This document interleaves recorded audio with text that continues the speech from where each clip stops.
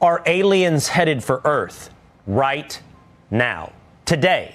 A theoretical physicist says the answer is maybe. He suggests a Manhattan-sized object known as 3I Atlas could actually be a mysterious alien spaceship. At this very moment, somewhere between the planet Mars and the Sun, an object the size of Manhattan, an object from an entirely different star system, is engaged in an act never before documented in the entirety of human history. It is growing a tail, and according to one scientist from Harvard, this tail might be the very evidence of controlled maneuvering. You are watching as 3I Atlas, the third confirmed interstellar visitor to our solar system, has just entered a phase that could rewrite everything you thought you knew about these cosmic wanderers. Because what you are witnessing is different from any comet humanity has ever tracked. This object, you see, already possessed what scientists call an anti-tail, a forward-facing plume that seemed to defy the normal laws of physics. Now, as it barrels toward its closest approach to the Sun on the 29th of October, it has developed a traditional tail, one streaming behind it. The anti-tail-to-tail transition. It sounds technical, perhaps even mundane, but if the Harvard astrophysicist Avi Loeb is right, you might be watching the first documented evidence of an alien spacecraft completing a braking maneuver and beginning its acceleration phase. Let us be absolutely clear about what we are dealing with here.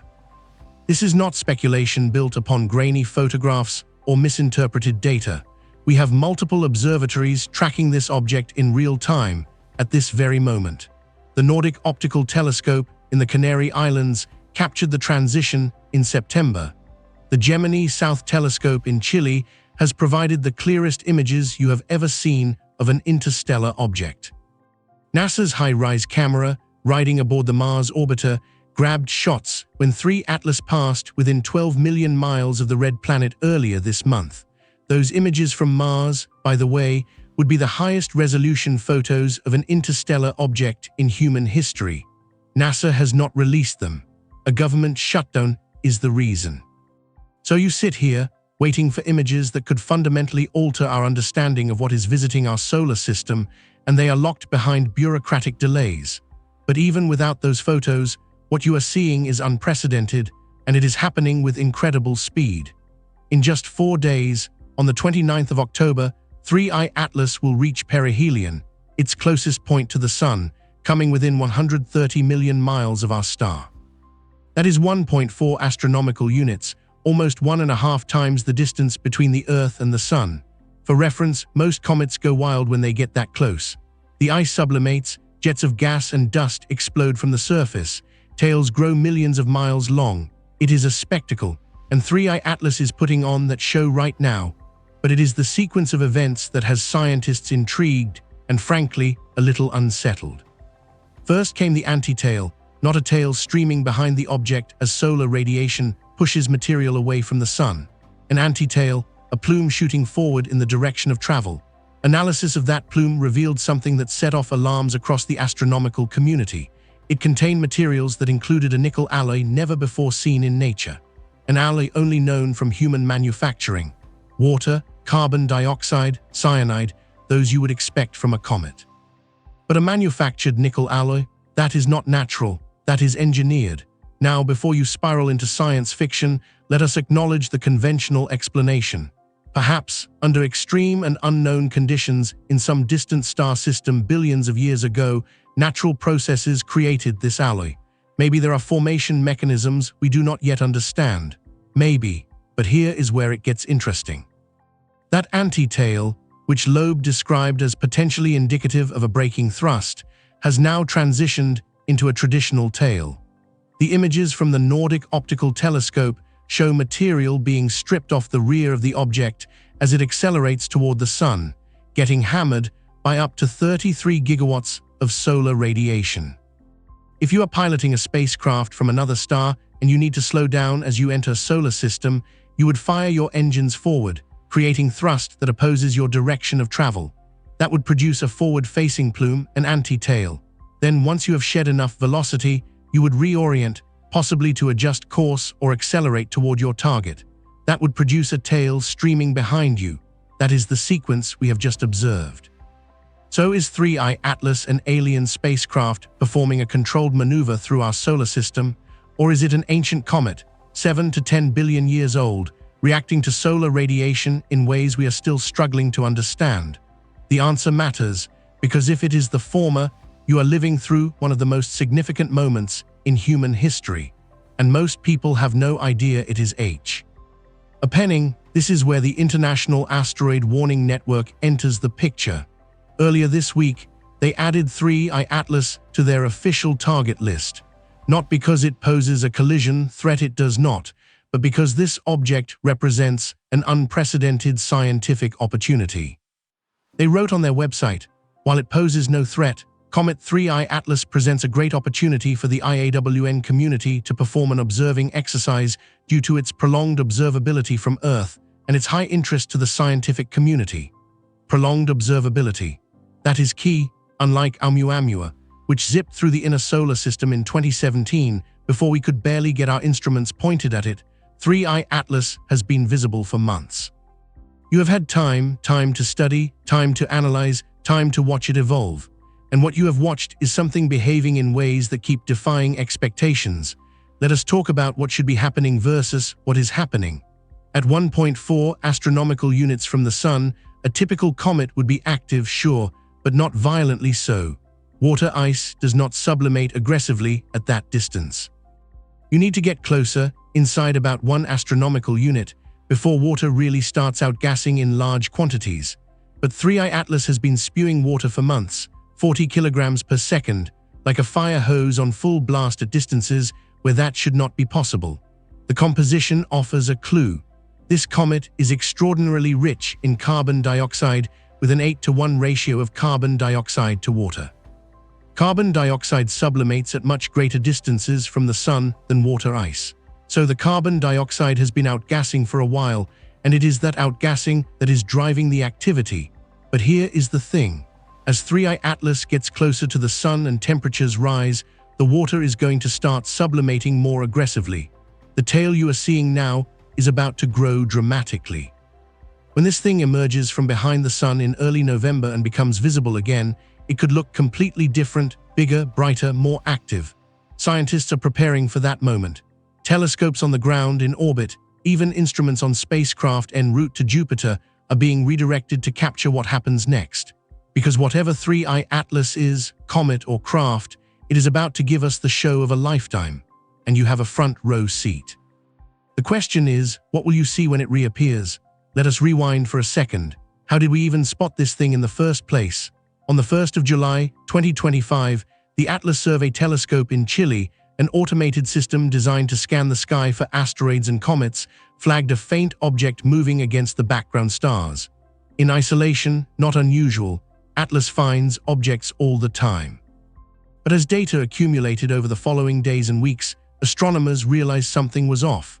The trajectory was not elliptical, it was hyperbolic.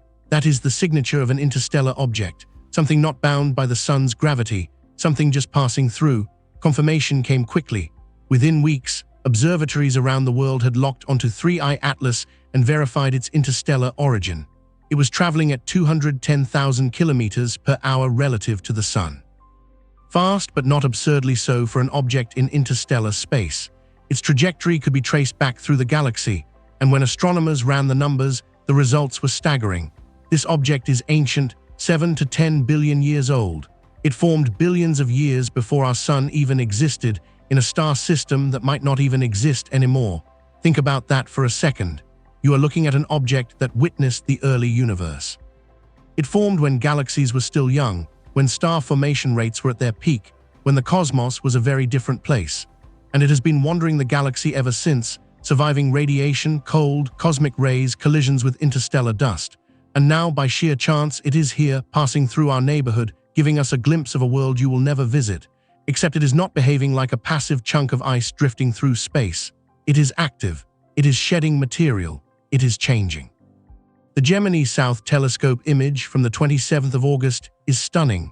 You see 3I Atlas streaking through the frame, a faint coma surrounding the nucleus, the tail just beginning to form. The stars in the background are smeared into lines because the exposure tracked the comet's movement. It is a snapshot of motion, of something journeying. But zoom in on that coma, the glowing cloud of gas and dust surrounding the nucleus, and you see structure, jets, plumes, material being ejected in specific directions, not uniformly. That is not random. That suggests active regions on the surface, areas where sublimation is concentrated. On a natural comet, those active regions are usually associated with surface composition variations. Maybe one area has more ice, another more dust. As the sun heats the surface, the ice-rich regions outgas more aggressively, creating jets. But on a spacecraft, active regions could be thrusters, vents, controlled releases of propellant. This is the ambiguity we are stuck in. Every observation that could support the "it's just a comet" hypothesis can also be interpreted through the "it's something else" lens. Avi Loeb has been vocal about this. In his recent paper, he laid out the case for why the anti-tail-to-tail transition could indicate controlled maneuvering. He is not saying it is a spacecraft. He is saying we cannot rule it out. And given the stakes, you should be taking that possibility seriously, because if there is even a 1% chance that 3 Atlas is artificial, then observing it becomes the most important scientific endeavor of our time. But let us ground ourselves in what we know for certain. We know the object is roughly 2 to 6 kilometers across. Estimates vary because we cannot resolve the nucleus directly. It is too far, too small, surrounded by a coma that obscures the surface. But based on brightness and activity levels, 2 to 6 kilometers is the range. For comparison, that is about the size of Manhattan or Mount Everest. It is massive. 33 billion tons of material moving at interstellar speeds. We know its composition is dominated by carbon dioxide with water, cyanide, and trace amounts of other volatiles. The nickel alloy is the wild card. No one expected that. No one has a fully satisfying explanation for it, but it is there, documented in spectroscopic data. We know it is old. The trajectory backtracking and isotopic analysis, if we had samples, which we do not, suggest formation in the early universe. This is a relic, a fossil from a time when our galaxy looked completely different. We know it has been active since at least early August, when the first outgassing was detected. That is unusual. Most comets do not turn on until they are much closer to the sun. But 3I Atlas was already spewing material at 3 astronomical units, 3 times the Earth's sun distance. And we know it is about to get more active, a lot more. When 3I Atlas swings around the sun on the 29th of October, it will be subjected to intense heat and radiation. The surface temperature will spike, sublimation rates will increase, the tail will grow, and depending on how much volatile material is left on the surface, you could see dramatic outbursts. NASA's SOHO spacecraft, which monitors the sun, might catch glimpses of 3 Atlas as it makes its closest approach. The images would be low resolution, but they would give us a sense of the comet's behavior in the most extreme environment it will encounter during this pass. Then in early November, 3I Atlas will reappear in the pre-dawn sky, having survived its solar encounter. Telescopes will be watching, cameras will be rolling, and you will see what it looks like on the other side. Will the tail be longer? Will the brightness have increased? Will there be signs of fragmentation, chunks breaking off due to thermal stress?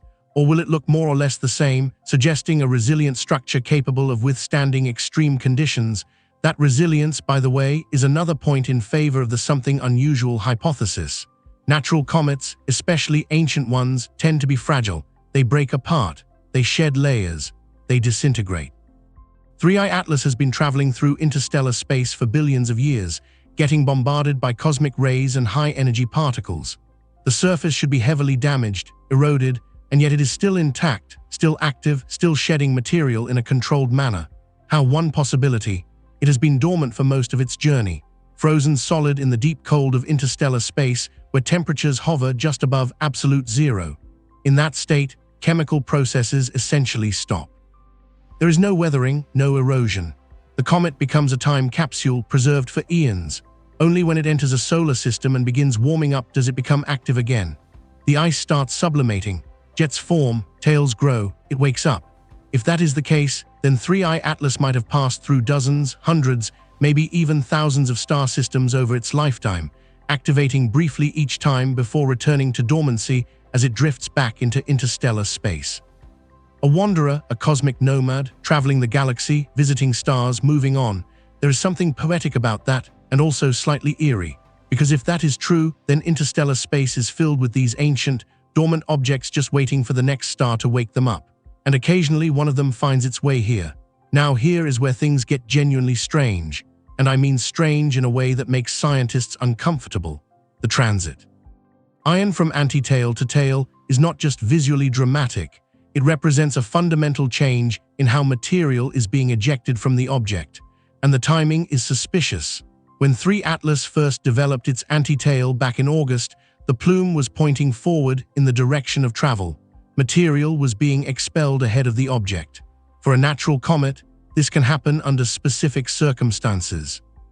If the comet is rotating in a particular way, or if solar radiation pressure is interacting with the coma in unusual ways, you can get forward-directed jets. But those explanations require very specific conditions, and they do not account for the composition of the plume. That nickel alloy, the one that has never been seen in nature. Loeb's hypothesis is straightforward. If you are trying to slow down a massive object traveling at interstellar speeds, you need thrust opposing your direction of motion. Fire your engines forward and you create a plume of exhaust ahead of you. That is the antitail. Once you have shed enough velocity, you either shut down the engines or reorient the craft. At that point, natural outgassing takes over or you switch to a different propulsion mode. Solar radiation starts stripping material off the rear of the object. That is when you get the traditional tail. The sequence matches almost perfectly, but here is the counter-argument, and it is a strong one. Space is weird. Comets do unexpected things. We have seen comets fragment for no apparent reason. We have seen them brighten suddenly, dim unexpectedly, develop multiple tails, split into pieces, and defy predictions. 3 Atlas could just be another example of how little we truly understand about comet behavior, especially for objects from other star systems where formation conditions might be radically different from anything in our solar system. Except we have now studied 3 interstellar visitors, and all 3 have been bizarre in completely different ways. Oumuamua accelerated as it left the solar system. No visible outgassing, no tail, no coma, just acceleration. Scientists eventually settled on the explanation that it was outgassing something we could not detect, maybe hydrogen, which is invisible to most telescopes. But that explanation required some creative physics. The acceleration was real. The cause remains debated. 2I Borisov, the second visitor, was the normal one. It looked like a comet, acted like a comet, had a composition similar to comets from our own Oort cloud. High carbon monoxide content, sure, but within the range of what we would expect. 2I Borisov was reassuring. It suggested that interstellar comets were not all going to be weirdos. And then came 3I Atlas, ancient, carbon dioxide rich, spewing water where it should not, sporting a manufactured nickel alloy, and now transitioning from an anti-tail to a tail in a sequence that looks suspiciously like a spacecraft maneuver. 3 visitors, 3 wildly different profiles, and the statistical implication is staggering. If you have detected 3 interstellar objects in just 8 years, and all 3 are this diverse, then our galaxy must be absolutely teeming with these things. Thousands, maybe millions, passing through the solar system every year, most of them too faint or too fast for us to detect. You are only seeing the tip of the iceberg, and here is the unsettling part. You have no idea what most of them are. You catch the bright ones, the active ones, the ones that happen to pass close enough to Earth that our telescopes can spot them. But the dark ones, the inactive ones, the ones moving at different angles or speeds, they are invisible to us, which raises an obvious question. How many artificial objects could be slipping through our solar system completely undetected? If a civilization wanted to send probes to neighboring star systems, the logical design would be something that blends in. Something that looks like a natural object, a comet, an asteroid, maybe even a cloud of dust. You would not send a shiny metallic spacecraft broadcasting radio signals. You would send something quiet, something camouflaged. And if you wanted it to be autonomous, capable of navigating between stars without constant communication, you would give it decision-making ability, the ability to adjust course, to slow down, to investigate points of interest like planets, or more specifically, planets with atmospheres, planets with water, planets with biosignatures, planets like Earth. Now, before anyone accuses me of going full conspiracy theory, let me be clear. There is currently no evidence that 3 Atlas is targeting Earth or has any interest in our planet. its trajectory takes it nowhere near us. After perihelion, it will head back out into interstellar space, and you will never see it again. But the fact that we are even having this conversation, the fact that serious scientists are publishing papers discussing the possibility of artificial interstellar objects tells you how much the paradigm has shifted. 10 years ago, suggesting that an asteroid or comet might be an alien probe would have been career suicide. You would be laughed out of the room. But Oumuamua changed that. The weirdness of that object, the inability to fully explain its behavior with conventional models opened a door. And now with 3 Atlas, that door is opening wider. The International Asteroid Warning Network's involvement is significant. This is a group coordinated by NASA and other space agencies specifically to track near-Earth objects that could pose impact threats. They monitor asteroids, calculate orbits, run simulations, and prepare response plans. For them to add 3 Atlas to their target list, not because it is dangerous, but because it is scientifically important, signals that the scientific community recognizes this object as something extraordinary. Their statement is carefully worded. While it poses no threat, Comet 3I Atlas presents a great opportunity for the IAWN community to perform an observing exercise. An observing exercise, that is the official language, but read between the lines. They are mobilizing international resources to track this thing. They are coordinating observations across multiple observatories. They are treating it like a high-priority target. Why? Because opportunities like this are rare. You might not see another interstellar visitor this well positioned for observation for decades. And if there is any chance at all that this object is more than just a comet, then every data point matters. So what happens next? In 4 days, 3 Atlas reaches perihelion. It will be closer to the Sun than it has been at any point in its multi-billion-year journey. The surface will heat up, volatiles will sublimate, the tail will grow, and you will be watching. NASA's Solar and Heliospheric Observatory SOHO will likely capture images as the comet passes through its field of view. The resolution will not be great. SOHO is designed to study the Sun, not comets, but it will give us a sense of how active 3I Atlas becomes under maximum solar heating. Ground-based telescopes will be tracking it right up until it disappears behind the Sun. And then for a few weeks, you will lose sight of it entirely. It will be on the far side of our star, hidden from view. That period when we cannot observe it is going to be agonizing for scientists because anything could happen. The comet could fragment, it could have a massive outburst, it could change trajectory, and you will not know until it reappears. Early November, that is when 3I Atlas will become visible again, emerging from behind the Sun in the pre-dawn sky. Telescopes will lock on immediately, cameras will start recording, spectrometers will analyze the light, and you will see what it looks like after its solar encounter. If it is just a comet, you would expect to see changes. Maybe the tail is longer, brighter. Maybe there is evidence of fragmentation, smaller pieces trailing behind the main nucleus.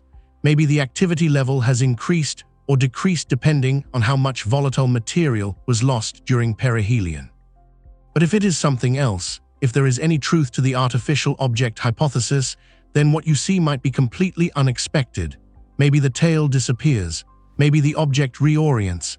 Maybe it changes velocity in a way that cannot be explained by solar radiation or outgassing. You will not know until it happens, and that is the hook. That is what has the scientific community on edge. We are in a holding pattern, waiting for an object we do not fully understand to do something we cannot predict.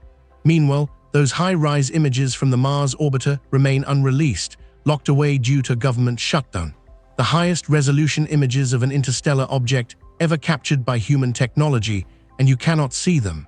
The frustration in the scientific community is palpable. Researchers have been waiting for those images for weeks. They were supposed to provide clarity, details about the surface structure, the nucleus size, the activity patterns. Instead, they are sitting in a database somewhere, inaccessible. It is a reminder of how fragile our infrastructure for this kind of research really is. You have billion-dollar telescopes and spacecraft capable of incredible observations, but if the people managing the data cannot release it due to bureaucratic issues, then all that technology is useless. Assuming the shutdown ends and the images are eventually released, what might they show? At 12 million miles, HiRISE would have been able to resolve features on 3 Atlas down to maybe a few dozen meters. Not enough to see fine details, but enough to get a sense of the object's shape, surface texture, and activity. If it is a typical comet nucleus, you would expect to see an irregular shape, maybe elongated or lumpy with active regions where jets are erupting. The surface would be dark, covered in a layer of dust and organic compounds that have been baked by cosmic rays over billions of years. But if the shape is too regular, too smooth, or if there are structures that look artificial, linear features, geometric patterns, things that do not fit natural formation processes, then you would have a problem. A good problem in the sense that it would confirm you are dealing with something extraordinary, but also a terrifying problem because it would mean you have been visited by technology from another civilization and you have no idea what it is doing here or where it came from. Let us talk about the composition again, because it is crucial to understanding what 3I Atlas might be. The 8:1 ratio of carbon dioxide to water is extreme. In our solar system, comets typically have much higher water content. Water is the dominant volatile. Carbon dioxide is present, sure, but usually in smaller amounts. For 3I Atlas to be so carbon dioxide rich suggests it formed in a very different environment. Possibly a star system with a cooler star where temperatures at the comet formation zone were low enough that carbon dioxide ice could condense more readily than water ice. Or this is the alternative explanation: it formed in a molecular cloud, the dense interstellar regions where stars are born. In those environments, carbon dioxide can be more abundant than water depending on the chemistry. If 3I Atlas is a rogue object ejected from its birth star system billions of years ago and wandering the galaxy ever since, then it might carry the chemical signature of that ancient molecular cloud. Either way, the composition tells a story. A story of a place very different from here, a place where the rules, the temperatures, the chemical processes were alien to us, and that manufactured nickel alloy sits in the middle of that story like a glitch in the matrix. There are natural nickel-iron alloys. Meteorites contain them, but the specific composition detected in 3I Atlas's anti-tail does not match any known natural formation process. It is a blend that on Earth we produce intentionally for specific purposes. High-strength applications, aerospace materials, things like that. Could nature produce it under extreme, unknown conditions? Maybe, you cannot rule it out, but the burden of proof is starting to shift. The more anomalies stack up, the harder it becomes to keep invoking unknown natural processes as an explanation. At some point, the simpler explanation becomes, it is artificial. Occam's razor cuts both ways. Yes, you should prefer natural explanations when possible. When the natural explanation requires multiple layers of improbable coincidences and unknown physics, and the artificial explanation fits the data more cleanly, then which is really simpler? This is the debate happening right now in astronomy departments and research institutions around the world. And it is not a fringe debate anymore. It is mainstream. People are taking it seriously. Because here is the thing about science. It evolves. What seemed impossible yesterday becomes routine tomorrow. Continental drift was laughed at. Meteorites from space were considered peasant superstition. Black holes were mathematical curiosities that could not possibly exist until they did. And now you are in a new phase of that evolution. The idea that you might detect evidence of extraterrestrial technology, not through radio signals from distant stars, but through physical objects passing through our solar system. That is no longer science fiction. It is a legitimate scientific hypothesis that deserves investigation. The term for this is technosignatures, evidence of technology created by non-human intelligence. SETI, the search for extraterrestrial intelligence, has been scanning the skies for radio signals for decades. That is one type of technosignature. But physical artifacts, probes, spacecraft, those would be technosignatures too.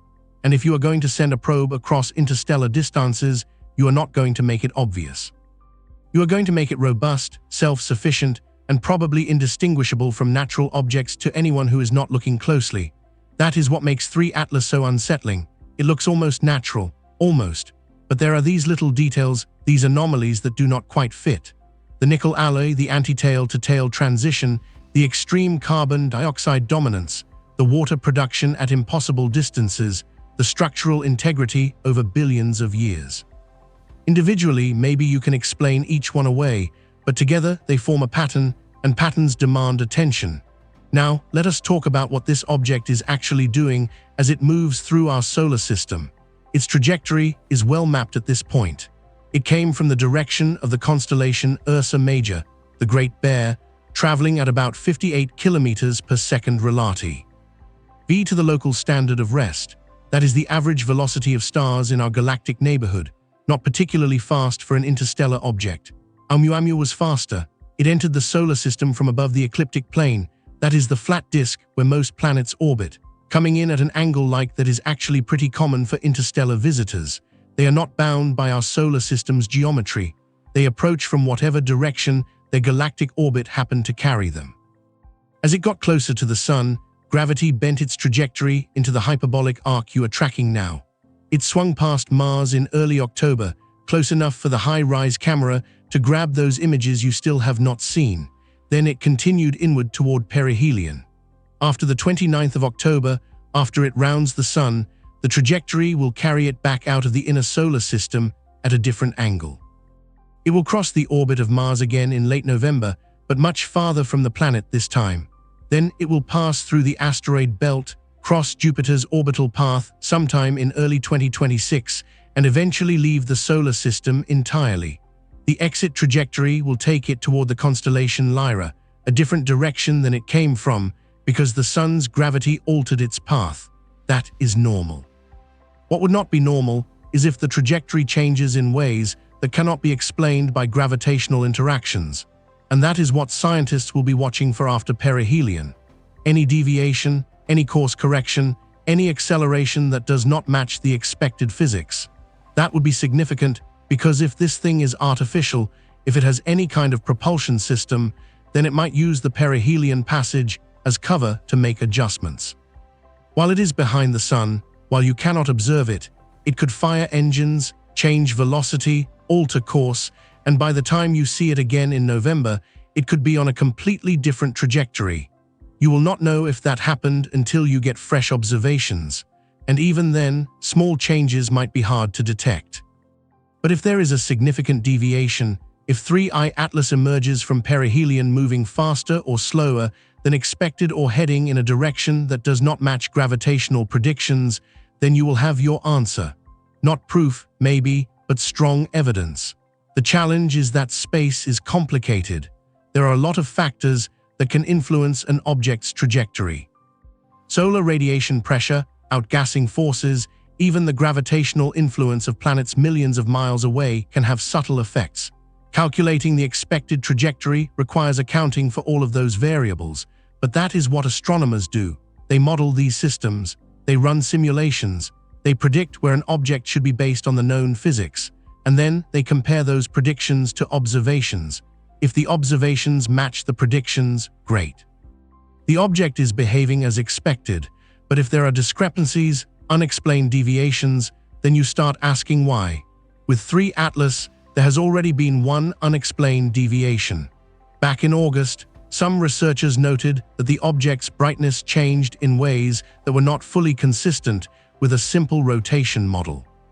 Comets often vary in brightness as they rotate because different sides of the nucleus reflect different amounts of light, but 3I Atlas's brightness variations did not follow the pattern you would expect from a uniformly rotating irregular object. It could be that the nucleus has an unusual shape, or that the active regions are distributed asymmetrically, causing brightness spikes when jets are pointed toward Earth. Or it could be that the object is not rotating uniformly. Maybe it is tumbling in a complex way. Or, and this is the uncomfortable possibility, it could be that the brightness variations are related to something other than rotation, like orientation changes, like active maneuvering. Again, you are in this frustrating space where every observation can be interpreted multiple ways. And without more data, without those high-rise images, without high-resolution spectroscopy from multiple angles, you cannot definitively rule anything out. But here is what you can say. 3 Atlas is behaving differently from any comet you have studied in detail, and it is doing so in ways that are at least consistent with the artificial object hypothesis. That does not mean it is artificial. It means you cannot exclude the possibility, and given the implications, that is enough to warrant serious attention. So, what would it mean if 3I Atlas actually is some form of alien technology? First, it would confirm that you are not alone in the universe. That is the big one. The question that humanity has been asking for millennia would finally have an answer. There is other intelligent life out there, or at least there was. Because remember, This object is billions of years old. The civilization that built it, if it was built, might not exist anymore. Second, it would tell us that interstellar travel is possible, not just theoretically possible, but actually achievable. Some civilization figured out how to send objects between stars and did so on a scale where those objects are reaching us with measurable frequency. Third, it would raise massive questions about intent and capability. Why send probes to other star systems? What are they looking for? What are they designed to do? Are they autonomous or are they reporting back somehow? And if they are reporting back, to where, to whom? And fourth, it would fundamentally change our approach to astronomy. Every asteroid, every comet, every interstellar visitor would need to be scrutinized not just as a natural object, but as a potential artifact. You would need new protocols, new observational strategies, new ways of thinking about what you are seeing in the sky. The implications are staggering, which is why most scientists are hesitant to embrace the artificial object hypothesis without overwhelming evidence. The bar is high, and it should be. Extraordinary claims require extraordinary evidence, but the evidence is starting to accumulate. And with each new observation, each new anomaly, the question becomes harder to dismiss. Let us circle back to the tail for a moment, because the timing of its appearance is worth examining more closely. The antitail was first documented in early August, when 3I Atlas was still relatively far from the Sun, around 2.5 astronomical units. At that distance, the object was already active, already outgassing, and the material was being expelled forward. Fast forward to September, and the Nordic Optical Telescope captures images showing a traditional tail streaming behind the object. The transition happened somewhere in that window, probably late August or early September. That is roughly when 3I Atlas was passing through the 2 astronomical unit mark, twice the Earth-Sun distance. The solar radiation at that point is about 4 times less intense than what Earth receives, but still significant enough to drive sublimation of volatile materials like carbon dioxide. The question is, why did the anti-tail stop and the regular tail start at that specific distance? If it is purely natural processes, then maybe there is a threshold. Maybe at greater distances the rotation and outgassing dynamics favor forward-directed jets. And as the object gets closer and solar radiation increases, those dynamics shift and the tail starts forming in the traditional manner. Possible, but it requires a pretty specific set of conditions to work out that way. If it is artificial, then maybe 2 astronomical units was the target distance for completing the braking maneuver. Maybe the propulsion system was designed to fire until the object reached a certain distance from the Sun and then shut down. At that point, natural outgassing takes over and the tail forms normally, also possible. And honestly, from an engineering standpoint, it makes sense. If you are trying to slow down an interstellar object as it enters a solar system, you would want to complete the maneuver before you get too close to the star where thermal stresses and radiation could interfere with your systems. 2 astronomical units seems like a reasonable distance to aim for, far enough to avoid the worst of the solar environment, close enough that you have captured into a trajectory that will take you through the inner system for observation purposes. But this is speculation, informed speculation, based on what we know about orbital mechanics and spacecraft design, but speculation nonetheless. What is not speculation is that the transition happened. It is documented in multiple independent observations. The anti-tail was there, and now it is not. The regular tail is there, and it is growing. Something changed. The object's behavior shifted at a specific point in its approach to the Sun, and that shift is either a coincidence, an artifact of comet physics you do not fully understand, or evidence of deliberate action. Scientists are going to be analyzing this transition for years. They will model every possible natural mechanism, test every hypothesis, run simulations, compare 3 Atlas to other comets, and eventually you will get closer to an answer. But for now, you are left with uncertainty. And uncertainty in a case like this is almost more fascinating than a definitive answer because it means the door is still open. The possibility is still live. Let me give you another detail that has not gotten as much attention, but is equally strange: the cyanide. Yes, cyanide is found in comets. It is a common byproduct of organic chemistry in space, but the amount of cyanide 3I Atlas is producing is unusually high. Spectroscopic observations show strong emission lines corresponding to Cn, the cyanide radical. In typical comets, cyanide I is present but not dominant, You see it, but it is not a major component of the coma. With 3 Atlas, it is prominent, which suggests either that the comet's interior is unusually rich in cyanide-bearing compounds or that something about the outgassing process is preferentially releasing cyanide. Why does this matter? Because cyanide chemistry is complex. It is involved in the formation of amino acids, the building blocks of proteins. It is part of the prebiotic chemistry that might have led to life on Earth. Finding high concentrations of cyanide in an interstellar object is scientifically interesting from an astrobiology perspective, but it is also interesting from another angle. Cyanide compounds can be used as propellants. In chemical propulsion systems, you need materials that release energy when they decompose or react. Cyanide-based compounds fit that bill. They are not the most efficient propellants we use on Earth, but they are effective and they are composed of elements that are abundant in space. Could 3I Atlas be using cyanide chemistry as part of a propulsion system? Could that explain the high CN concentrations? It is a stretch. It really is. But it is the kind of detail that when combined with everything else makes you wonder. And that is the position you are in with this object. Wondering, questioning, trying to fit together pieces of a puzzle that might not even be complete yet. The 29th of October is going to be a critical day. Telescopes around the world will be locked onto 3I Atlas, recording every photon of light reflected or emitted from the object. Spectrometers will break down that light into its component wavelengths, revealing which molecules are present and in what quantities. Photometric instruments will measure brightness changes down to tiny fractions of a percent, and then the object will disappear behind the sun and you will wait. The waiting is going to be difficult, not just for scientists, but for anyone paying attention to this story, because you will know that something extraordinary is happening just 100 million miles away, and you will not be able to see it. It is like watching a thriller and having the screen go black right at the climax. You are left in suspense, forced to imagine what is happening, unable to do anything but wait for the next scene. And when 3I Atlas reappears in early November, that is when the real analysis begins. That is when you will see if it survived perihelion intact, if it fragmented, if it changed. That is when you will measure its new trajectory and compare it to the predictions. That is when you will start getting answers. Or more likely, that is when you will get more questions. Because objects like this, they do not tend to provide clean, simple answers.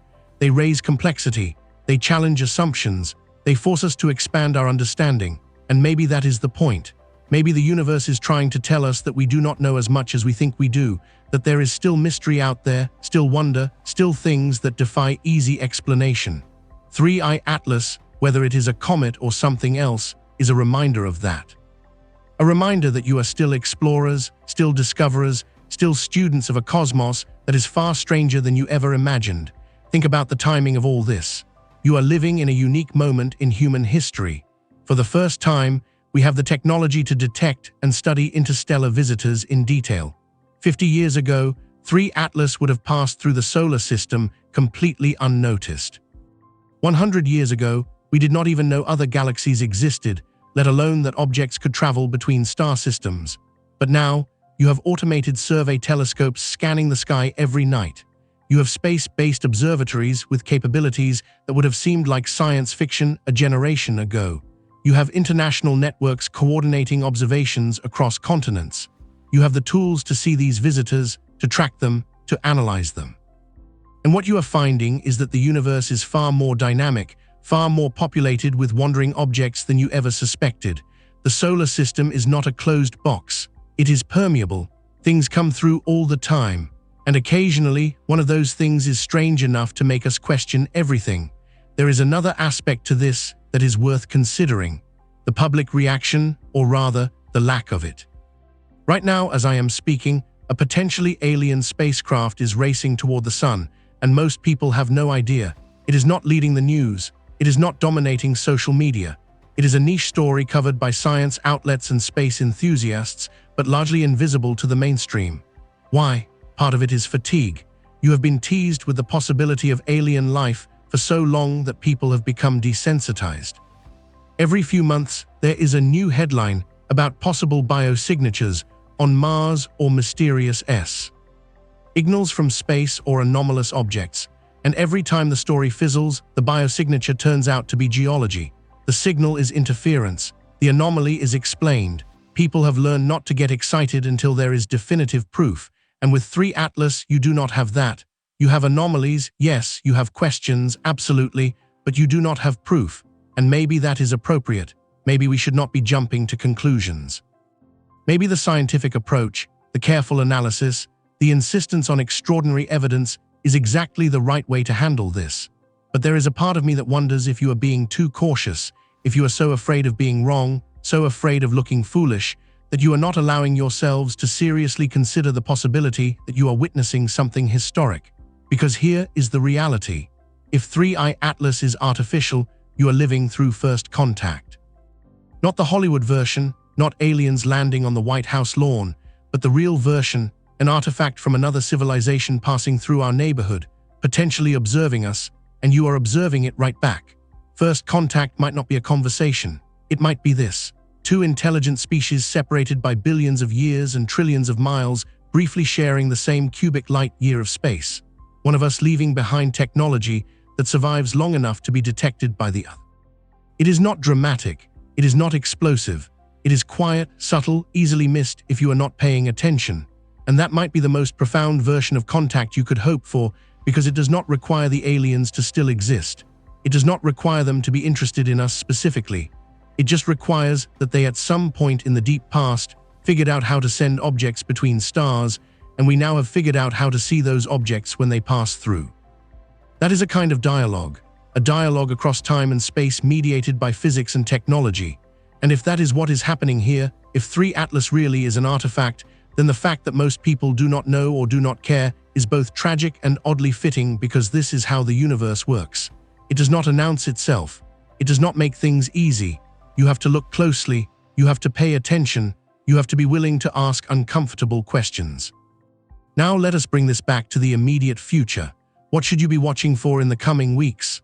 First, the perihelion passage on the 29th of October. Any unusual activity, any unexpected changes in brightness or tail structure, those would be significant. If 3 Atlas suddenly brightens by orders of magnitude, that could indicate a massive outburst or fragmentation event. If it dims unexpectedly, that could suggest that the active regions have shut down or that the object has reoriented. Second, the high-rise images, if and when they are released. Those images could provide visual confirmation of the object's structure. Is it irregular and lumpy like a natural comet? Or is there something about the shape that does not fit natural formation, linear features, symmetry, structures that look engineered? Third, the November re-emergence. When 3 Atlas becomes visible again after perihelion, the first observations will be critical. Measure the brightness, the tail length, the spectroscopic signature. Compare everything to the pre-perihelion data. Look for changes, look for anomalies. And fourth, the trajectory. This is the big one. After perihelion, astronomers will calculate the object's new trajectory with high precision. They will compare it to the predictions based on gravitational modeling. If there are discrepancies, if the object is moving faster or slower than expected, if it is heading in a direction that does not match the predictions, that would be evidence of propulsion, evidence of maneuvering. That is what you are waiting for. 4 key data points that could shift this story from interesting comet with unusual properties to potentially artificial object requiring immediate further investigation. And if the trajectory shows evidence of propulsion, then what? Then the entire scientific community mobilizes. Every major telescope gets redirected. Space agencies start planning missions. Governments get involved, because at that point you are not just observing a curiosity. You are observing evidence of extraterrestrial technology, and the questions multiply. Where is it going? What is it doing? Can we communicate with it? Should we try? What protocols do we have for this kind of situation? The answer to that last one, by the way, is not many.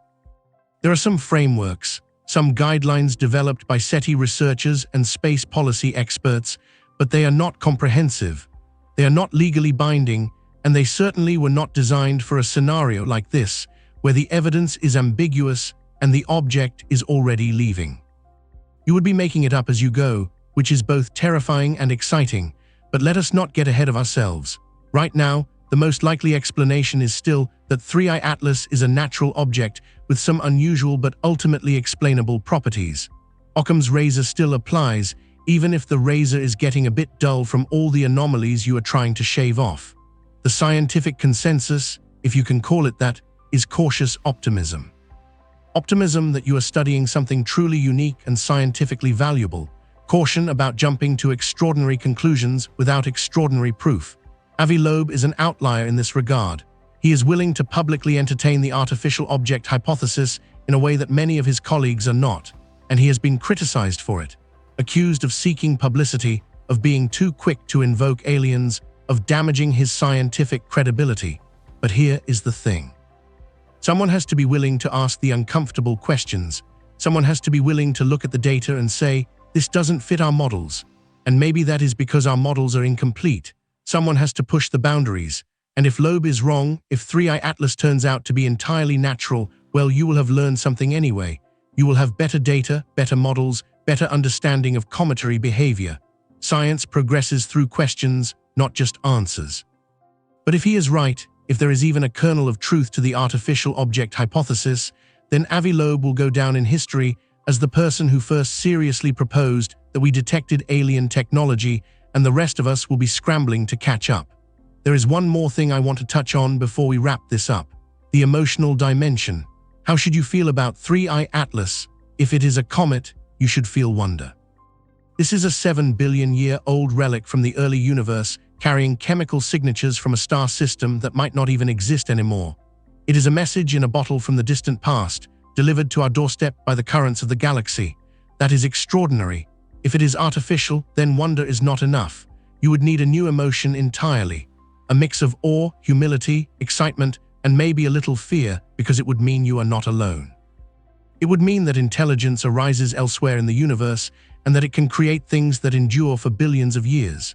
It would mean that somewhere out there, or someone out there, another species looked up at the stars and decided to reach out, to send something, to make their presence known, even if only as a fading echo in the vast darkness. And you would be hearing that echo now, across billions of years and light years of space. You would be connected to them not through conversation, not through understanding, but through the simple fact that you both exist, that you both wondered, that you both tried. That is what 3I Atlas might represent, and whether it is a comet or a craft, that is worth paying attention to. So here is where we are. In 4 days, 3I Atlas reaches perihelion and disappears behind the sun. For 2 weeks you wait, and then in early November it reappears. You measure, you analyze, you compare, and you find out if you are living through one of the most significant moments in human history, or if you are just observing another fascinating chapter in the story of comets. Either way, you will know soon enough. Until then, somewhere between Mars and the Sun, a Manhattan-sized object from another star system is putting on a show, growing a tail, racing toward its closest approach to our star, potentially maneuvering, potentially just being a comet. The telescopes are watching, the data is accumulating, the questions are multiplying, and the universe, as always, keeps its secrets just a little. Something just happened behind the sun where you could not see. On the 29th of October, 2025, at 7 hours and 47 minutes in the morning, Eastern Time, the interstellar comet 3I Atlas reached perihelion, its closest approach to our star, 203 million kilometers from the sun's surface. For the first time in 10 billion years, this object felt the warmth of another star system's furnace, and then it went silent. For 8 days, 3 Atlas was hidden from Earth's view, positioned directly behind the sun. Our most powerful telescopes, blind, ground-based observatories, useless. The Manhattan-sized visitor from beyond our solar system performed its maneuver in complete privacy. But here is what makes your spine tingle. During those final hours before disappearing behind the sun, something changed. The comet began brightening rapidly, its glow intensifying at a rate that far exceeds any natural comet you have ever observed. And its color, it turned bluer than the sun itself. Let that detail sink in for a moment. This object's surface should be freezing hundreds of degrees colder than our star. Yet somehow, impossibly, it is emitting light with a color temperature hotter than the photosphere of the sun. Today, on the 30th of October, the Punch satellite constellation captured the first images of 3I Atlas emerging from behind the solar glare. And according to NASA's automatic tracking systems, the comet maintained its expected trajectory. No deviation, no sudden course correction, no Oberth maneuver using the sun's gravity to redirect toward Earth. At least that is what the public data shows. But there are gaps, significant gaps. NASA allegedly has high-resolution images from the Mars Reconnaissance Orbiter taken when 3I Atlas passed within 30 million kilometers of the red planet on the 2nd of October. Harvard astrophysicist Avi Loeb requested those images. The response: silence. China's Purple Mountain Observatory, which tracked the object intensively through August and early September, stopped publishing data immediately after the Mars flyby. Their official reason: scheduling conflicts with lunar missions. The timing is curious, is it not? This is not speculation designed to fuel paranoia. This is about missing pieces in a puzzle that already does not fit. Because even without those hidden images, what you can see defies comfortable explanation. Let me walk you through what happened during perihelion, what changed, what did not change, and what still makes absolutely no sense. But first, you need to understand where this thing came from, and I am not talking about another star system. I am talking about something much stranger. The data suggests 3I Atlas is 10 billion years old. Our entire solar system is only 4.5 billion years old. This object existed before our sun ignited, before Earth formed, before anything you see in our cosmic neighborhood came into being. It is not just visiting from another star. It is visiting from another era of the universe. Think about that timeline. When 3 Atlas formed, the universe was less than half its current age. The first generation of massive stars had lived and died. The galaxy was still being shaped by violent mergers and collisions. And somewhere in that ancient cosmos, this object took shape. What kind of conditions create a comet that survives for 10 billion years? How does something remain intact through that much time, through gravitational encounters with countless stars, through the radiation of multiple stellar environments, through the vast emptiness of interstellar space? The answer should be, it does not. Natural comets are fragile. They are dirty snowballs held together by weak forces. Time destroys them. Radiation erodes them. Gravitational perturbations tear them apart. Yet here is 3I Atlas, ancient beyond measure, intact, functional and actively venting gas as if it were freshly formed. Now let us talk about what makes this object truly bizarre. Not the speculation, not the theories, just the raw, peer-reviewed, published scientific data, the facts that professional astronomers cannot explain away with comfortable answers. Anomaly 1, its trajectory. 3 Atlas is not just passing through our solar system at a random angle.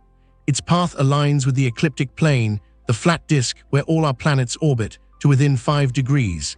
The statistical probability of this happening by chance, 0.2%, 1 in 500. But it gets weirder.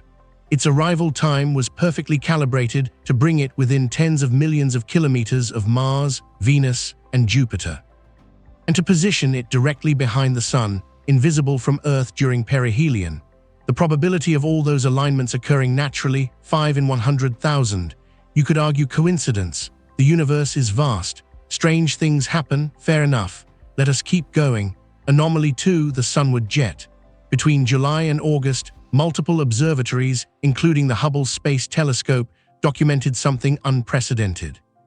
3 Atlas was venting material directly toward the Sun, not away from it like every normal comet, toward it.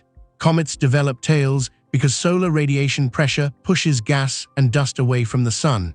It is fundamental physics.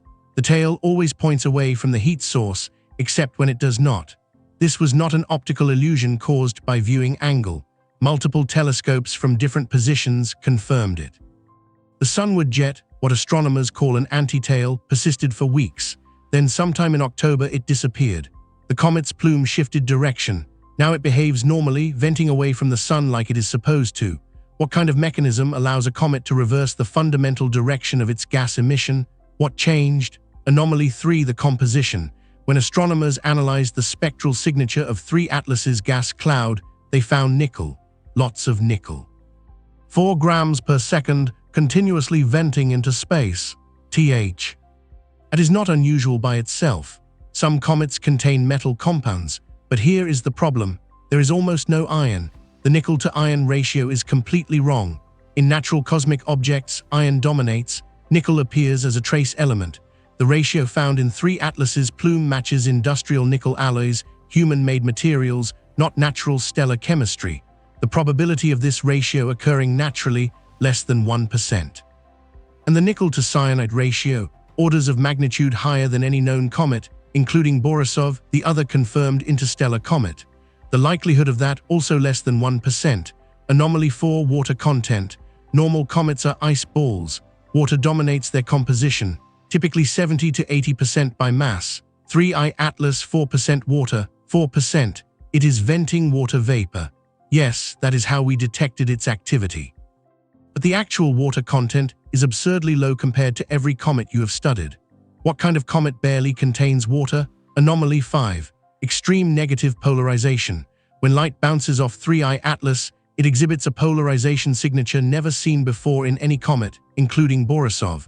The measurement is so far outside the normal range that the statistical likelihood is once again less than 1%. Anomaly 6. The WOW signal connection. In 1977, the Big Ear radio telescope detected a powerful narrowband radio signal from space.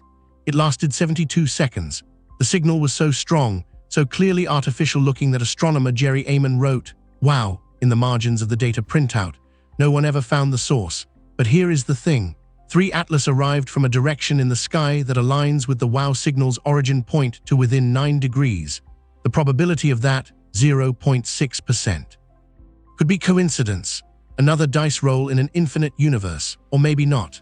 When you multiply all these individual probabilities together, the trajectory alignment, the arrival timing, the sunward jet, the nickel ratio, the water content, the polarization, the WOW signal direction, you get a cumulative likelihood of less than 1 part in 10 quadrillion. 1 in 10 quadrillion. For context, the odds of winning the Powerball lottery are 1 in 292 million. You would have to win the Powerball jackpot 34 million times in a row to match these odds. So either 3 Atlas is the luckiest coincidence in astronomical history, or something else is happening. Now, let us be clear. Extraordinary claims require extraordinary evidence. The scientific method demands skepticism. And the vast majority of astronomers believe 3I Atlas is a natural object, a comet formed in another star system, ejected into interstellar space, now passing through our cosmic neighborhood by chance. That is probably correct. Nature is creative. The universe contains phenomena you have not imagined. Absence of precedent does not equal impossibility, but ignoring anomalies does not make them disappear. What happened during perihelion made those anomalies more pronounced, not less. Let me show you what I mean. Space-based solar observatories captured something extraordinary. During 3 Atlas's final approach to the Sun, multiple instruments operating independently recorded the same phenomenon.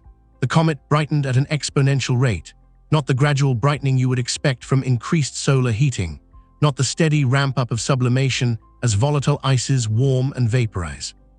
This was different, aggressive, unprecedented.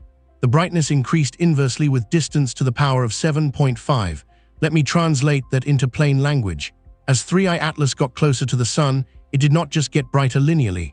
The relationship was exponential, far steeper than any Oort cloud comet at similar distances. And remember, Oort cloud comets are fresh. They have spent billions of years in the deep freeze at the edge of our solar system. When they fall sunward for the first time, they contain pristine volatiles, maximum ice content. They should outgas dramatically. 3I Atlas has 4% water content. It is ancient, depleted. It should not be capable of dramatic outbursting, yet there it was, blazing brighter with each passing hour. Stereo A, a solar observation spacecraft, captured images with 2 different instruments. The HI-1 heliospheric imager and the Core 2 coronagraph both showed the comet developing an extended halo. The glow stretched 300,000 kilometers outward from the nucleus. 300,000 kilometers. That is almost the distance from Earth to the Moon. That is not a typical cometary coma. That is something else entirely. The SOHO spacecraft orbiting the Sun-Earth L1 Lagrange point confirmed the observation with its LASCO coronagraph. Independent verification, multiple instruments, same result. And then there was GOES-19, the newest weather satellite equipped with the CCOR-1 compact coronagraph. It resolved details the others missed. The structure of that 300,000 kilometer halo was not uniform. It showed layering, complexity, organization. But here is where things get truly strange. The color. When astronomers analyzed the spectral data from LASCO and CCOR-1, they found something that should not be possible. The light coming from 3I Atlas was bluer than the Sun. Pause on that, think about what it means. When sunlight reflects off a comet, it should be the same color as the sun, maybe slightly reddened by dust. When a comet heats up and glows from thermal emission, it should be red or infrared, cooler than the sun, not hotter. The surface temperature of 3 Atlas, even at perihelion, should be hundreds of degrees Kelvin colder than the sun's photosphere. The sun's surface temperature is 5,800 Kelvin. That is what produces its yellowish-white color. For 3 Atlas to appear bluer than the sun, its emission source would need to be hotter, significantly hotter. You are talking about temperatures that do not occur on natural comet surfaces. So where is the blue light coming from? The research paper published on the 28th of October by Zhang and Datani states, quote, "The reason for 3 Atlas's rapid brightening, which far exceeds the brightening rate of most Oort cloud comets at similar distances from the sun, remains unclear." And regarding the blue color, they note it suggests emission contributes a substantial fraction of the overall visible brightness. Emission, not reflection.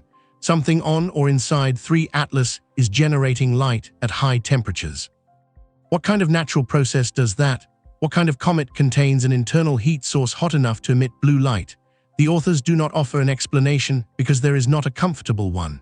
Now you might be thinking, could this not be fluorescent gas molecules excited by solar ultraviolet radiation, then ray-emitting light at shorter wavelengths? Possible. Some cometary gases do fluoresce. Cyanide compounds, for example, can produce blue-green emission, but the scale is wrong. Fluorescence produces faint glows, not brightness that dominates the overall spectrum, and the observed blue shift was too pronounced for fluorescence alone to explain. You could argue for reflected light from an unusually bright, pristine, icy surface, but again, the scale does not work. And 3I Atlas is ancient. Its surface should be weathered, darkened by cosmic ray exposure over billions of years, not mirror bright. The data does not fit the models. And when data does not fit models, you have 3 options.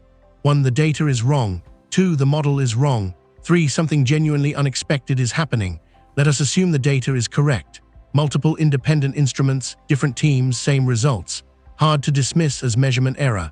So either our understanding of cometary physics is fundamentally incomplete, or 3I Atlas is doing something comets are not supposed to do, like operating an internal power source. I'm not saying it is. I am saying the observations would be consistent with that hypothesis. An engine generating heat, technology maintaining functionality over 10 billion years of operation. A craft designed to use solar flybys for energy replenishment. Pure speculation? Absolutely. But let us follow the thought experiment. If you were sending a probe on an interstellar journey lasting billions of years, how would you design it? You would need extreme durability, redundant systems, and periodic energy replenishment, because even the most efficient power source degrades over geological timescales. Stars are convenient refueling stations, predictable, powerful. A close approach to a stellar photosphere dumps massive amounts of energy into any absorbing surface. If 3I Atlas were technological, a perihelion pass would be the perfect opportunity to recharge, absorb solar radiation, convert it to usable power, maybe even use the gravitational well for a trajectory adjustment if needed. But that is not what happened. According to NASA's automatic tracking data, 3I Atlas maintained its expected trajectory. No maneuver, no course correction. It came in, looped around, and continued outbound exactly where gravity predicted. So if it is a probe, it is not interested in Earth. It is not altering course to investigate our planet. It is following its programmed route, passing through the solar system, gathering data perhaps, then continuing its eternal voyage through the galaxy. Or much more likely, it is just a really weird comet. But that blue light though, that keeps nagging at me. And there is another detail that does not fit comfortably into the natural comet narrative. The timing of when things changed. Remember the sunward jet, the anti-tail that persisted for weeks during July and August, violating Basie. See cometary physics. That jet disappeared sometime in October, right around the time 3 Atlas passed Mars, right before it went behind the sun. When it re-emerged on the 30th of October, the plume had normalized. Now it behaves like a standard comet tail, pointing away from the sun. The anomaly corrected itself, or was corrected. Here is where you run into the information blackout. China's tracking data stopped after the Mars flyby. NASA has not released the high-rise images from Mars Reconnaissance Orbiter. The object was hidden behind the sun during its most critical phase. What you have is before and after. Before perihelion, anomalous behavior, sunward jet, strange composition. After perihelion, normalized tail, continued outgassing, maintained trajectory. What happened in between?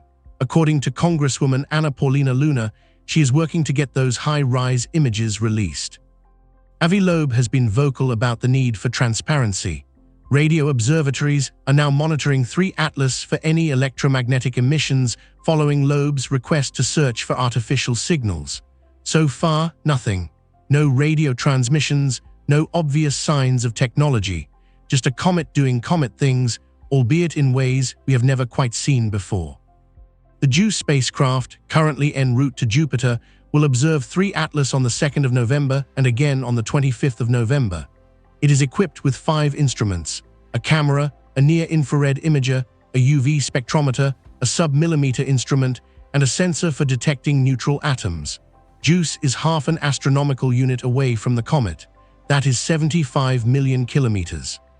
Too far for close-up imaging, but close enough for spectroscopy and compositional analysis.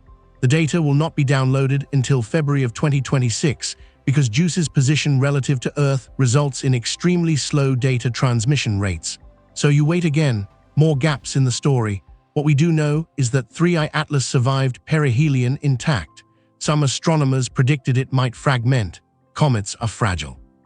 The thermal stress of a close solar pass can tear them apart, especially if they are loosely bound rubble piles. 3 Atlas did not break. Despite being heated to 770 watts per square meter at perihelion, despite the enormous gravitational forces near the Sun, despite being 10 billion years old and presumably weakened by eons of cosmic weathering, it held together. That tells us something about its internal structure. It is not a loosely bound rubble pile. It has structural integrity, strength, cohesion.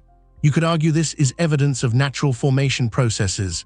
Some comets are indeed monolithic, formed as single frozen bodies rather than accreted from smaller pieces. Perfectly normal.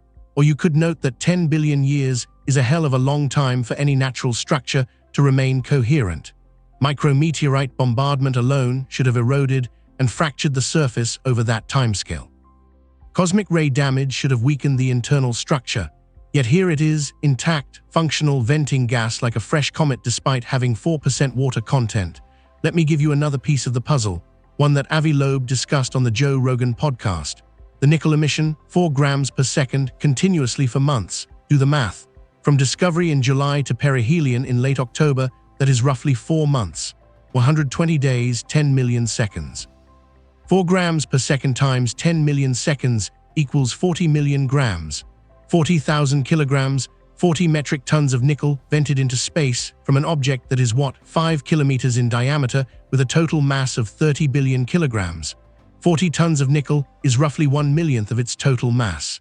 Does not sound like much, but remember this is pure nickel, not nickel-bearing minerals, not trace amounts embedded in rock. This is gaseous nickel, ionized, free in the plume. Where is it coming from? How is it being liberated from the surface or interior? Normal sublimation does not work. Nickel has a boiling point of almost 3,000 degrees Celsius. The surface of 3I Atlas, even at perihelion, does not reach temperatures high enough to vaporize metallic nickel.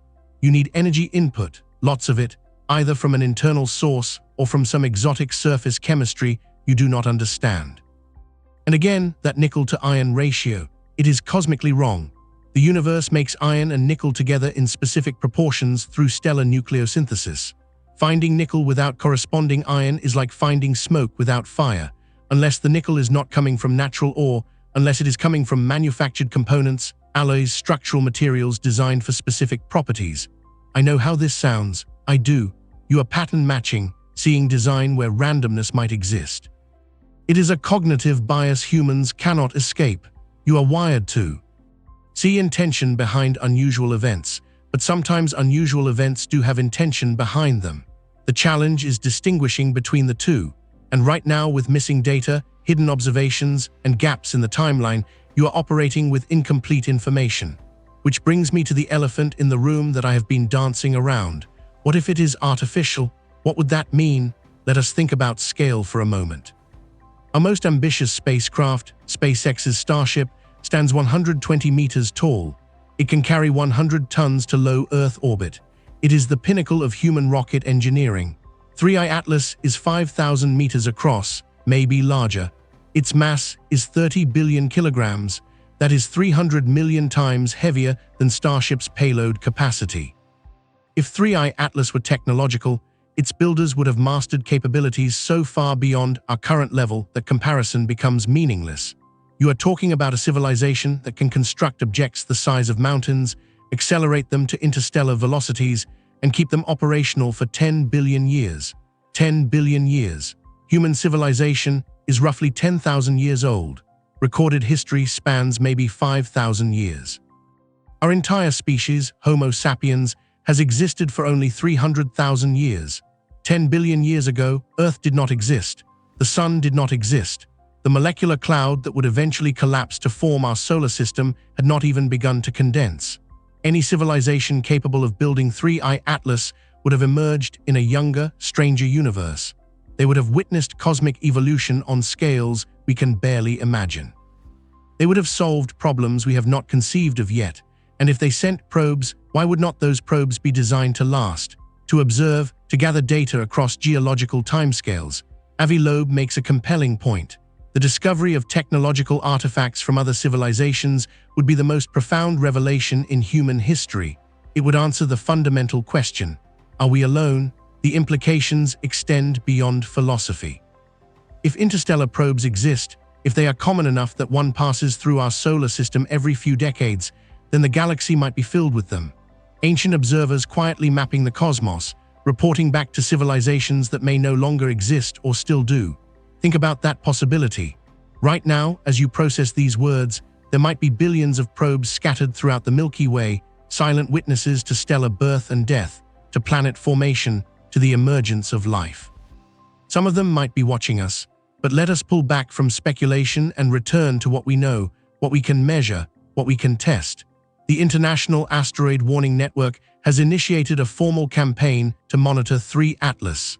Starting the 27th of November and continuing through the 27th of January 2026, multiple observatories will coordinate observations.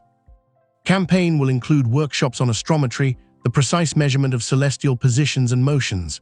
Why? Because tracking potentially hazardous objects requires accuracy, and 3 Atlas, while not hazardous to Earth, serves as a perfect test case.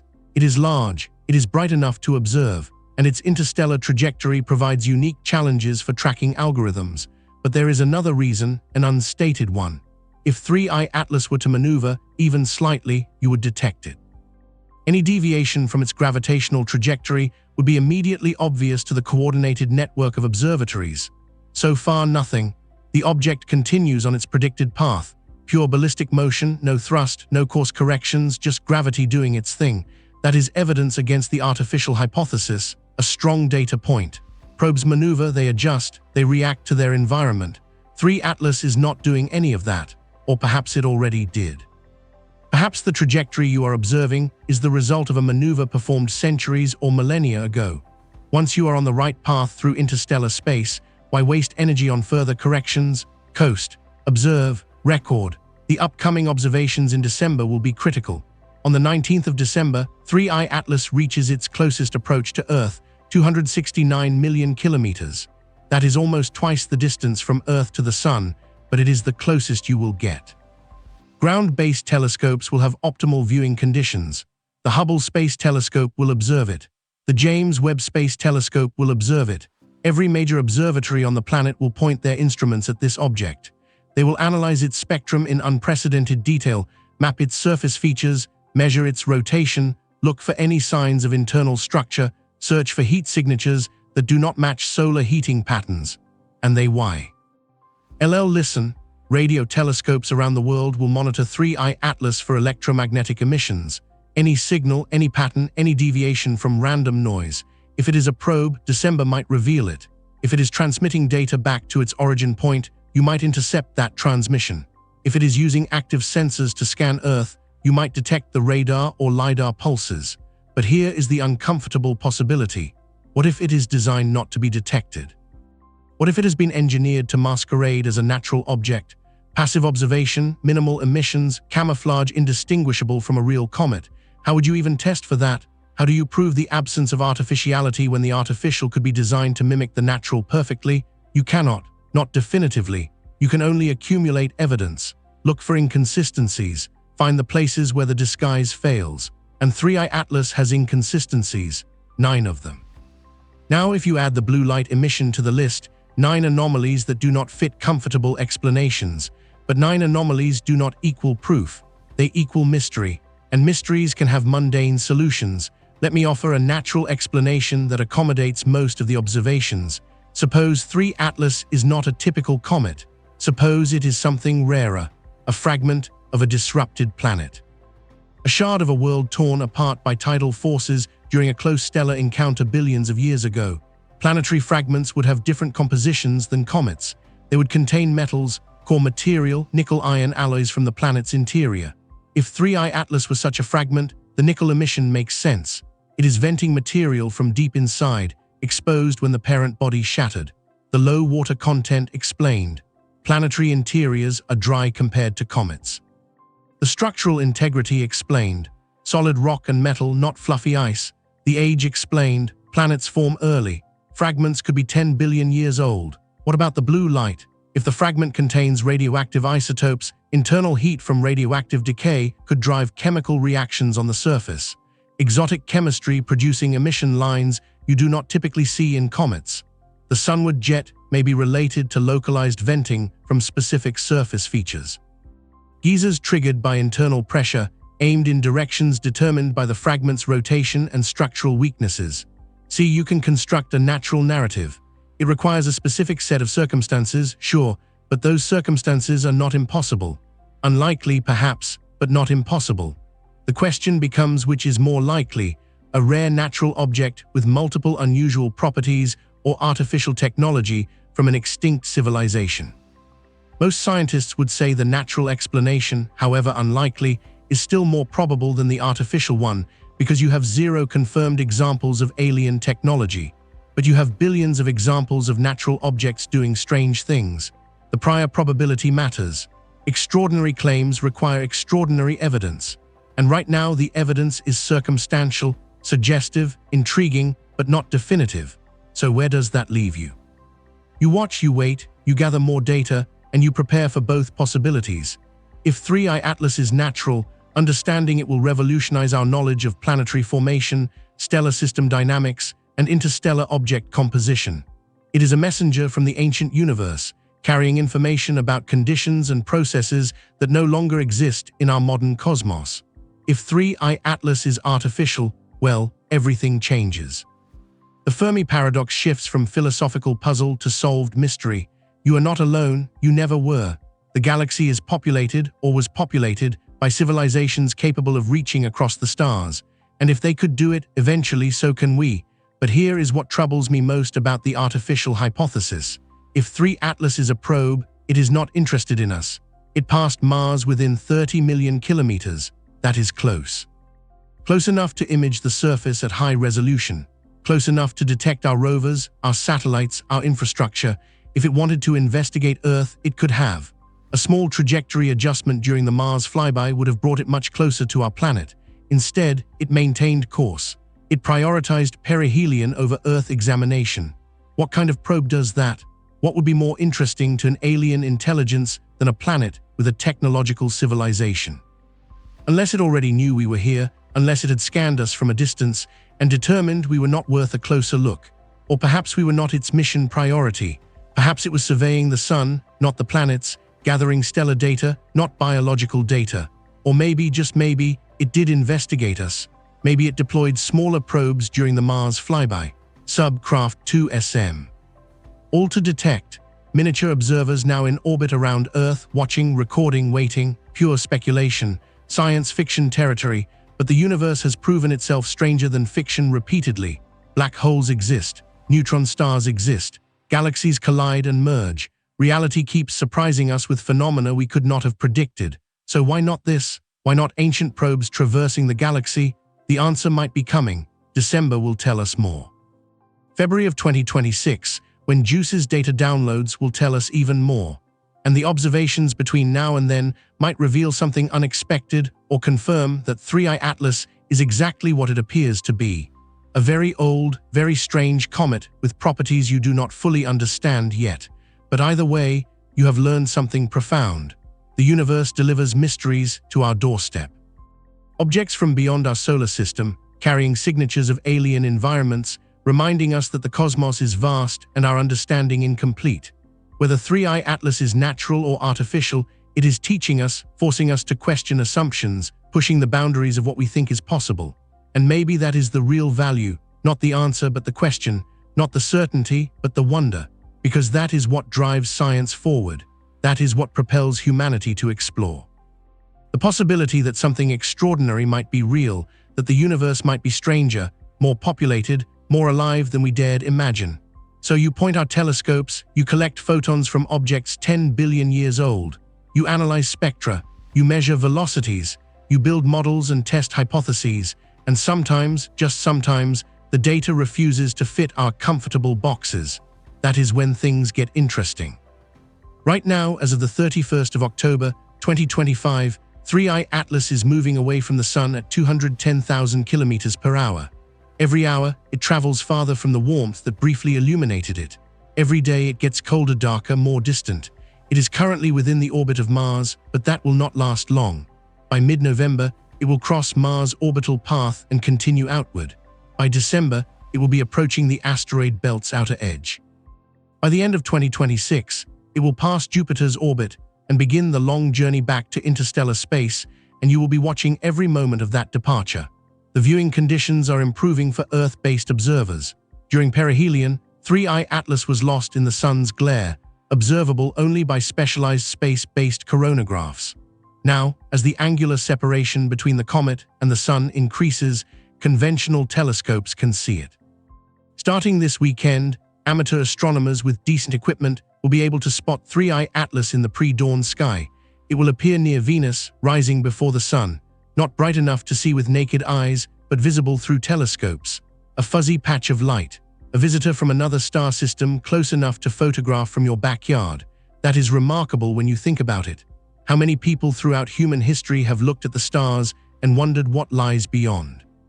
How many civilizations dreamed of touching something from another world?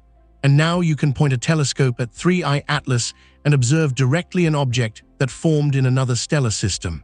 You are collecting photons that bounced off material created under alien conditions.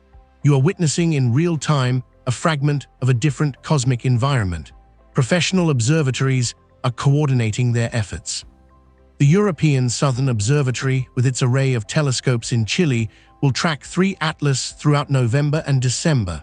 The Keck Observatory in Hawaii will observe it. The Very Large Telescope will observe it. Subaru, Gemini, Magellan, every major facility will contribute data. They are looking for specific signatures, changes in brightness that might indicate outgassing events, variations in the spectrum that could reveal compositional differences across the surface, polarization patterns that might tell us about particle sizes in the coma. And they are looking for anything unusual, any deviation from expected behavior, any sign that 3 Atlas is more than it appears. The Hubble Space Telescope has already observed 3I Atlas multiple times. Back in July, Hubble captured the famous image showing the sunward jet. That single photograph revealed the anti-tail that sparked so much scientific debate. In December, Hubble will observe again. Multiple sessions, multiple filters, maximum resolution. The images will show surface features if any exist. They will map the dust distribution. They will measure the rotation period with precision. And crucially, they will look for changes. Compare the December images to the July images. Has the surface altered? Have new vents opened? Has the activity pattern shifted? The James Webb Space Telescope will join the observation campaign. Webb operates in infrared, detecting heat rather than visible light. That is perfect for studying comets. Infrared reveals temperatures, compositional details, subsurface structure. Webb will map the temperature distribution across 3I Atlas's surface. It will identify hot spots, cold spots, regions that are emitting more heat than solar radiation alone can explain. If there is an internal heat source, Webb will find it. The Spherex Space Observatory already detected the carbon dioxide plume back in August. That observation showed the gas cloud extending outward, measuring its composition and velocity. In December, Spherex will observe again, looking for changes in the plume's characteristics. Has the carbon dioxide production increased or decreased? Has the nickel emission continued? What about water vapor? Is it still present at 4% or has the concentration changed? These are not trivial questions. They tell us about the object's interior. How deep do the volatiles extend? What is driving the outgassing? Is it purely solar heating or is something else contributing? Radio observatories are listening. The Very Large Array in New Mexico, the Arecibo replacement facilities, the Square Kilometer Array, even SETI Institute instruments are pointing at 3 Atlas. They are scanning across the electromagnetic spectrum, looking for narrow-band signals, broadband transmissions, repetitive patterns, anything that does not match natural emission. Avi Loeb specifically requested this after noting the WOW signal connection. He argued that ruling out artificial signals is essential. If 3I Atlas is transmitting even weakly, we should be able to detect it at its current distance. So far, silence. Just the natural radio emission you would expect from a comet's interaction with the solar wind. No coherent signals, no patterns, no obvious technology, but absence of detection does not equal absence of signal. Maybe it is transmitting on frequencies you are not monitoring. Maybe it is using directional beams aimed away from Earth. Maybe it is not transmitting at all, operating in receive-only mode, passively collecting data. Or maybe it is just a comet and there is nothing to detect. The Chinese space program, despite going silent after the Mars flyby, has resources in position. The Chang'e 7 lunar mission is preparing for launch, but China's deep space network remains active. Their radio dishes can observe 3I Atlas if they choose to. Whether they are sharing that data is another question. This brings up an uncomfortable truth about modern astronomy. It is increasingly politicized. Nations compete for discovery priority.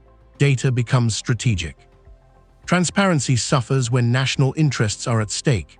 If China did detect something unusual during their September observations, would they release it publicly, or would they classify it, analyze it internally, and only release information after securing whatever advantage it provides? Same question applies to the United States. Those Mars Reconnaissance Orbiter images, why have they not been released? Is it really just bureaucratic delay, or is there a reason NASA wants to review them privately first? Congresswoman Luna's involvement suggests political pressure is mounting. Scientists want the data. The public wants the data, but institutions move slowly, especially when the implications might be significant. And make no mistake, the implications are significant. If those high-rise images show anything anomalous, surface features that look artificial, geometric patterns, structures inconsistent with natural formation, the revelation would be historic, but it would also be destabilizing. How do you tell the world that an alien probe passed through the solar system? How do you manage the reaction, the questions, the fear and excitement and confusion? Maybe you do not release it all at once. Maybe you prepare the narrative. Maybe you wait until you have enough data to provide context, explanation, reassurance. Or maybe the images show nothing unusual and the delay is exactly what NASA said. Scheduling conflicts, data processing backlogs, normal bureaucratic friction. You will find out eventually. Data has a way of leaking. Someone on one of those teams will talk. An astronomer will share images at a conference. A researcher will post preliminary findings online. The truth, whatever it is, will emerge.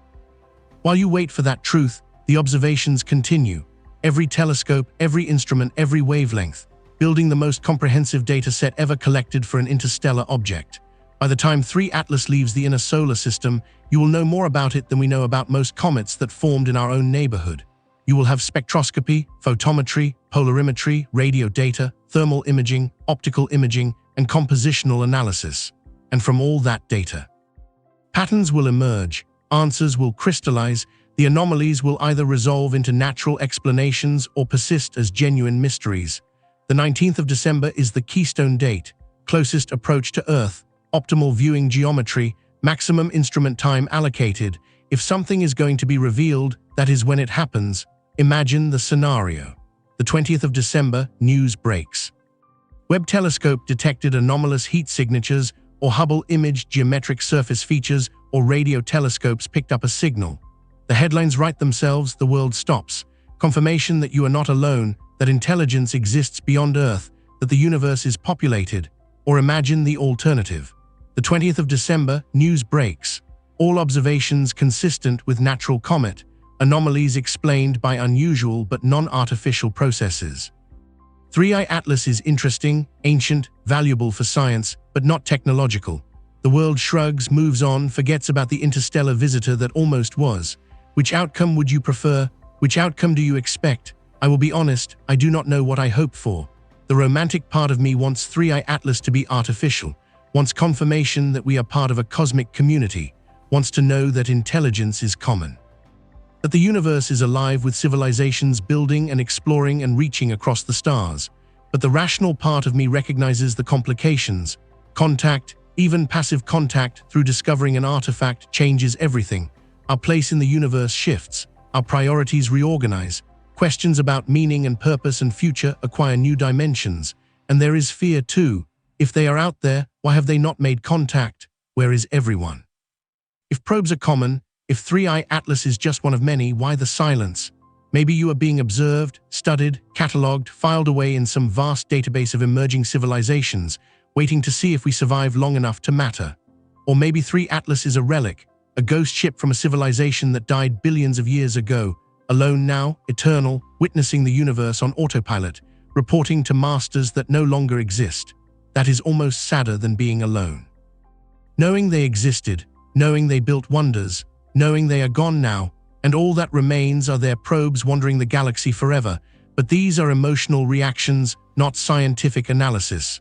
What matters is the data, the observations, the measurements, and those are coming week by week, instrument by instrument. You are collecting the evidence that will answer the question, so I will make a prediction.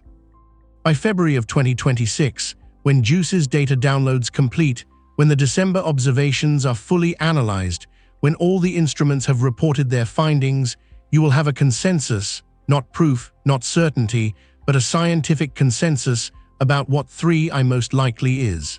My guess, it is natural. A weird, ancient, compositionally unusual fragment of a disrupted planetary system ejected into interstellar space billions of years ago, now passing through our solar system by chance. But I could be wrong. The universe has surprised us before. And would it not be something if this time the surprise was intelligence? Let us zoom out for a moment, away from 3 Atlas, away from the specific measurements and anomalies. Let us look at the bigger context. You have now detected 3 confirmed interstellar objects passing through our solar system. Oumuamua in 2017, Borisov in 2019, Atlas in 2025, 3 objects in 8 years. Statistical models suggest these detections represent a tiny fraction of the actual population. For every interstellar object you spot, hundreds or thousands pass through unnoticed. Too small, too dark, wrong trajectory, bad timing. The galaxy might be thick with interstellar debris, fragments of disrupted planetary systems, ejected comets, wandering asteroids, materials scattered across the spiral arms, drifting between stars, occasionally falling into a solar system's gravity well. You are only now developing the technology to see them. Better telescopes, automated survey systems, sophisticated tracking algorithms. As our detection capabilities improve, you will find more. And every one of them will be a time capsule, a sample of another star's environment, a piece of stellar history delivered to our doorstep. But here is the interesting thing. Oumuamua was strange. Anomalous acceleration, cigar-shaped or pancake-shaped, depending on interpretation. Bright surface inconsistent with typical asteroidal composition. Borisov was normal, a textbook comet. Water ice, carbon compounds, typical outgassing, predictable behavior. Exactly what we expected an interstellar comet to look like. And now, Atlas, strange again, multiple anomalies, behaviors that do not fit comfortable models. 2 out of 3 interstellar. Our visitors have been weird. That is either bad luck in our sampling or weirdness is more common than you assumed. If weirdness is common, why? What makes interstellar objects different from solar system objects? Is it the environments they formed in, the processes that ejected them, the effects of traveling through interstellar space for billions of years? Or is it something else? Could some fraction of interstellar objects be artificial? Not all of them, not even most of them, but some. If civilizations arise commonly throughout the galaxy, and if those civilizations build probes to explore their stellar neighborhood, then over billions of years, the cumulative number of probes would be enormous. Think about it. One civilization sends out 10,000 probes. Those probes travel for millions of years, mapping nearby stars. That civilization dies out, but the probes continue. Another civilization arises, sends out their probes. They die out too, probes keep going. Over galactic history, millions of civilizations could have existed and vanished, each one potentially contributing probes to the interstellar environment. By now, ancient probes might outnumber natural interstellar objects in some regions.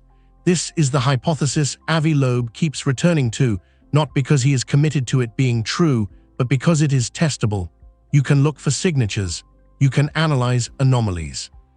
You can accumulate evidence that either supports or contradicts the possibility. And if even one interstellar object turns out to be artificial, everything changes. The Fermi paradox collapses. The Great Filter becomes less terrifying because at least one civilization survived long enough to build interstellar probes. You are not necessarily alone. You are not necessarily doomed. The universe has proven that intelligence can emerge, develop technology, and reach for the stars. That is worth investigating. That is worth the telescope time, the analysis effort, the scientific scrutiny, because the payoff, if positive, is incalculable. But even if 3I Atlas is natural, its value is immense. You are learning about planetary formation in other stellar systems. You are studying material that experienced different chemical processes, different thermal histories, different evolutionary pathways. Every measurement refines our models. Every spectrum adds data points. Every observation teaches us something about the diversity of cosmic environments, and that knowledge is practical. Understanding how planetary systems form and evolve helps us predict which exoplanets might harbor life.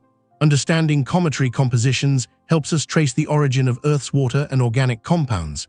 Understanding interstellar dynamics helps us map the galaxy's structure and history.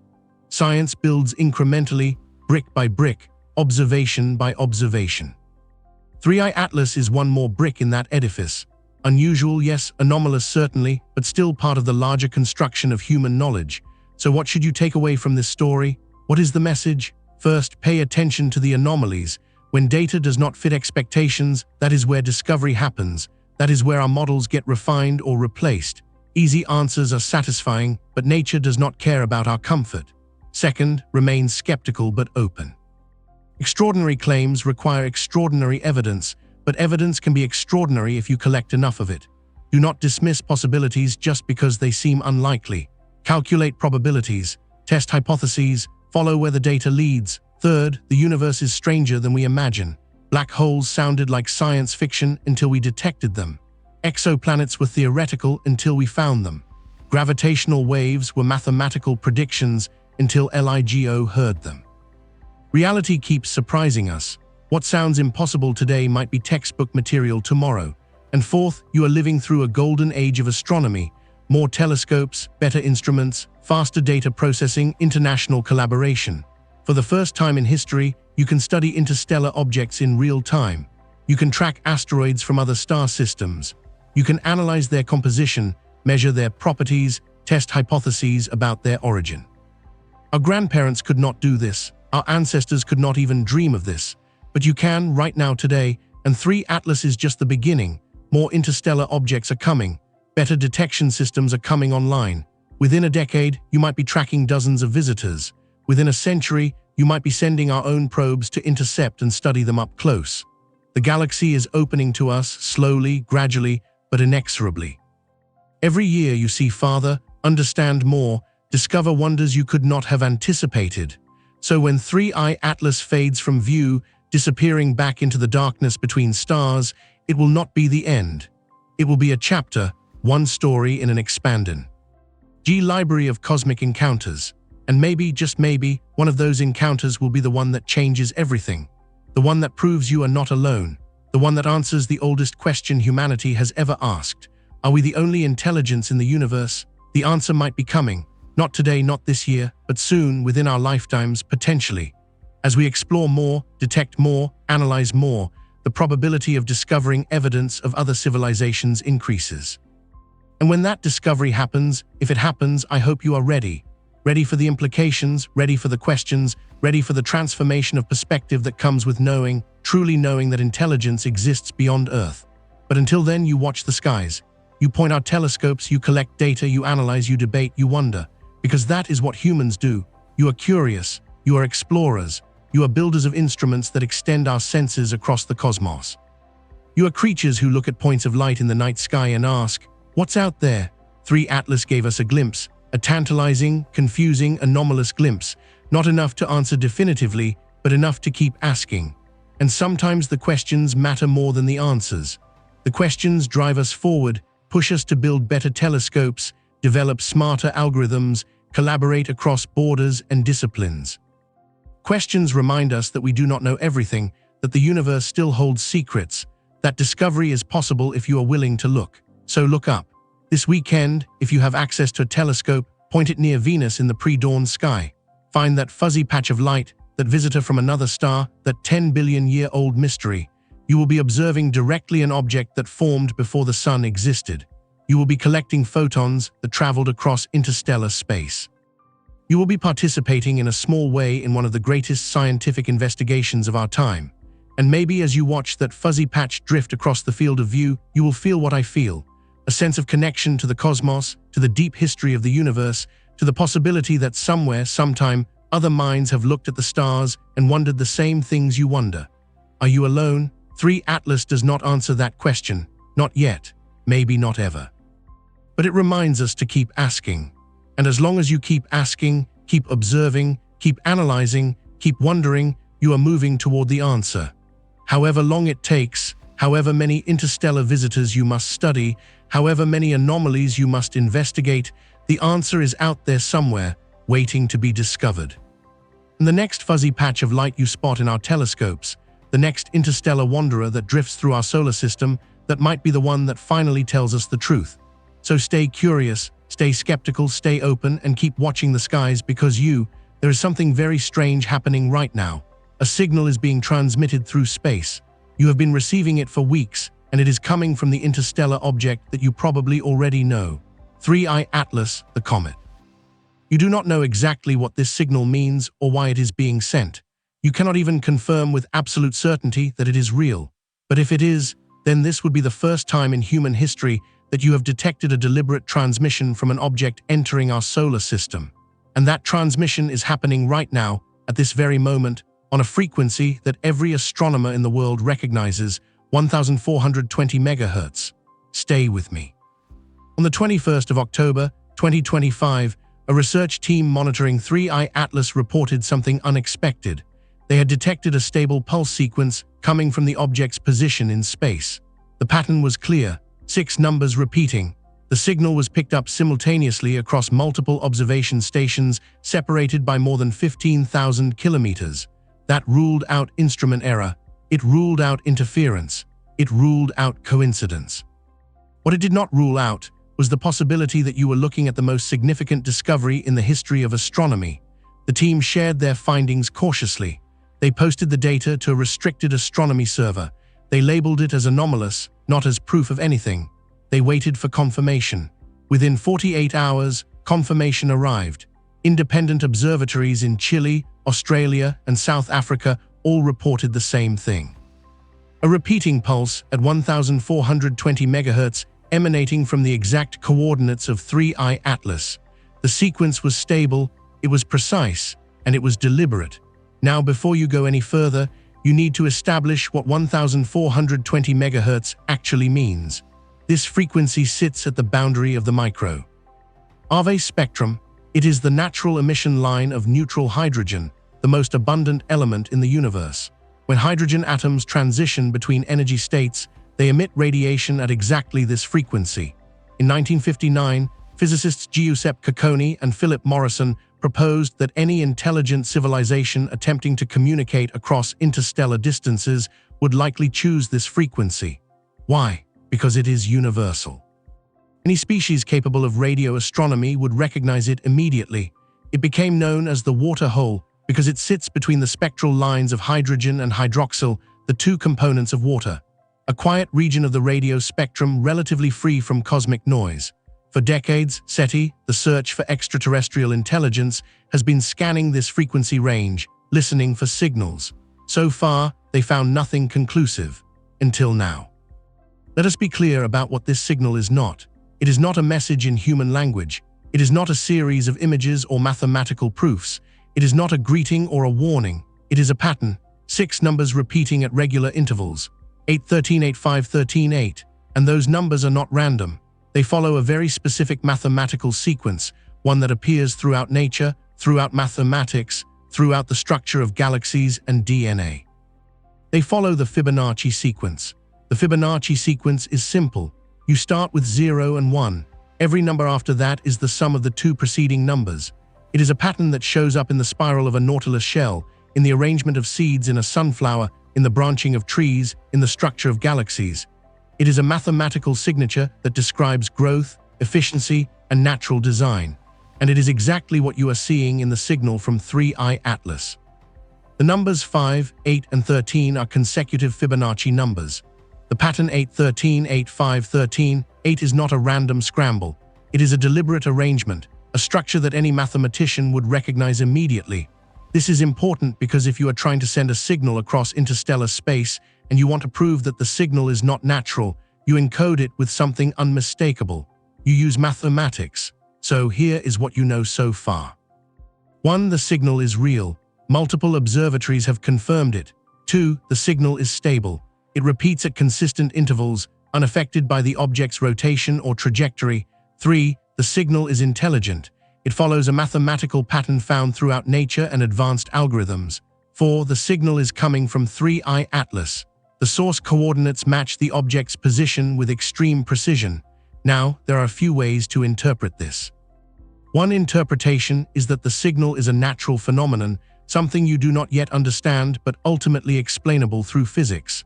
Another interpretation is that the signal is deliberate, that it was designed, that someone or something is trying to communicate. And there is a third interpretation, one that researchers are being very careful not to dismiss, that the signal is a transmission from the object itself. That 3I Atlas is not just a comet, that it might be something else entirely.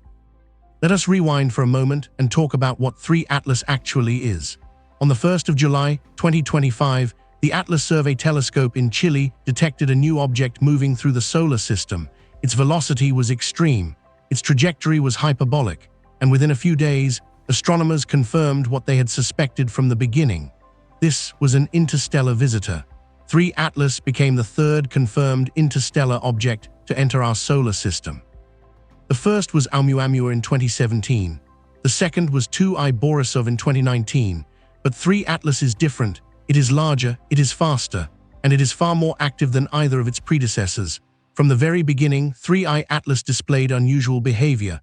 When Oumuamua passed through the solar system, it was inert. No coma, no tail, no outgassing.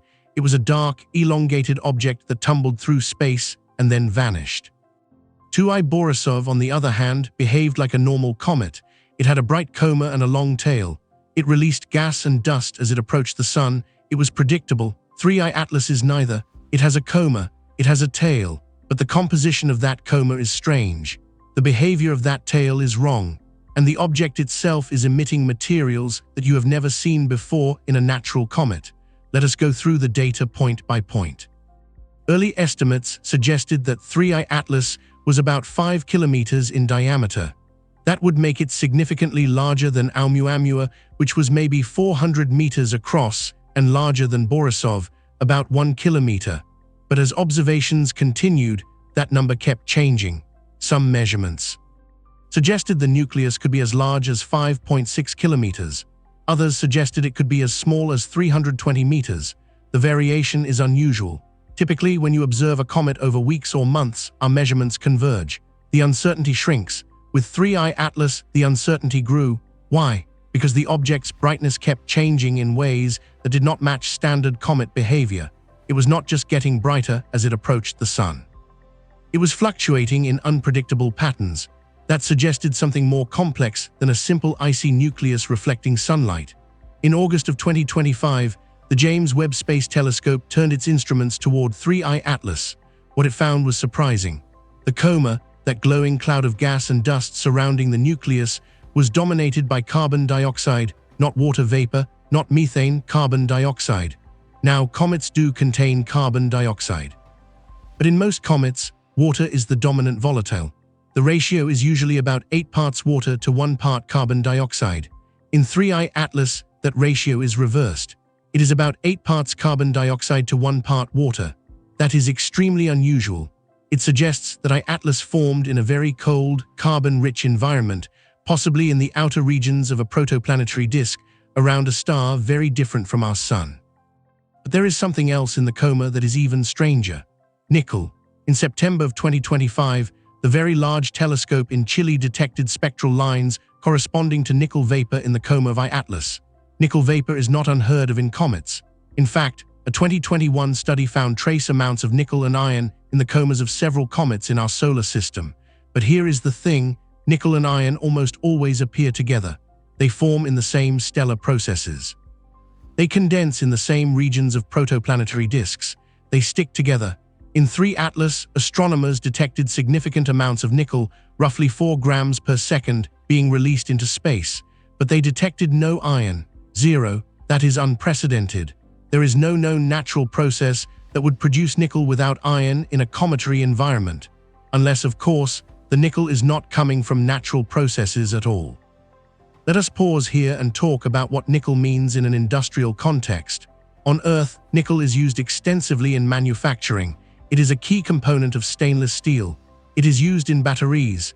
It is used in high-temperature alloys for aerospace applications. And there is one particular nickel compound that is especially relevant: nickel tetracarbonyl or nickel quarter. This is a volatile, toxic gas used in the refining of nickel. It is produced by reacting nickel metal with carbon monoxide under specific conditions. It is used in industrial processes to create high-purity nickel coatings, and it has never been observed in nature until now because spectroscopic analysis of the 3I Atlas coma suggests the presence of nickel tetracarbonyl. Now, to be absolutely clear, the detection of nickel tetracarbonyl is not definitive. The spectral lines are faint. The analysis is ongoing. Multiple research teams are working to confirm or refute the finding. But if confirmed, this would be extraordinary because nickel tetracarbonyl does not form naturally in space. It requires specific temperatures, specific pressures, and specific chemical precursors that simply do not exist in the environment of a comet. So how did it get there? One possibility is that you are misinterpreting the data, that the spectral lines you are seeing are actually from some other molecule that happens to look similar. Another possibility is that there is a natural chemical process occurring in the coma of 3I Atlas that you do not yet understand, something involving the interaction between nickel-bearing dust, carbon monoxide, and solar radiation. And then there is the third possibility, the one that is harder to dismiss than it should be, that the nickel tetracarbonyl is there because something manufactured it. Let us talk about the tail. In July and August of 2025, astronomers observing 3 Atlas noticed something strange. The object had a tail. Yes, but that tail was pointing in the wrong direction. Normally, a comet's tail points away from the sun. That is because the tail is formed by solar wind, a stream of charged particles flowing outward from the sun, pushing gas and dust away from the comet's nucleus. The tail always points away from the sun, always except on 3 Atlas. For weeks, the tail pointed toward the sun. This phenomenon is called an anti-tail, and it is not entirely unknown. A few comets in history have displayed anti-tails, usually as an optical illusion caused by the geometry of observation. But the anti-tail of 3I Atlas was not an illusion. It was a real jet of material, gas, and dust streaming from the nucleus toward the sun. The jet was narrow, focused, and persistent. By September, something had changed. The anti-tail disappeared. In its place, a conventional tail emerged, pointing away from the sun as expected. What happened? One explanation is that the anti-tail was caused by the early sublimation of carbon dioxide ice on the sun-facing side of the nucleus. As the comet warmed, pockets of frozen carbon dioxide beneath the surface expanded and burst outward, creating a directed jet. That jet would naturally point toward the sun because that is where the heating is most intense. Over time, as the object approached perihelion and the heating became more uniform, the jet activity shifted. The coma expanded, a conventional dust tail formed. That is the natural explanation, and it is consistent with what you know about cometary physics. But there is another explanation, one that researchers are reluctant to state publicly, but that keeps appearing in the margins of scientific papers and private communications. What if the antitail was not outgassing at all? What if it was thrust? Here is why that idea is difficult to dismiss entirely. 1. The antitail was stable. It did not fluctuate with the object's rotation, as you would expect from asymmetric outgassing. It remained pointed in the same direction relative to the Sun for weeks. 2. The antitail was narrow. Typical cometary jets spread out as they leave the nucleus. This one remained focused, more like a directed stream than a diffuse plume. 3. The transition from antitail to normal tail was abrupt. In most comets, the transition is gradual as activity increases. In 3I Atlas, the change happened over the course of just a few days in mid-September. 4. No corresponding increase in activity was observed elsewhere on the nucleus. If the antitail had been caused by a vent or active region on the Sun-facing side, you would expect to see changes in brightness or coma structure. You did not. These observations do not prove that the antitail was artificial, but they do suggest that something unusual was happening. And then on the 15th of September, something else happened.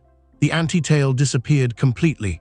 No gradual fade, no transition to a different orientation. It simply stopped. And at that exact moment, within hours, astronomers detected the first pulse at 1,420 MHz. Let us talk about 1,420 MHz. This is not just any radio frequency. This is the frequency, the one that every SETI researcher on Earth has been monitoring for decades. Why?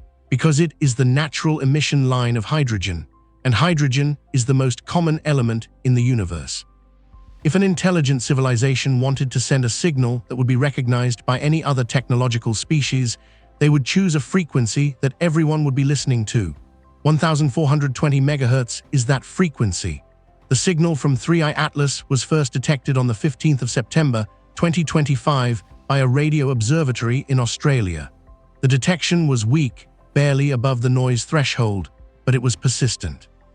Over the next 48 hours, additional observatories confirmed the signal. By the 18th of September, at least 7 independent stations had logged the same pattern, 813, 8513, 8. The intervals between pulses were consistent, approximately 142 seconds. The frequency was precise. 1,420.4058 MHz is the exact center of the hydrogen line, and the signal's strength was stable. It did not fade in and out. It did not drift. It repeated with mechanical regularity. Now let us talk about what this signal is not. It is not a natural radio emission. Comets do not emit coherent radio signals. They reflect sunlight. They emit thermal radiation, and they release plasma when they interact with the solar wind, but they do not generate narrowband radio pulses at specific frequencies. It is not interference from Earth-based transmitters. The signal was detected at multiple observatories simultaneously with time delays consistent with the light travel distance between stations. That rules out local sources. It is not a reflection or echo. The signal's Doppler shift matches the motion of 3I Atlas relative to the Sun. It is coming from the object itself, not bouncing off it. So what is it? One possibility is that the signal is being generated by some kind of electrical discharge within the coma. Plasma interactions between charged dust particles and the solar wind could in theory produce radio emissions, but those emissions would be broadband, spread across a wide range of frequencies. They would not be concentrated at a single narrow bandwidth like 1,420 MHz, and they certainly would not follow a mathematical pattern. Another possibility is that you are seeing a technological artifact. Not necessarily from 3I Atlas itself, but from something inside 3I Atlas. This is where the conversation gets uncomfortable for many scientists, because once you start talking about artifacts and technology, you are implicitly talking about intelligence. And intelligence means intent. And intent means someone is trying to communicate, or worse, someone is trying to deceive. Let us explore that idea for a moment. If 3 Atlas is not a comet, or not only a comet, then what is it? One hypothesis proposed by Harvard astrophysicist Avi Loeb is that the object could be a probe, a spacecraft, a technological artifact sent by an extraterrestrial intelligence to study our solar system. Loeb has been careful to emphasize that this is a low-probability scenario, but he has also argued that the anomalies surrounding 3I Atlas are significant enough to warrant serious consideration. The signal at 1,420 MHz adds weight to that argument, because if you were designing a probe to travel between star systems and you wanted to announce your presence once you arrived, what would you do?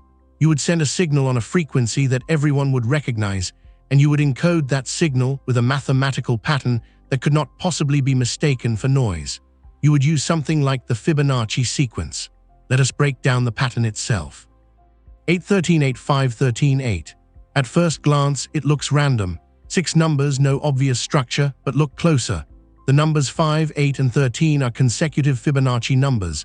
The sequence appears twice. 8 13 8 and 5 13 8. Why that specific arrangement? Some researchers have suggested that the pattern might be a compressed message. Each number could represent a symbol, a coordinate, or an instruction.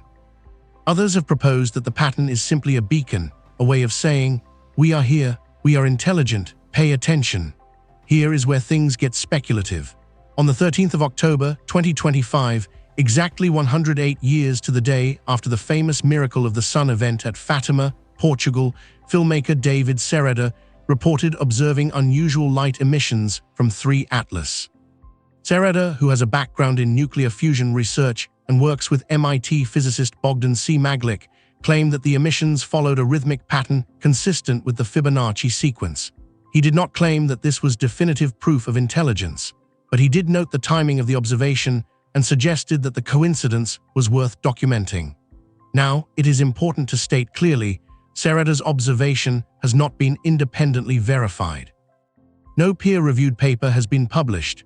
No other observatory has confirmed the light pattern, but the data is interesting and the pattern is consistent with what you have been seeing in the radio signal.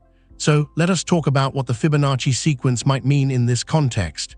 In mathematics, the Fibonacci sequence describes a specific kind of growth, exponential but controlled. It appears in systems that balance efficiency with complexity. In biology, it governs the spiral patterns of shells, the branching of blood vessels, the arrangement of leaves on a stem. In astrophysics, it describes the distribution of matter in spiral galaxies. In computer science, it is used in algorithms for data compression, encryption, and error correction. It is a universal pattern, one that any sufficiently advanced civilization would recognize immediately. If you wanted to prove that your signal was not natural, you would use the Fibonacci sequence. And there is something else. The interval between pulses, 142 seconds, is not arbitrary. 142 is a Fibonacci adjacent number. It is close to 144, which is a Fibonacci number, the 12th in the sequence, but it is not exact. Why? One possibility is that 142 seconds represents a deliberate choice. A number that is recognizable, but not perfectly aligned with the sequence, a way of adding a second layer of meaning to the signal. Another possibility is that 142 seconds is related to the object's rotation period. But here is the problem. 3I Atlas does not appear to have a consistent rotation period. Its brightness fluctuates irregularly, which suggests either a complex shape or a tumbling motion. So the 142 interval does not match the object's physical behavior, which means the interval is not driven by rotation. It is driven by something else. On the 20th of October, 2025, a team of researchers at the SETI Institute attempted to decode the signal. They used standard cryptanalysis techniques, looking for patterns within patterns, testing different interpretations of the numbers, searching for hidden structure. What they found was both encouraging and frustrating. The signal is structured, but it is not a message in the traditional sense. It is not a sequence of words or images. It is not a mathematical proof or a star map. It is a pointer. Let me explain. In computer science, a pointer is a reference to a location in memory. It does not contain data itself. It tells you where to find the data. The signal from 3 Atlas might be functioning in a similar way. The Fibonacci pattern might not be the message.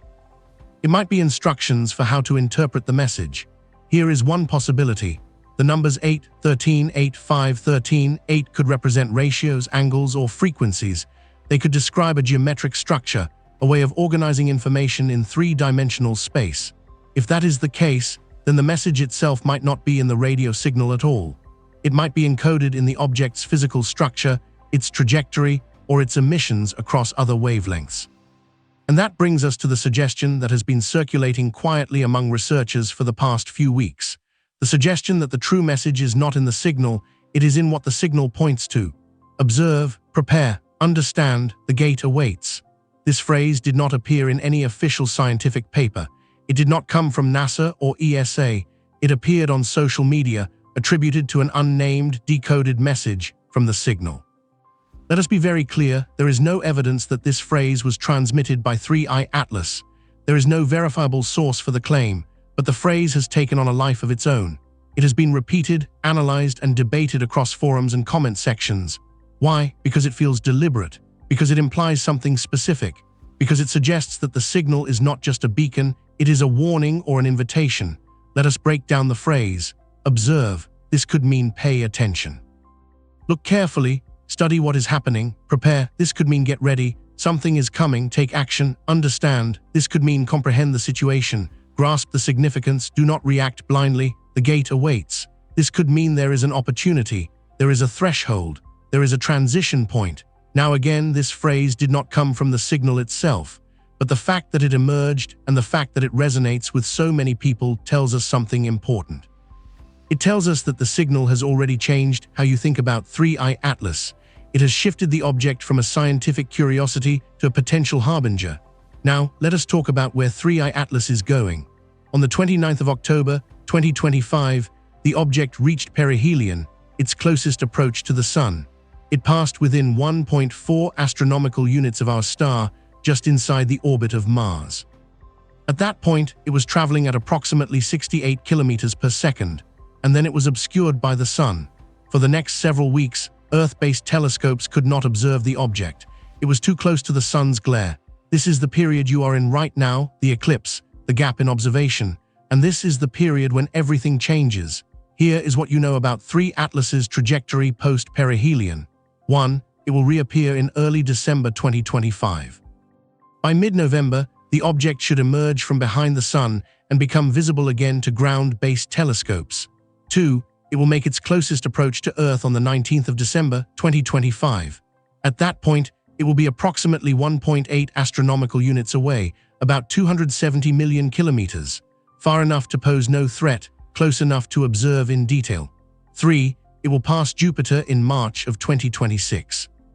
The flyby distance will be about 0.36 astronomical units, roughly 54 million kilometers. That is close enough for detailed observation by NASA's Juno spacecraft. 4. After Jupiter, it will exit the solar system. Its hyperbolic trajectory means it is not bound to the Sun. It will continue outward, eventually crossing the heliopause and returning to interstellar space. That is the natural trajectory, the path dictated by gravity and orbital mechanics. But there is a problem. The signal suggests that the trajectory might not be natural. Let us talk about the Oberth maneuver. In orbital mechanics, the Oberth effect describes how a spacecraft can maximize its change in velocity by firing its engines at the moment when it is moving fastest, typically at perihelion, the closest point to the Sun.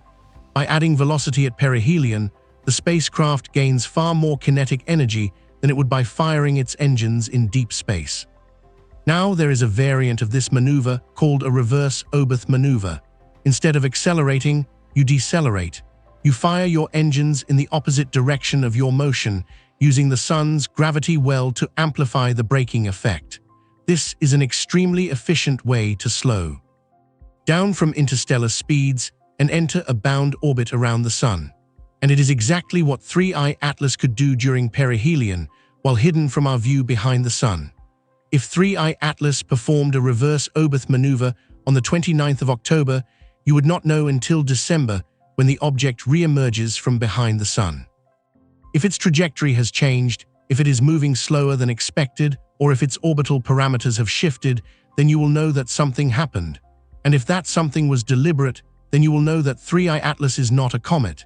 It is a spacecraft. Now let us be very careful here. This is speculation. There is no direct evidence that 3I Atlas has performed a maneuver. The signal at 1420 MHz does not prove propulsion. The antitail does not prove artificial thrust. What you have is a collection of anomalies, and those anomalies, taken together, form a pattern that could be explained by natural processes, but also a pattern that could be explained by technology. Let us assume for a moment that the signal is real, that it is deliberate, that it is coming from something intelligent. What would that mean? Scenario 1, it is a probe. The most optimistic interpretation is that 3I Atlas is an automated probe sent by an extraterrestrial civilization to study our solar system. The probe enters the system on a hyperbolic trajectory. It observes, it collects data, it transmits a signal to announce its presence. The signal is not a message in the traditional sense. It is a handshake, a way of saying, we are here, we are peaceful, we are curious. If this is the case, then humanity's response should be measured and scientific. You should continue observing. You should attempt to send a reply. You should prepare for the possibility of further contact. This is the scenario that SETI has been planning for since its inception. Scenario 2, it is a warning. A less optimistic interpretation is that the signal is a warning, not from 3 Atlas itself, but from whoever sent it. The message is encoded in the trajectory and the timing. The object enters the solar system, broadcasts on a universal frequency, and then leaves. The signal is not an invitation. It is a notification, a way of saying, we know you're here, we are watching. This is the dark forest scenario. The idea that the universe is populated by civilizations that remain silent to avoid detection by potential predators. If this is the case, then the signal is not meant to initiate contact. It is meant to establish presence, to mark territory, to remind us that we are not alone and that we should be cautious. Scenario 3, it is a test. The third interpretation is that the signal is a test, a way of measuring our technological and intellectual development. The signal is deliberately ambiguous. It is structured enough to attract attention, but vague enough to avoid clear communication. The test is not in the signal itself. It is in how you respond. Do you panic? Do you ignore it? Do you attempt to decode it? Do you send a reply? Our response will tell the sender, whoever or whatever that is, what kind of civilization we are. And based on that response, they will decide whether to continue communication or to move on. Scenario 4, it is a Trojan horse. The darkest interpretation is that 3I Atlas is not a probe at all. It is a weapon. The signal is a distraction, a way of drawing our attention while something else happens. If the object performed a reverse Oberth maneuver at perihelion, it could now be on a trajectory that brings it back toward Earth. Or it could have deployed smaller payloads, probes, sensors, or something worse, that are now moving independently through the solar system. The signal stops. The object disappears behind the sun, and when it re-emerges, it is no longer following the path you expected. This is the scenario that no one wants to talk about. But it is the scenario that statistically you cannot rule out, because if the signal is deliberate, then someone sent it, and if someone sent it, then they had a reason, and you do not know what that reason is. As of today, the 30th of October, 2025, the signal has stopped. The last confirmed pulse was detected on the 28th of October, approximately 18 hours before perihelion. Since then, silence. Multiple observatories are still monitoring the 1420 MHz band. They are listening for any resumption of the signal. They are scanning adjacent frequencies for variations or secondary transmissions. So far, nothing. The silence is not necessarily significant. The object is currently obscured by the sun. Radio signals would be absorbed or scattered by the solar corona. You would not be able to detect them even if they were being transmitted. But the timing is notable. The signal began on the 15th of September. It continued for Roman 9 weeks, and then it stopped precisely at the moment when 3I Atlas reached perihelion. Was that intentional or coincidental? You will not know until the object re-emerges in early December. Right now, 3I Atlas is on the far side of the sun, hidden from view, moving at 68 kilometers per second on a path that will carry it past Jupiter and out of the solar system.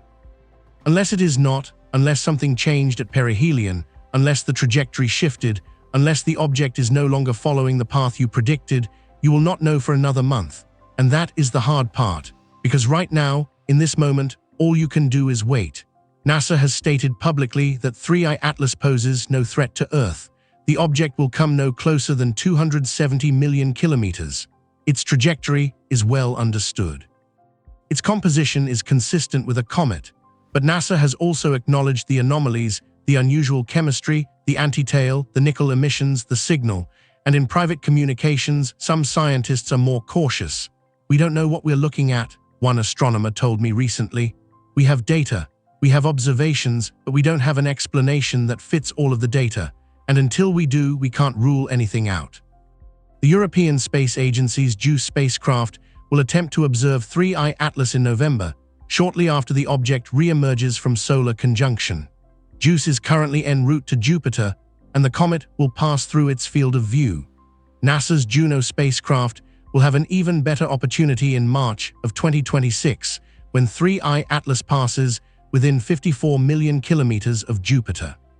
Both spacecraft carry instruments capable of detecting radio emissions, measuring chemical composition, and capturing high-resolution imagery.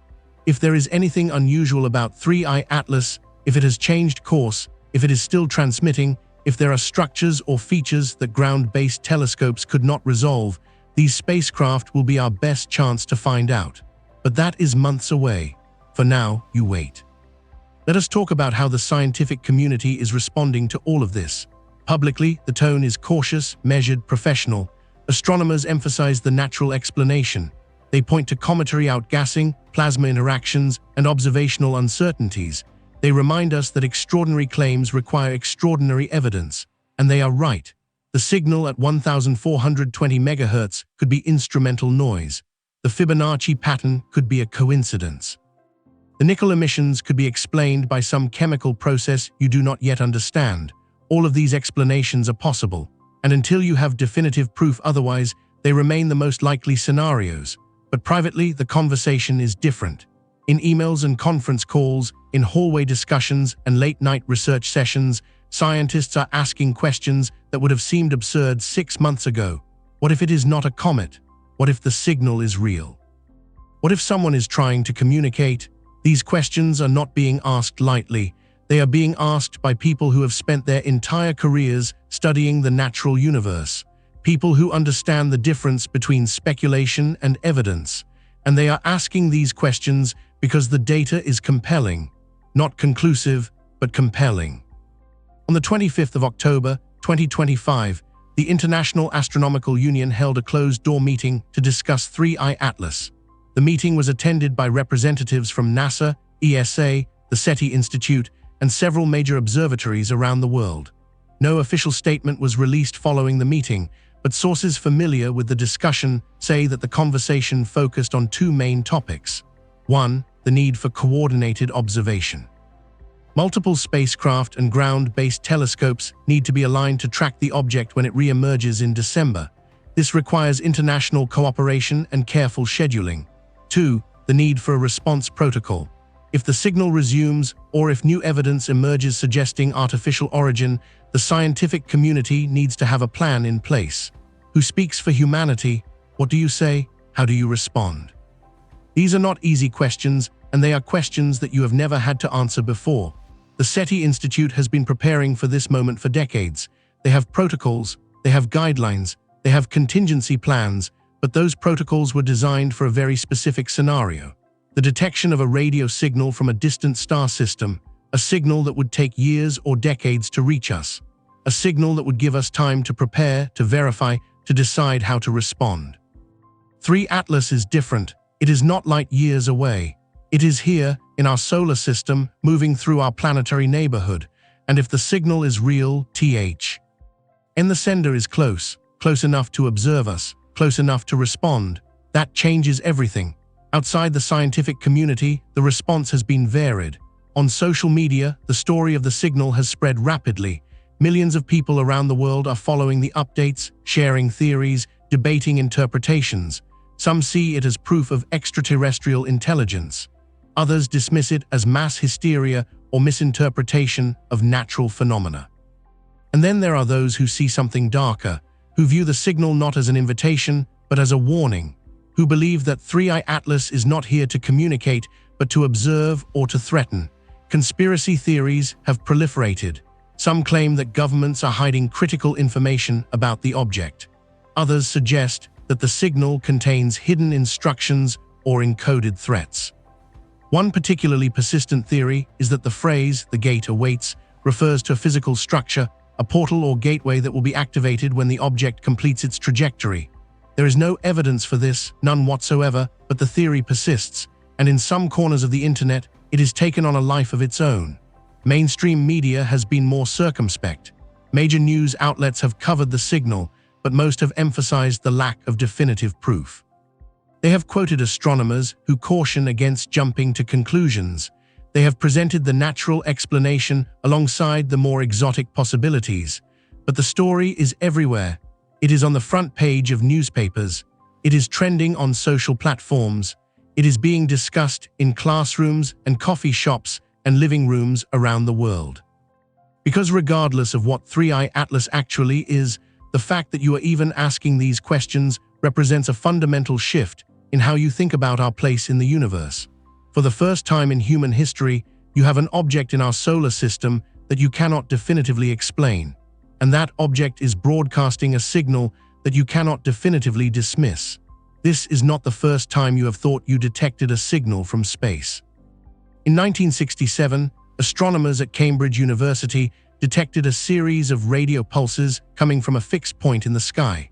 The pulses were so regular, so precise that the research team briefly considered the possibility that they were artificial.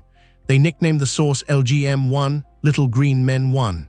It turned out to be a pulsar, a rapidly rotating neutron star, a natural phenomenon, not a signal from an alien civilization.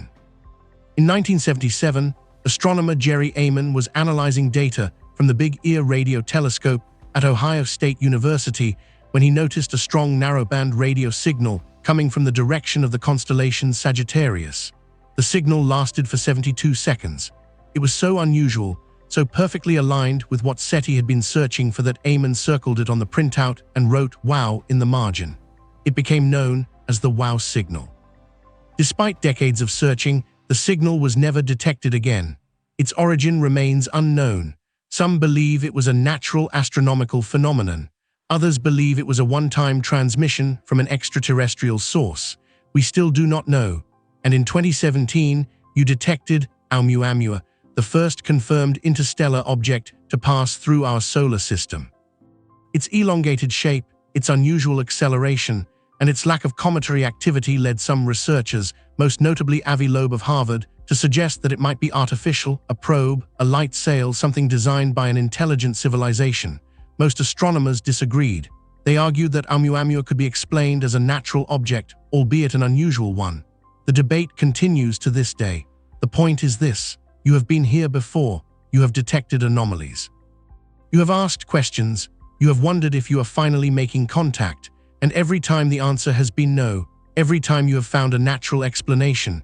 But that does not mean the answer will always be no. Statistically, we know that we are not alone in the universe. There are billions of stars in our galaxy, billions of planets. The laws of probability suggest that life should be common. And if life is common, then intelligence should be possible. And if intelligence is possible, then technology should be inevitable. The question is not whether intelligent life exists. The question is whether you will ever detect it. And right now with 3i Atlas, you might be closer to that answer than you have ever been before. Let us step back for a moment and ask a broader question. If the signal is real, if 3i Atlas is artificial, if it was sent by an intelligent civilization, what does that mean for us? Not scientifically, not technologically, but philosophically, existentially. What does it mean for humanity to know that you are not alone? For thousands of years, humans We looked up at the night sky and wondered. You have told stories about gods and spirits living in the heavens. You have imagined other worlds, other beings, other civilizations. But for all of that time, it was just imagination, speculation, hope, or fear projected onto the darkness. If 3i Atlas is real, then it is not imagination anymore. It is confirmation. You are not alone. You have never been alone. And the universe is far stranger, far more populated, far more complex than you ever imagined. But there is another side to this realization. If you are not alone, then you are not special. You are not unique. You are not the center of anything. You are just one civilization among many. One species on one planet orbiting one star in one galaxy out of billions. That realization can be humbling or it can be terrifying, because if there are other civilizations out there, then some of them will be more advanced than us, more powerful, more capable, and you have no way of knowing their intentions. This is the core of the dark forest hypothesis. The idea popularized by science fiction author Liu Cixin is that the universe is like a dark forest. Every civilization is a hunter moving silently through the trees, and the first rule of survival is stay quiet. Because if you make noise, if you reveal your position, you might attract the attention of something stronger, something that sees you as a threat. In this view, the silence of the universe is not because intelligent life is rare. It is because intelligent life is cautious. Everyone is hiding, waiting, watching. And if 3i Atlas is broadcasting a signal, then whoever sent it is not hiding, which means either they are not afraid of being detected or they want to be detected, and you do not know which. Let us return to the signal itself and examine it more carefully. The pattern is 8, 13, 8, 5, 13, 8, 6 numbers, a specific sequence. You have established that these are Fibonacci numbers, but why this particular arrangement? One possibility is that the arrangement itself contains information not in what the numbers are, but in how they are ordered. If you treat the sequence as a code where each number represents a position or a ratio, you can start to extract a structure. For example, 8 appears 3 times, 13 appears twice, 5 appears once. That gives us a ratio of 3:1. Now 3:1 is not a Fibonacci ratio, but it is close to the golden ratio, approximately 1.618, which is the limit of the ratio between consecutive Fibonacci numbers. In other words, the frequency distribution of the numbers approximates a fundamental mathematical constant. That is not random. Now 5, 3, and 8 are all Fibonacci numbers, and the pattern of increases and decreases might represent a wave function, a way of encoding oscillation or modulation. But what is being modulated? What is the wave describing? You do not know yet. A third approach is to treat the sequence as coordinates. If each number represents a spatial dimension or a directional vector, then the pattern might describe a path through 3-dimensional space. Start at position 8, 13, 8. Move to 5, 13, 8. That is a movement along one axis. The first coordinate changes from 8 to 5, a shift of 3 units. If you map this out, the sequence describes a specific trajectory, a path, a set of instructions. But instructions for what and relative to what origin point? Again, you do not know. What you do know is that the pattern is not random. It contains structure, and that structure is mathematical, which means it is universal. Any civilization with an understanding of mathematics could decode it, and that is the point. That is why you would use mathematics to encode a signal, because mathematics is the one language that transcends culture, biology, and technology. 2 + 2 = 4, regardless of whether you are a human, a dolphin, or a silicon-based intelligence orbiting a red dwarf star. Mathematics is universal, and the Fibonacci sequence is one of the most universal patterns in mathematics. Let us talk about when the signal appeared. The first pulse was detected on the 15th of September, 2025. That was 44 days before perihelion. The last pulse was detected on the 28th of October, 2025. That was approximately 18 hours before perihelion. The signal was active for a total of 43 days. Now 43 is not a Fibonacci number, but it is close to 34, the 9th Fibonacci number, and 55, the 10th Fibonacci number. Is that significant? Maybe, maybe not. But here is what is significant. The signal started on the 15th of September, the exact date when the anti-tail disappeared. For weeks, astronomers had been observing a jet of material pointing toward the sun. Then on the 15th of September, that jet vanished, and at the same moment the signal began. It is as if the object switched modes, from physical emission to electromagnetic transmission, from showing us something to telling us something, and the signal ended on the 28th of October, just before the object reached perihelion and disappeared behind the sun. It is as if the transmission was timed to end at the precise moment when you would lose visual contact. Now, is it possible that this is just coincidence, that the signal happened to start and stop at these specific moments by chance? Yes, it is possible, but it would be an extraordinary coincidence. There is another detail worth noting. The interval between pulses, 142 seconds, translates to approximately 2.37 minutes. If you divide 24 hours by 142 seconds, you get roughly 608 pulses per day. Now 608 is not a Fibonacci number, but if you factor it, you get 608 equals 2 to the 5th power times 19. And 19 is a prime number. In fact, it is the 8th prime number, and 8 is a Fibonacci number. Is this meaningful? It is hard to say, but it suggests that the interval was chosen deliberately, not based on the object's rotation or orbital period, but based on mathematical principles.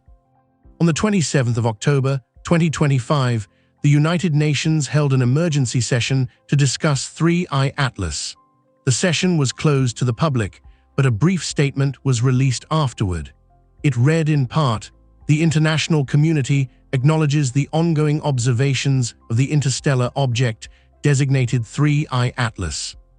While the nature of the recent radio emissions remains under investigation, all member states are urged to maintain open channels of communication and to avoid unilateral action that could be misinterpreted or escalate tensions." The statement was carefully worded. It acknowledged the signal without confirming its significance. It called for cooperation without suggesting that cooperation was urgent, but the subtext was clear. This is serious, and you need to be prepared. Several governments have quietly activated their deep space tracking networks. Radar installations in Australia, Russia, and the United States have been retasked to monitor the region of space where 3I Atlas will re-emerge in December. Military satellites with infrared and optical sensors have been repositioned, not because anyone expects a threat, but because the possibility of a threat cannot be completely ruled out, and several space agencies, including NASA, ESA, and China's CNSA, have begun preliminary discussions about the feasibility of sending a probe to intercept 3 Atlas. Not now, not with current technology, but in the future, if another object like this enters the solar system, could you reach it? Could you study it up close? The answer, according to most experts, is maybe if we have enough warning. If we have the funding, if we have the political will. Right now, you have none of those things. While governments and space agencies debate protocols and response strategies, a different kind of response is happening at ground level. Amateur astronomers around the world have been pointing their telescopes at 3I Atlas since the moment it was discovered. They have been tracking its position, measuring its brightness, photographing its coma, and in the weeks since the signal was first detected, they have been listening. Several amateur radio enthusiasts have built or adapted receivers capable of monitoring the 1420 MHz band. They are listening for any resumption of the signal. They are scanning adjacent frequencies. They are recording everything, and they are sharing their data online. There is a growing community, a loose network of observers spread across every continent dedicated to tracking 3I Atlas and documenting its behavior. They call themselves the Atlas Watch. On forums and chat groups, members of the Atlas Watch share their observations, their theories, and their concerns. Some are skeptical. They believe the signal is instrumental noise or misinterpreted data. They are watching because they want to see the natural explanation unfold. Others are believers. They are convinced that the signal is real, that 3I Atlas is artificial, and that you are witnessing the most important event in human history. And then there are those in the middle, the ones who do not know what to believe, but who feel compelled to watch, who sense that something significant is happening, even if they cannot articulate what it is. On the 29th of October, as 3I Atlas reached perihelion, members of the Atlas Watch held a vigil, not in person. They are scattered across the globe, but online, a continuous live stream running for 24 hours where people could gather virtually to mark the moment. Thousands participated. Some left messages of hope, others left warnings, a few left jokes. One message stood out. It was posted at the exact moment of perihelion, and it read, "Whatever happens next, we were here, we saw it, we witnessed this moment. And that matters. Let us talk about the position that scientists find themselves in right now. On one hand, they have a responsibility to follow the data, to pursue evidence wherever it leads, to ask uncomfortable questions, and to consider unlikely possibilities. On the other hand, they have a responsibility to avoid speculation, to remain skeptical, to not jump to conclusions based on incomplete information. And right now with 3I Atlas, those two responsibilities are in conflict. The data is compelling. The signal is real. Multiple observatories have confirmed it. The pattern is structured. It follows the Fibonacci sequence. The timing is precise. It started and stopped at specific, significant moments, but the data is also incomplete. You do not have high-resolution images of the nucleus. You do not have direct measurements of the object's composition. You do not have a confirmed explanation for the nickel emissions or the anti-tail. And without that information, any conclusion is premature. So scientists are caught between two extremes. If they declare that the signal is definitely artificial, they risk being wrong. They risk destroying their credibility. They risk causing panic or false hope. But if they dismiss the signal as insignificant, they risk missing the most important discovery in human history. They risk looking foolish when the truth emerges. It is a no-win situation. And that is why most scientists are choosing a middle path. They are saying you do not know, but you are watching and you will share what you learn. It is not a satisfying answer, but it is the honest one, because the truth is you do not know what 3i Atlas is. Not yet. You have data. You have observations, you have anomalies, but you do not have answers. And until you do, all you can do is keep watching, keep listening, keep asking questions. As of today, the 30th of October, 2025, 3i Atlas is on the far side of the Sun. In 35 days, it will re-emerge. By early December, ground-based telescopes will be able to observe it again. And at that moment, you will know if the object's trajectory has changed. If it is slower than expected, or if its path has shifted, then you will know that something happened at perihelion, that the object performed a maneuver, that it is not following a purely gravitational path. If the signal resumes, if you detect new transmissions, new patterns, new frequencies, then you will know that the first transmission was not a fluke, that it was deliberate, that someone is trying to communicate. If new anomalies appear, if the object displays behavior that cannot be explained by cometary physics, then you will know that our understanding of 3i Atlas is fundamentally incomplete, or you might find that nothing has changed. The object might re-emerge exactly where you expect it to be, moving exactly as fast as you predicted. The signal might remain silent. The anomalies might resolve into natural explanations. And if that happens, then 3i Atlas will remain what it has always been, an unusual comet from another star system. Interesting? Yes. Important certainly, but not revolutionary, not world-changing. 35 days, that is how long you have to wait. And in those 35 days, the world will continue to watch, to speculate, to hope or fear or dismiss or believe. Because regardless of what 3i Atlas actually is, it has already changed us. It has forced us to ask questions that you have been avoiding, to confront possibilities that you have been denying, to admit that you do not know everything, that you might never know everything, and that the universe is far stranger than you ever imagined. Let me tell you what I think, not as a narrator, not as a researcher, but as someone who has spent months studying this object, analyzing the data, talking to scientists and skeptics and believers. Here is what I think. I think the signal is real. I do not know if it is artificial. I do not know if it represents intelligence. I do not know if it is a message or a beacon or a warning, but I think the signal is real. I think the pattern is deliberate. I think the timing is significant, and I think you are only beginning to understand what 3i Atlas actually is. I also think that you need to be careful not to jump to conclusions, careful not to let fear or excitement override rational analysis. Careful not to mistake our hopes or fears for evidence, because the truth is you do not know enough yet. You do not have enough data. You do not have enough observations, and until you do, any definitive claim, whether it is, this is definitely a comet, or this is definitely a spacecraft, is premature. But I also think you need to be honest about what you are seeing. The anomalies are real, the signal is real. The possibility that 3i Atlas is something other than a natural comet is real. That does not mean it is likely, but it means it is possible. And possibility in science is everything, because every discovery begins with a possibility. Every breakthrough starts with a question that someone was brave enough to ask even when the answer seemed impossible. So here is my question: what if you are wrong? Not about the data, not about the observations, but about our assumptions. What if the universe is not as empty as you think? What if intelligence is not as rare as you hope? What if you have been alone, not because you are unique, but because you have been too primitive to notice the signals that have been there all along? What if 3i Atlas is not the first visitor? What if it is just the first one you were advanced enough to detect? These are uncomfortable questions. They challenge our understanding of ourselves and our place in the cosmos. But they are questions worth asking, because if the signal is real, if 3i Atlas is artificial, if someone sent it, if you are being observed or contacted or tested, then everything changes. Not just for science, not just for technology, but for philosophy, for religion, for politics, for every aspect of human civilization. The question, are you alone, is not just an astronomical question, it is an existential one. And right now you might be closer to answering it than you have ever been before. 35 days from now you will know more, not everything but more. You will see where 3i Atlas is. You will measure its trajectory. You will listen for signals. You will analyze its composition. And based on that information you will update our understanding. You will refine our models. You will revise our conclusions. That is how science works, not through sudden revelation, but through patient observation.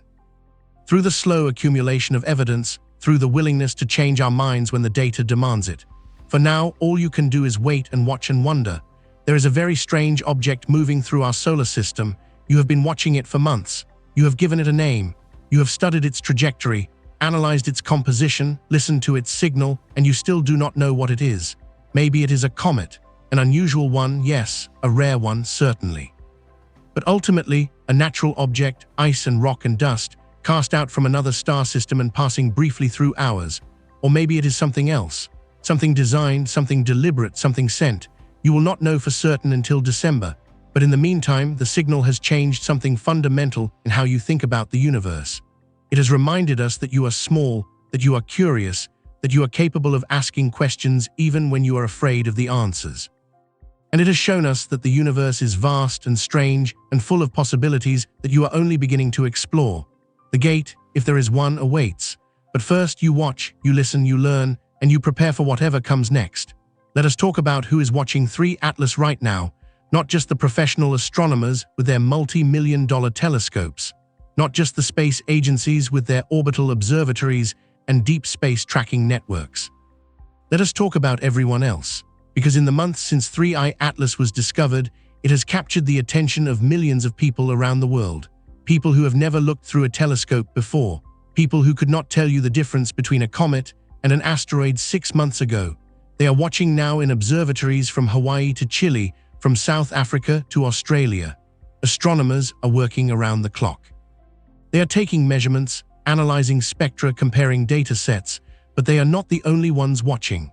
Amateur astronomers have set up telescopes in their backyards, on rooftops, in remote dark sky locations. They are photographing the sky, tracking the object's position, sharing their findings online.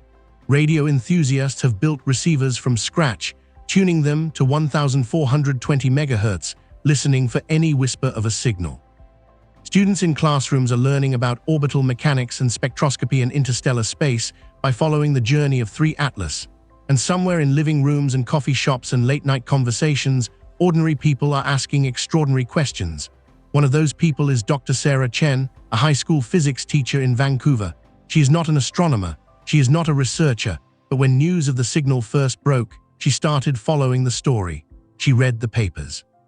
She watched the interviews. She taught her students about the Fibonacci sequence and the hydrogen line. And then she did something remarkable. She organized a global observation event. Dr. Chen reached out to teachers around the world. She proposed a coordinated effort. On the night of the 1st of December, 2025, the first night when 3I Atlas would be visible again after solar conjunction, students in every time zone would observe the same patch of sky. They would not all have telescopes. Many would not see anything at all, but they would all be looking together. The response was overwhelming. Within a week, more than 5,000 schools in 120 countries had signed up.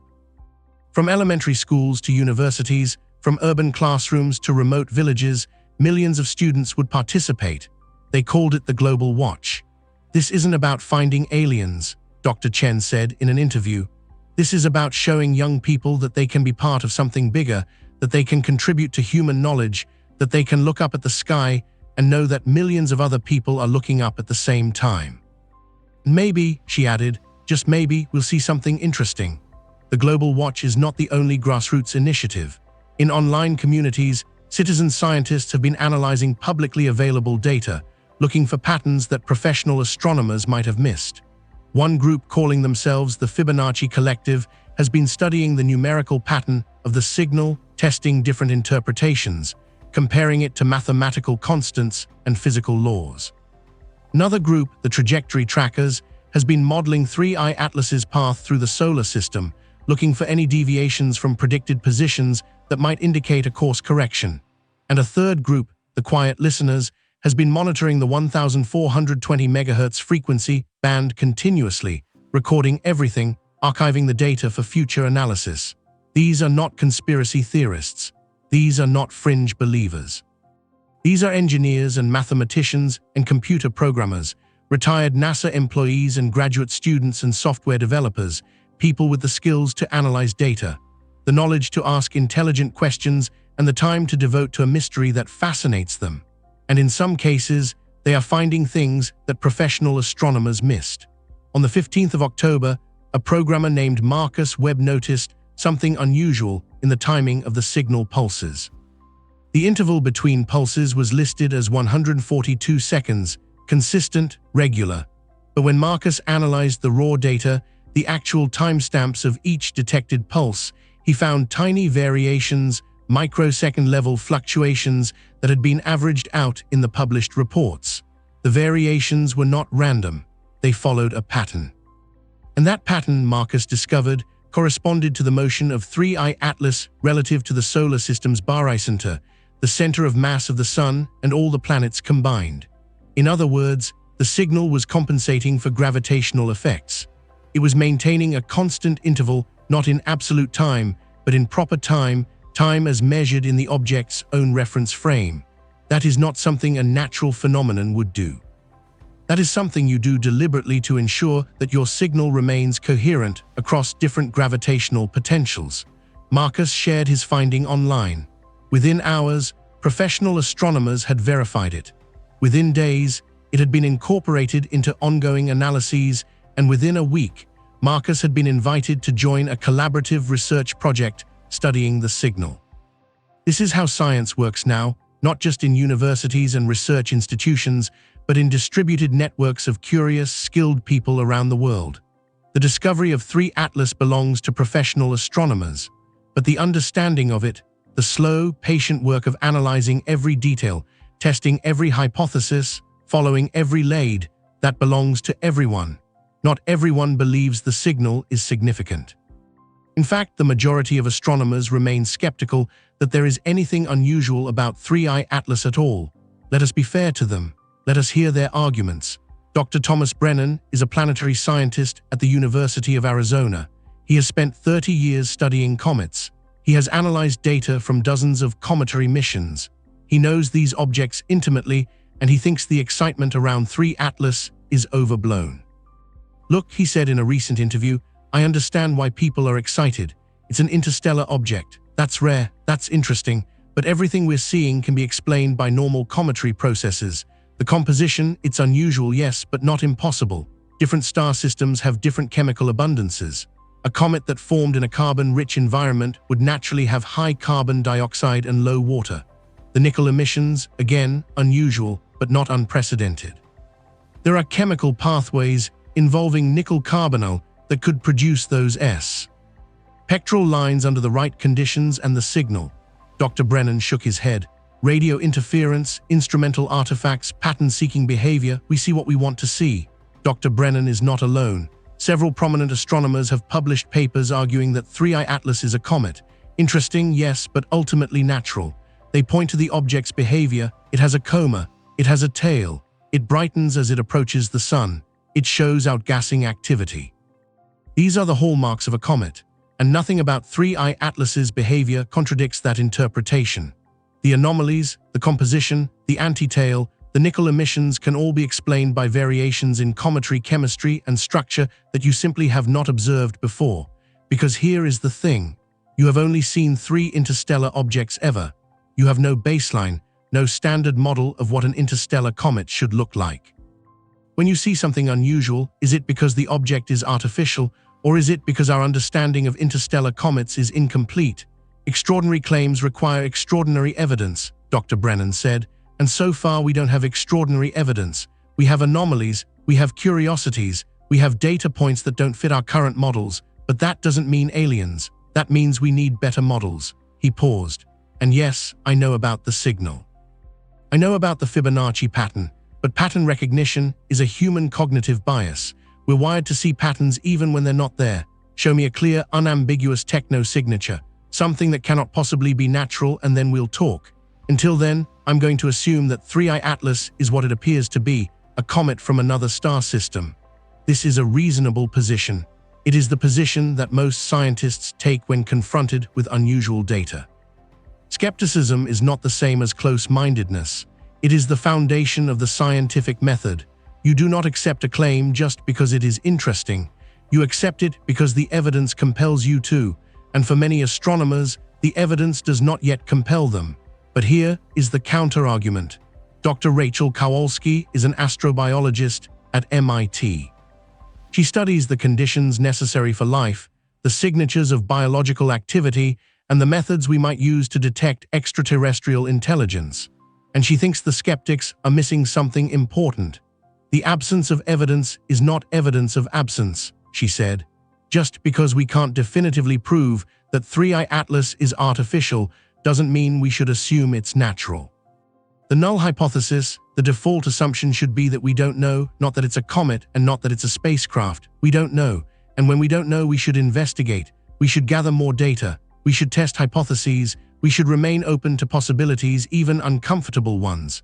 Dr. Kowalski pointed to the history of scientific discovery. Think about pulsars, she said. When they were first detected, astronomers thought they might be artificial. They were so regular, so precise that they seemed designed. But we investigated, we gathered data, and we found a natural explanation. Or think about fast radio bursts. For years, we didn't know what they were. Some people speculated about alien technology, but we kept observing, kept analyzing, and now we know they're natural astrophysical phenomena. But here's the key. We only found those natural explanations because we investigated, because we took the possibilities seriously, even when it seemed unlikely. If we dismiss 3I Atlas as just a comet without thoroughly investigating, we might miss something extraordinary, and that would be a failure of science. This tension between skepticism and openness, between caution and curiosity, defines the current moment in the study of 3I Atlas. No one knows who is right. No one can know. Not yet. All you can do is continue observing, continue analyzing, and continue asking questions. Let us talk about the simulations. Over the past few weeks, multiple research teams have been building computer models of 3I Atlas. They are trying to predict where the object will be when it re-emerges in December, how bright it will be, and what its trajectory will look like. But they are also trying to answer a deeper question. If 3 Atlas performed an Obert maneuver at perihelion, what would that look like? Dr. James Liu is a computational astrophysicist at Caltech. His specialty is orbital mechanics, the mathematics of how objects move through space under the influence of gravity. In mid-October, he started running simulations.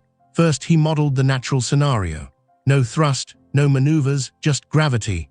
In this scenario, 3 Atlas follows a simple hyperbolic trajectory. It swings around the sun, picks up speed, and continues outward when it re-emerges from behind the sun. In December, it should be exactly where you expect it to be, moving exactly as fast as you predict. This is the baseline, the control case. Then Dr. Liu modeled the artificial scenario. He assumed that 3I Atlas is a spacecraft with a propulsion system. At perihelion, it fires its engines in a reverse Obert maneuver, bleeding off velocity to enter a bound orbit around the sun. How much thrust would be required? That depends on the object's mass. And that is where things get interesting. If 3 Atlas is a typical comet, ice and rock and dust, then its mass is probably around 10 billion tons based on its estimated size. To slow down from 68 kilometers per second to orbital velocity would require an enormous amount of energy, tens of terawatts sustained for hours. That is a lot, more than you could generate with solar panels or nuclear reactors. You would need something more exotic. Fusion engines perhaps, or matter-antimatter annihilation. Possible but difficult. But what if 3I Atlas is not solid? What if it is mostly hollow, a shell surrounding empty space? Then its mass could be much lower, maybe 1 billion tons, maybe even less. And if the mass is lower, the thrust requirement drops dramatically. Now you are talking about power levels that might be achievable with advanced nuclear or fusion technology. Still difficult, still beyond our current capabilities, but not impossible. Dr. Liu ran the simulations multiple times, varying the parameters, mass, thrust, duration, timing, and he found something unexpected. If you time the burn just right, if you start the maneuver a few hours before perihelion and sustain it for about 8 hours, you can enter a stable elliptical orbit with perihelion at Mars's distance and aphelion at Jupiter's distance. In other words, you can park the spacecraft in the habitable zone of the solar system, close enough to observe the inner planets, far enough to remain undetected by casual observation. It is the perfect surveillance orbit. Now, Dr. Liu was very careful to emphasize that this is speculation. He was not claiming that 3I Atlas actually performed this maneuver. He was simply exploring what would be possible if the object were artificial. My job, he said, is to model scenarios, to test hypotheses, to show what the data would look like under different assumptions. And what I can tell you is this. If 3I Atlas wanted to stay in the solar system, if it wanted to observe us without being obvious, then an Obeth maneuver at perihelion would be the most efficient way to do it. Whether that actually happened, whether the object is artificial at all, that's for the observers to determine. I'm just showing what's possible.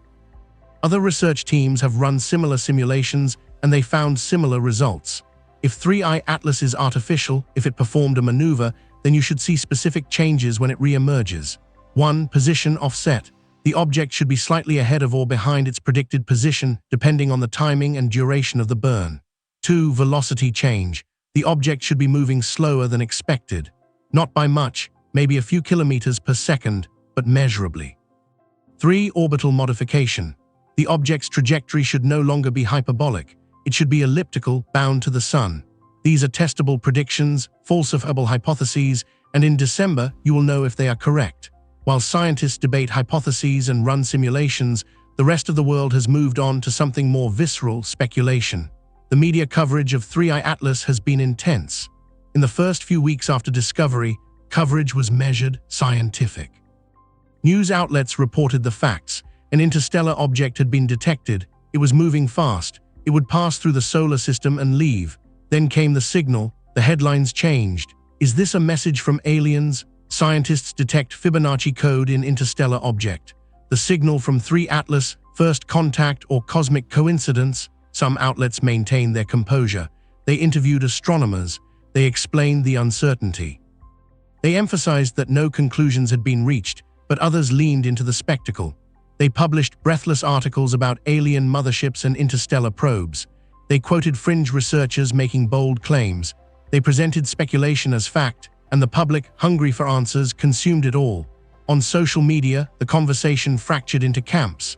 The believers, convinced that 3I Atlas is artificial, that the signal is real, that you are witnessing first contact. The skeptics, insisting that it is a comet, that the signal is noise, that you are letting your imaginations run wild. And the curious, unsure what to believe, but fascinated by the mystery, eager for more information.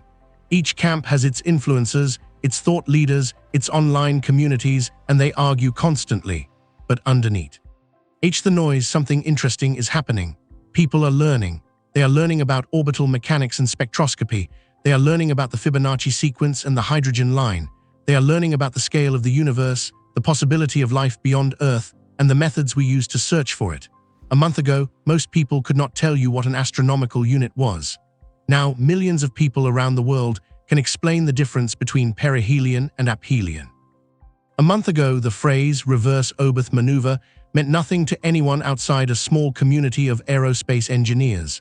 Now it is trending on social media. This is the power of a good mystery. It captures attention. It provokes curiosity. It makes people want to understand. And maybe that is the real significance of 3 Atlas, not what it is, but what it represents. A reminder that the universe is vast and strange, that there are questions you have not answered, that there are possibilities you have not explored, that you live in a cosmos full of mystery, and that is worth paying attention to. You are now entering the final phase of this story. In less than 35 days, 3 Atlas will re-emerge from behind the sun. Telescopes around the world will turn toward its expected position. Observers will measure its trajectory, its brightness, its composition, and you will know. Not everything, but enough. Already observatories are preparing. The European Southern Observatory's Very Large Telescope in Chile is allocating time for observations in early December. The Keck Observatory in Hawaii is coordinating with other facilities to ensure continuous coverage.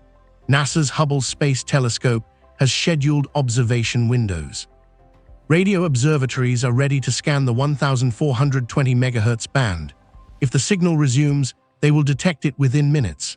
And spacecraft in the solar system, ESA's JUICE, NASA's Juno, and several Mars orbiters are positioning themselves for optimal observation angles. This is not a casual effort. This is a coordinated global campaign to observe a single object with unprecedented detail, because everyone involved understands what is at stake. If 3I Atlas re-emerges exactly where you expect it, moving exactly as fast as predicted with no signal and no anomalies, then the story ends. It is a comet.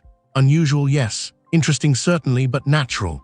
But if anything is different, if the trajectory has changed, if the signal resumes, if new anomalies appear, then the story is just beginning. Dr. Emily Rodriguez is the coordinator of the International Observation Campaign. She is a career astronomer, 25 years of experience, dozens of published papers, and she has never been more nervous. "This is it," she said during a recent planning meeting. "This is the moment. In a few weeks we'll have our answer, or at least we'll have more data, better data, data that will let us narrow down the possibilities. But whatever we find, it's going to be significant because 3I Atlas has already changed how we think about interstellar objects. It's already pushed the boundaries of what we thought was possible, and I suspect it's going to keep surprising us. Let us take a moment to acknowledge something important. This is not just a story about a comet or a signal or a scientific mystery. It is a story about people, people who spend their lives studying the stars, people who build telescopes and write software and analyze data. People who lie awake at night thinking about orbital mechanics and spectroscopy and the possibility of life beyond Earth. This is their passion, their calling, their life's work. And for many of them, 3I Atlas represents something profound. Dr. Alan Foster is 72 years old. He has been an astronomer for half a century. He has discovered comets, studied asteroids, contributed to our understanding of the solar system. When I spoke to him in early October, he was reflective. "You know," he said, "I've spent my entire career hoping for a moment like this, hoping that we'd find something, some sign, some evidence that we're not alone. And now here we are. Maybe, possibly, it might be nothing. It probably is nothing, but it might not be." He paused. "I'm an old man. This might be my last chance to see something extraordinary, to witness the most important discovery in human history. Or it might not. Maybe 3I Atlas is just a comet. Maybe I'll spend the rest of my career studying comets and asteroids and never knowing if we're alone. But I'm grateful that I get to be here right now in this moment of possibility, grateful that I get to watch and wonder and hope. That's what keeps us going, not certainty, hope." Dr. Foster is not alone in feeling this way. For many astronomers, 3I Atlas represents something more than a research project. It represents a dream, a lifetime of asking questions, a career spent searching for answers, and whether the answer is yes, it is artificial, or no, it is natural. The fact that you are asking the question, the fact that you are taking it seriously, that matters. Let us play a thought experiment. Let us assume just for a moment that the skeptics are wrong, that 3I Atlas is not a comet, that the signal is real, that the object is artificial. What happens next? First, there would be confirmation, multiple observations, multiple analyses, multiple independent verifications. The scientific community would need to be absolutely certain before making any public announcement. That process would take weeks, maybe months, but eventually the evidence would become overwhelming and someone, NASA, ESA, the UN would make a statement. "We have detected evidence of extraterrestrial technology in our solar system." And then everything changes. Not immediately, not dramatically, but fundamentally, because that statement would be the most important sentence ever spoken by a human being. It would rewrite our understanding of the universe. It would reshape our understanding of ourselves. It would answer the oldest question in human history. Are you alone? And the answer would be no. The implications would ripple outward in every direction.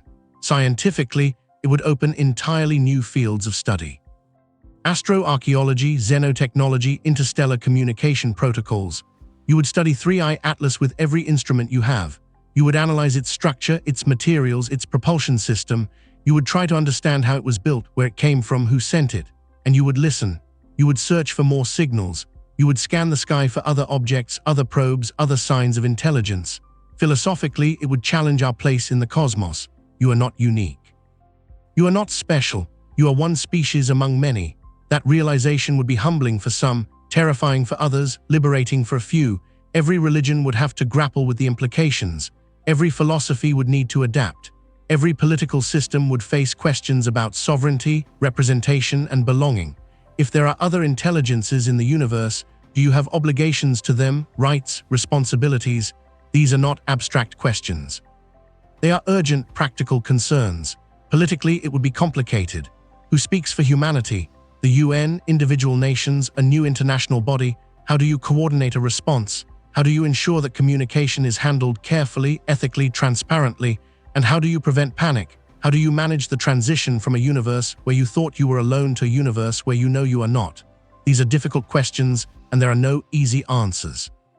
But here is what I think would happen in the long term. You would adapt, you would learn, you would grow, because that is what humans do. You face the unknown, you ask questions, you find answers, and then you ask more questions.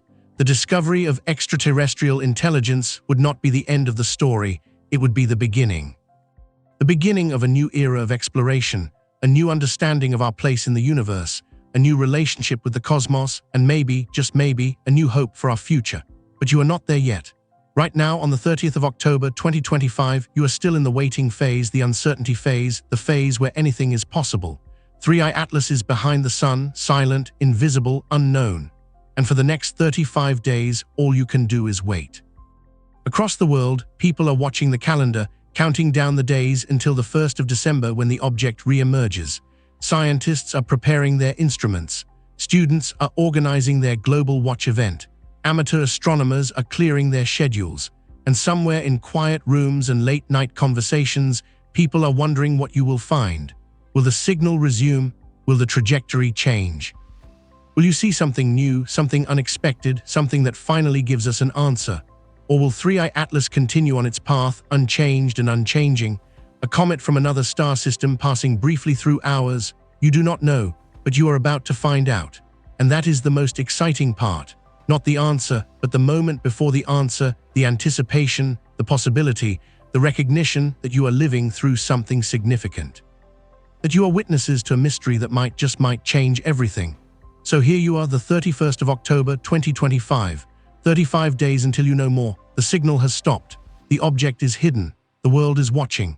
And somewhere out there beyond the sun, beyond our ability to see or measure or understand, 3i Atlas continues its journey, moving at 68 kilometers per second, trailing a faint coma of gas and dust, silent, enigmatic.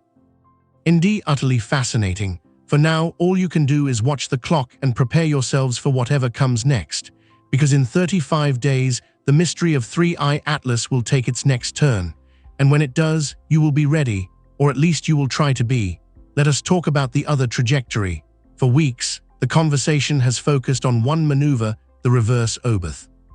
The possibility that 3 Atlas would use its perihelion pass, hidden by the glare of the sun, to fire a thruster, slow itself down, and enter a new orbit. An orbit that could, as Avi Loeb's calculations suggested, bring it on an intercept course with Earth by late November or early December. This is the scenario that has held us in suspense. The Trojan horse, the Black Swan event, the possibility that this object is not just a probe, but a potential threat. But what if you are wrong? What if you have been looking at the wrong planet? What if the destination was never Earth? There is another hypothesis, another trajectory, one that is just as chilling, just as deliberate, and in many ways far more intelligent. The destination is not Earth, it is Jupiter. Let us talk about the logic. If 3 Atlas is an alien technological craft, a colonization force, or an advanced probe, what is its logical objective? Would it come straight to Earth? A planet with 8 billion inhabitants, a chaotic civilization, a robust immune system that would react with panic and hostility, a planet with a deep, heavy gravity well that makes landing and, more importantly, launching incredibly expensive and difficult. Or would it go somewhere else? Somewhere quiet, somewhere uncontested, somewhere with more resources, lower gravity, and a strategic position from which to observe and eventually control the entire solar system. If you are an interstellar colonizing group, you do not pick a fight you do not need. You do not land in the middle of a crowded, unpredictable city. You go to the high ground. In our solar system, the high ground is not Earth. It is Jupiter. Think about the trajectory. 3 Atlas is already on a path that takes it very close to Jupiter. A close flyby is scheduled for March of 2026. It would take only a very slight orbit maneuver at perihelion, a tiny burn, a small change in velocity to shift that trajectory from a flyby to a rendezvous. It would not need a massive reverse thrust burn to slow down and intercept Earth. It would just need a gentle nudge, a little acceleration using the sun's gravity to fling itself into a perfect capture orbit around the largest, most powerful planet in our solar system. It is a smarter move, a more patient move. It is a checkmate move. While you have been anxiously watching our own backyard, terrified of a direct threat, the real invasion might be happening somewhere else entirely. a quiet, uncontested colonization of the outer solar system, and by the time you even realize they are there, it will already be too late. Why Jupiter? To us, it is a distant, hostile giant, a ball of gas and radiation, a place you send hardened probes, not a place you would ever live. But to an advanced interstellar intelligence, Jupiter is not a planet. It is a resource hub, it is a fortress, it is the key to the entire solar system. Let us look at the assets. Jupiter is not just one planet. It is a system of its own with dozens and dozens of moons. 4 of them are massive, planet-sized worlds in their own right. The Galilean moons, Io, Europa, Ganymede, Callisto, and 3 of them, Europa, Ganymede, and Callisto, are water worlds. They are believed to have vast liquid water oceans buried beneath their kilometer-thick crusts of ice. Water, the universal solvent, the single most important resource for life and for industry. You can drink it, you can grow things with it, and you can split it into hydrogen and oxygen. Rocket fuel, the highest grade, most powerful rocket fuel in existence. An interstellar craft arriving after a long journey would be low on fuel. Its first priority would be to find a refueling station. The Jupiter system is not just a gas station, it is an entire strategic reserve. Now let us look at the real prize, Ganymede. Ganymede is the largest moon in the entire solar system. It is bigger than the planet Mercury. It is bigger than Pluto. It has a huge subterranean ocean of water. It has a low-density surface, easy to dig into, easy to build within. And it has 2 things that make it unbelievably unique. First, low gravity. Ganymede's surface gravity is just 1.4 milliseconds. Earth's is 9.8 square milliseconds. What does that mean? It means launching things into space from Ganymede is effortless. On Earth, you have to build monstrous rockets, burning millions of tons of fuel just to fight our way out of our own gravity well. On Ganymede, you could launch massive industrial payloads, colonization ships, or military craft with a fraction of the energy. It is the perfect launch point to the rest of the solar system. Second, a magnetic field. Ganymede is the only moon in our solar system known to have its own magnetic field, a geodynamo churning in its metallic core. That magnetic field, while weak, provides a shield, a first line of defense against the brutal radiation belts of Jupiter. It is a small protected bubble in the most hostile environment in the solar system. It is a perfect place to set up a base. And there is one more thing, an incredible coincidence. Ganymede has an atmosphere. It is thin, incredibly thin, but it contains something vital. Oxygen. A craft arriving at Ganymede could immediately begin harvesting oxygen from the atmosphere. It could have breathable air before it even drills down to the water ice. It could hit the ground running. Water, fuel, low gravity, a magnetic shield, oxygen. It is not just a good spot. It is the perfect spot. If you wanted to conquer a solar system, you would not go to Earth. You would go to Ganymede. You would set up your base. You would drill for water. You would manufacture fuel. You would build your industry. You would launch your ships. And you would do it all in complete secrecy, while the inhabitants of the 3rd planet were busy arguing about whether you were a comet or not. The colonization of Jupiter's moons is just the first step. It is the beachhead. From there, you have uncontested access to the single greatest source of industrial material in the solar system, the asteroid belt, and Jupiter conveniently controls it.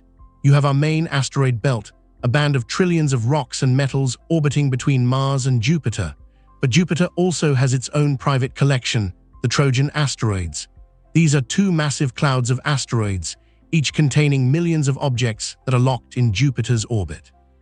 They follow the planet around the Sun, trapped in a perfect gravitational resonance, 60 degrees ahead and 60 degrees behind the planet.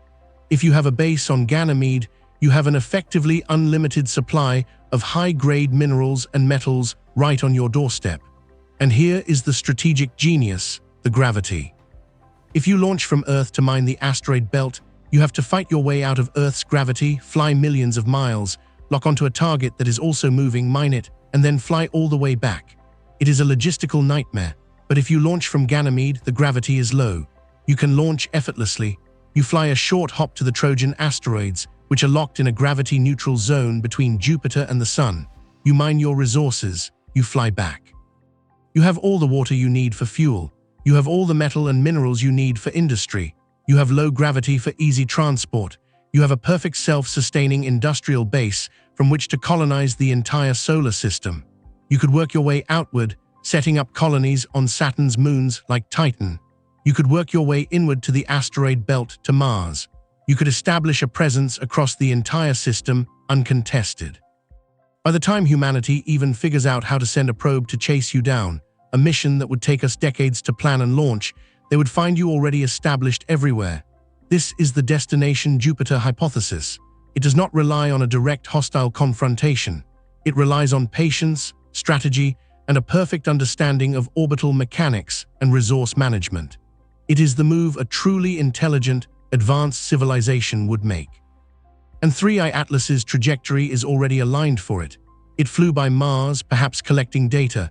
It is using the Sun for a gravity assist, and its next stop is a close approach to Jupiter. All it needs is that one tiny push, that one hidden maneuver to turn a flyby into an arrival, a maneuver that would have happened yesterday hidden behind the Sun. If 3 Atlas is a craft, a colony ship, a probe, where did it come from? The universe is vast. Tracing a trajectory back through interstellar space is almost impossible. The object has been traveling for millions, maybe billions of years. It could have come from anywhere, but the calculations are not random. You know the direction it came from, the constellation Sagittarius, the heart of the Milky Way, and you can trace its path backward. Recently, astronomers did just that. They took the known velocity and trajectory of 3I Atlas and backtracked its journey over 10 million years, checking its path against the known movements of stars in our galactic neighborhood. They identified 93 stars that the object would have encountered over that period, and they found something deeply fascinating. Over the course of 10 million years, the closest 3I Atlas came to any of those 93 other stars was a distance of 0.3 light-years. That is 63,000 astronomical units. To put that in perspective, right now it is just 1.4 astronomical units. From our Sun, what does this mean? It means its journey here was not an accident. It was not just passing by another star and getting flung in our direction. Its trajectory toward our Sun is, in the context of its 10 million-year journey, an extreme statistical anomaly, a 1 in a million shot. It is almost as if it was aimed. But where could it have been aimed from? There is one candidate that is more likely than others. Barnard's star. It is the second closest star system to our own. Just 5.96 light-years away. It is a red dwarf, older and dimmer than our Sun, and we know it has planets. At least 4, maybe more, are orbiting that star. Here is the connection. Barnard's star is located in the constellation of Ophiuchus, the Serpent Bearer. This is right next to Sagittarius, the direction 3I Atlas came from. In the night sky, their origin points are incredibly close together. And then there is the math. If you traveled from Barnard's star, 5.96 light-years away, at the observed speed of 3I Atlas, around 60 kilometers per second, the journey would take approximately 30,000 years. In the grand scheme of interstellar travel, that is not a long time. It is a manageable journey, a journey you could plan, a journey you could survive. You are not saying 3I Atlas is from Barnard's star, but it is a candidate, a plausible origin point, a red dwarf system with its own planets headed toward our system. Perhaps this is what advanced civilizations do. They do not just explore, they move. They migrate from one star system to the next, using resources, setting up outposts, and continuing their journey. And 3I Atlas is just the latest arrival. Let us go back to the ante-tale. For weeks, you have discussed the two possibilities. Possibility A, it was a natural jet of carbon dioxide gas and dust pointing toward the Sun, which later dissipated as a normal tail formed. Possibility B, it was artificial thrust, a braking maneuver. Now there is new data, a new anomaly that complicates the natural explanation and gives chilling new weight to the artificial one. Recent measurements of 3I Atlas suggest its velocity has not been constant. Let me be clear. You expect its velocity to change. That is what gravity does. As it falls toward the Sun, it speeds up. That is normal, but the observed changes do not perfectly match the models. In the weeks before perihelion, several observatories recorded a slight reduction in its acceleration rate. A slowdown. It was too subtle to be a definitive braking maneuver, but it was too large to be a measurement error. So what could cause an object to slow down when gravity is telling it to speed up? The most common explanation for a comet is cometary drag, outgassing. As the comet heats up, jets of gas erupt from its surface. These jets act like tiny thrusters. If they happen to fire in the direction of the comet's motion, they can push against it, causing a tiny, measurable deceleration. This is known as non-gravitational acceleration, but here is the problem. To create the observed slowdown, 3 Atlas would need to be outgassing massively. You would need to see a huge coma, a brilliant tail, vast plumes of gas and dust. And you do not. Spectroscopic surveys from multiple observatories, including the European Southern Observatory and Pan-STARS, have revealed minimal volatile activity. In fact, the object has been described as lacking a typical cometary tail for most of its approach. There is no cometary tail or gas emissions strong enough to justify this deceleration.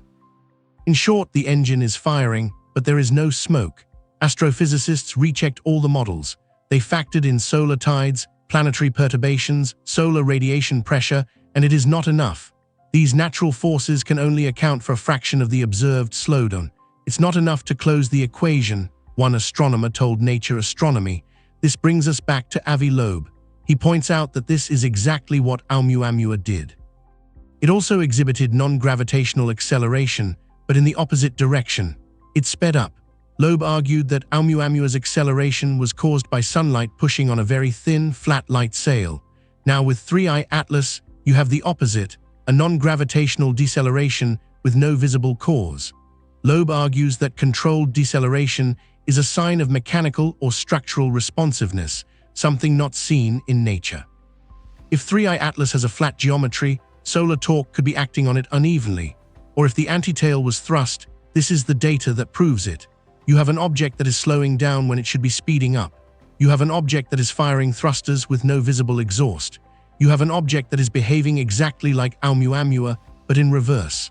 And you have an object that is now, today, hidden behind the sun at the perfect moment to perform its main final maneuver. The skeptics argue this could just be an instrumentation error, that the object's faintness and changing brightness make velocity calculations difficult, but the pattern is there. The equation does not close. Let us talk about a black swan. The term was popularized by the essayist Nassim Taleb. A black swan event is an event that is impossible to predict, comes as a complete surprise, and has a profound, game-changing impact on history. In hindsight, these events always look inevitable, but beforehand, they are unthinkable. The invention of the internet, the 2008 financial crisis, the 9/11 attacks. Avi Loeb has warned that 3I Atlas could be a black swan event, an event that looks natural at first, just another comet, but ends up being something else, a Trojan horse. This is why he has been so vocal, why he has been willing to risk his reputation by challenging the mainstream consensus. Because if there is even a 0.1% chance that this object is technological, the implications are 100%. If this object turns out to be artificial, Loeb said, it will redefine not just astronomy but civilization itself. This is the core of the dilemma. The scientific community is trained to dismiss low probability events, to favor the simplest explanation, the null hypothesis. And 99.9% of the time, that is the correct approach. But when the consequences of being wrong are total, the simplest explanation is not always the safest. If a doctor sees a strange shadow on an X-ray, they do not dismiss it as probably nothing. They investigate because if it is something, the consequences of ignoring it are catastrophic. 3I Atlas is a shadow on our solar system's X-ray. It has 8 documented anomalies that separate it from any natural comet you have ever seen. 1. Ecliptic alignment. Its trajectory is aligned almost perfectly within 5 degrees with the flat plane of our solar system. The odds of this for a random interstellar object are tiny. 2. The antitail, the sunward-pointing jet that defies typical comet physics. 3. Massive size. It is 1,000 times more massive than Borisov and 1,000,000 times more massive than Oumuamua. 4. Planetary flybys. A trajectory that coincidentally brings it close to Mars, Venus, and Jupiter. 5. Nickel-enriched coma, the industrial signature of nickel without iron. 6. Low water content, a composition of 4% water when 80% is typical for comets. 7. Extreme polarization. The light reflecting off it polarizes in an extreme negative way, unprecedented among comets. 8. The WOW signal. Its arrival direction is within 9 degrees of the 1977 WOW signal. Any one of these would be an interesting curiosity. All 8 of them together on the same object. This is what Loeb calls cumulative improbability. This is the definition of a black swan. An object that looks like a comet, acts mostly like a comet, but has a collection of features that when taken together point to something else entirely. And this black swan is currently hidden behind the sun at the exact moment it could be performing its most critical maneuver. Let us talk about the WOW signal. On the 15th of August, 1977, the Big Ear radio telescope at Ohio State University detected a powerful, unexplained narrowband radio signal. It lasted for 72 seconds. It was exactly the kind of signal that SETI, the search for extraterrestrial intelligence, was looking for. Astronomer Jerry Amon, who was reviewing the data, was so stunned he circled the sequence on the printout and wrote, "Wow," in the margin. The signal came from the direction of the constellation Sagittarius. It was never detected again. For 48 years, it has remained one of the greatest unsolved mysteries in astronomy, a single powerful burst of seemingly intelligent communication and then silence. It was dismissed by most as a one-off anomaly, a glitch, perhaps a reflection of an Earth-based signal. Until now, because you know where 3I Atlas came from, the direction of Sagittarius. Avi Loeb and his collaborators calculated the position of 3 Atlas back in 1977 when the WOW signal was detected. On that date, 3 Atlas was far out, still in deep interstellar space, but its position in the sky was just 9 degrees away from the origin point of the WOW signal, a 9-degree alignment. Is that a coincidence? The chance of 2 random directions in the sky aligning that closely is about 0.6%. It is possible, it is just unlikely. What if 3I Atlas or something with 3I Atlas emitted that signal as it passed through the outer solar system 48 years ago? A hello as it entered the neighborhood. And now, after 5 decades of travel, it has finally arrived. And it is broadcasting again, not a single WOW burst, but a deliberate repeating pulse on the hydrogen line. The Fibonacci. Sequence 813-8513-8. The connections are speculative, but they are piling up. A signal from 1977, an object from the same direction. A new signal in 2025 on the exact frequency SETI has been listening to for decades. How many once-in-a-lifetime coincidences are you allowed to have before you admit that something is going on? While the public debate between scientists like Avi and his skeptical colleagues has played out in the media, a darker, more secretive conversation has been happening. On a restricted dark web board, a document appeared. It claims to be a leaked internal memo from NASA. We cannot verify this document. We cannot confirm its authenticity. We are presenting it as it was found, as another piece of this baffling puzzle. The memo is dated the 2nd of August, 2025. Just 1 month after 3I Atlas was discovered. The subject line, see 2019 Y4 Atlas Anomalous Behavior and Classification Update. The clearance level, 5 clearance required. Do not distribute. The summary reads, the object exhibits accelerative properties inconsistent with Newtonian predictions. Preliminary analysis indicates non-gravitational influences of unknown origin. Surface scans suggest highly reflective composite material. Spectral anomalies recorded. This aligns perfectly with the deceleration anomaly. The spectral anomalies, the reflective composite material, could explain the high albedo and fluctuating brightness.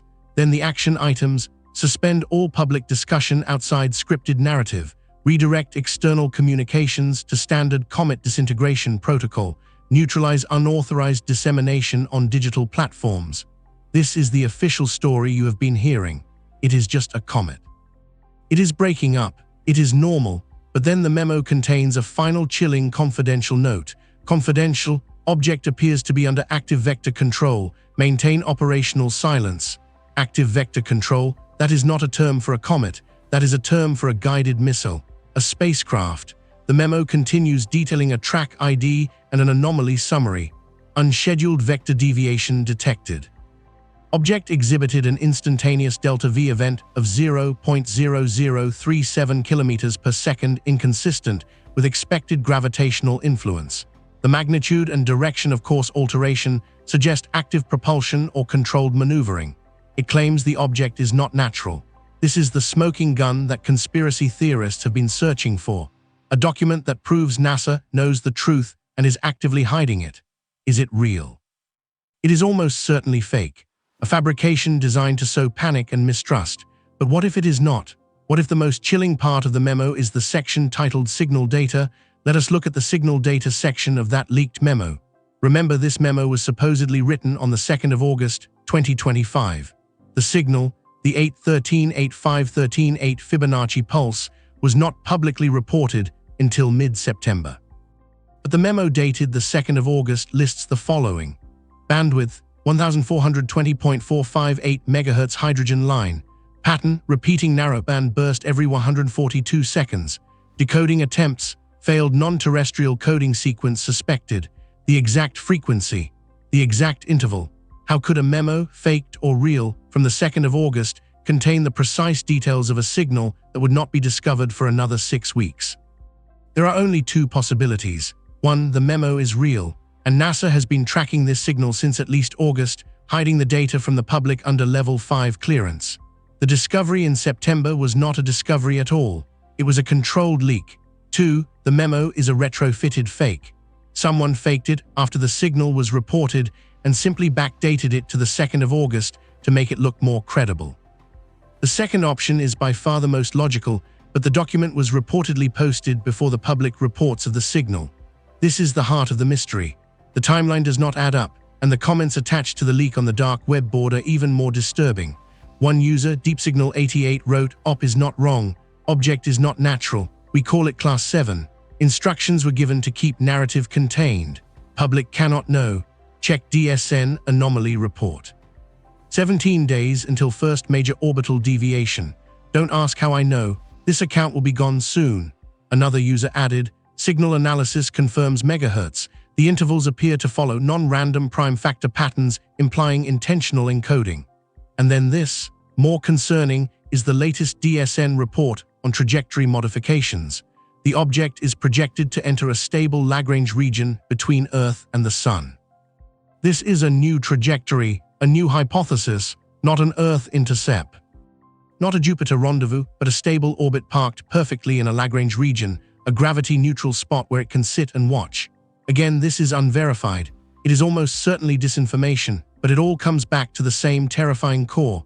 The object is under active vector control. It is not a comet. It is a vessel, and it is making deliberate propulsive maneuvers. If that is true, then the 35-day wait is not just a period of observation. It is a countdown.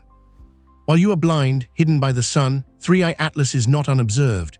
You have probes and spacecraft scattered across the solar system, and many of them are in the right place at the right time to get a look. This is the ad hoc fleet, the missions that were not designed for this, but are being repurposed in real time to track our visitor. First, there was the Mars flyby. On the 3rd of October, 3i Atlas passed within 30 million kilometers of Mars. Mars Express and EXO-Mars Trace Gas Orbiter, TGO, both turned their instruments to observe it. The images they sent back were faint, challenging. The cameras were designed to look at a bright planet, not a dim comet 100,000 times fainter. But they saw it, a fuzzy white dot. NASA's rovers on the surface, Perseverance and Curiosity, also looked up. Perseverance, after stacking 20 images, found it. A faint smudge of light, exactly where it was predicted to be. And then there was the HiRISE camera, the most powerful telescope in the Mars system, aboard NASA's Mars Reconnaissance Orbiter. It did take a photograph, the highest resolution image you could possibly have of 3i Atlas. That image has not been released. Avi Loeb claimed on the Joe Rogan Experience that he personally requested the data from the principal investigator and never received a response. The official reason, the US government shutdown, a political stalemate that furloughed NASA's communications department at the exact moment the most important image in modern history was supposed to be released. A coincidence just like the 9-degree alignment with the WOW signal, just like the nickel without iron, just like the Fibonacci sequence. The coincidences are starting to pile up, but the Mars flyby is over. Now the object is at perihelion and there are other observers. JUICE mission, Jupiter Icy Moons Explorer, is perfectly positioned. It will observe 3i Atlas in November just as it emerges from the sun's glare, getting the best view of the comet in its most active state. NASA's Juno spacecraft will get its chance in March of 2026 during the Jupiter flyby. And then there is Europa Clipper. This might be the most important observation of all. A new prediction from European researchers has identified a rare and fortuitous alignment. NASA's Europa Clipper spacecraft, currently in cruise mode on its way to Jupiter, is about to fly directly through the tail of 3i Atlas. Let me say that again. You are not just going to look at the comet. You are going to sample it. Comets have two tails. The dust tail, which is bright and follows the comet's orbit, and the iron tail, which is fainter, made of charged particles and always points directly away from the sun, pushed by the solar wind. Between the 30th of October and the 6th of November, right now, Europa Clipper is aligned perfectly with the sun and 3I Atlas. It is in position to be pummeled by charged particles from the comet's iron tail. This is an opportunity beyond anything astronomers could have dreamed of. A direct sample of material from another star system. You can use Europa Clipper's instruments to taste the tail. You can measure its composition directly. You can see if it contains nickel, if it contains iron, if it contains complex organic molecules. You can finally get a definitive answer. This is the closest you can currently get to a direct sample of a different part of the galaxy. But there is a problem. Europa Clipper is in cruise mode. Not all of its instruments are activated. To make these measurements, scientists on Earth need to awaken the spacecraft. And they cannot because of the US government shutdown. The exact same shutdown that is preventing the release of the high-rise image from Mars. The alignment window is between the 30th of October and the 6th of November.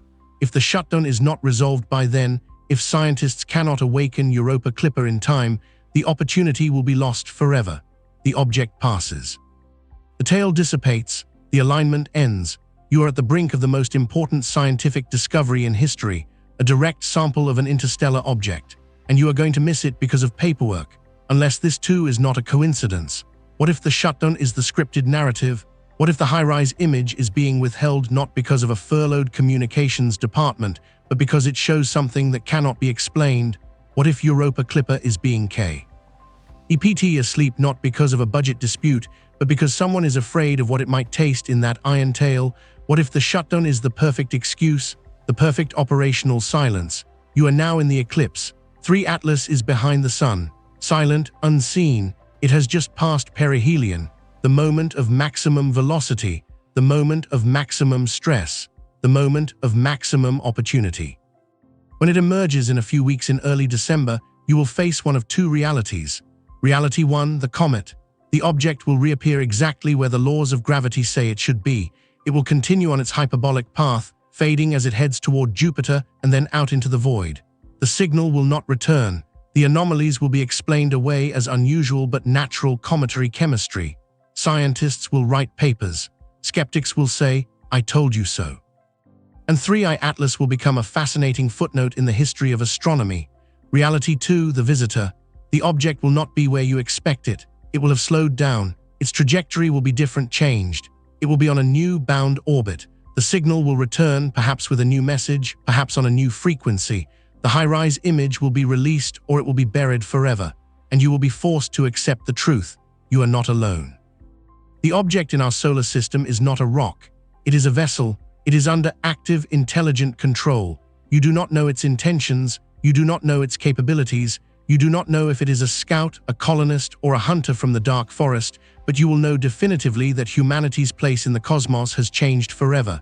There is no middle ground. There is no maybe. The test is coming. For 35 days you wait. You listen to the silence, and you prepare for the moment when 3I Atlas emerges from the shadow of the sun. The countdown has begun. This exploration of 3I Atlas represents humanity's attempt to understand the unknown through observation, analysis, and open inquiry. The signal at 1420 MHz, the Fibonacci pattern, and the possibility of artificial origin remains a hypothesis, fascinating, worthy of investigation, but unconfirmed. What you have documented here, real observations of an interstellar object, reported anomalies in composition and behavior, claimed detection of structured radio emissions, multiple scientific interpretations from natural to artificial science. What you acknowledge, the extraordinary nature of these claims requires extraordinary evidence. Skepticism is not dismissal. It is responsible science. Pattern recognition can mislead as easily as it can illuminate. The truth may be simpler, stranger, or more profound than you imagine. In December of 2025, new observations will provide new data. That data will help us understand. But understanding is a process, not a destination. For now, you observe, you question, you remain open to evidence wherever it leads. The universe is vast. The possibilities are infinite. And the story of 3I Atlas, whatever that story ultimately reveals, is still being written. If you have not already heard, our solar system is currently host to a strange and intriguing visitor.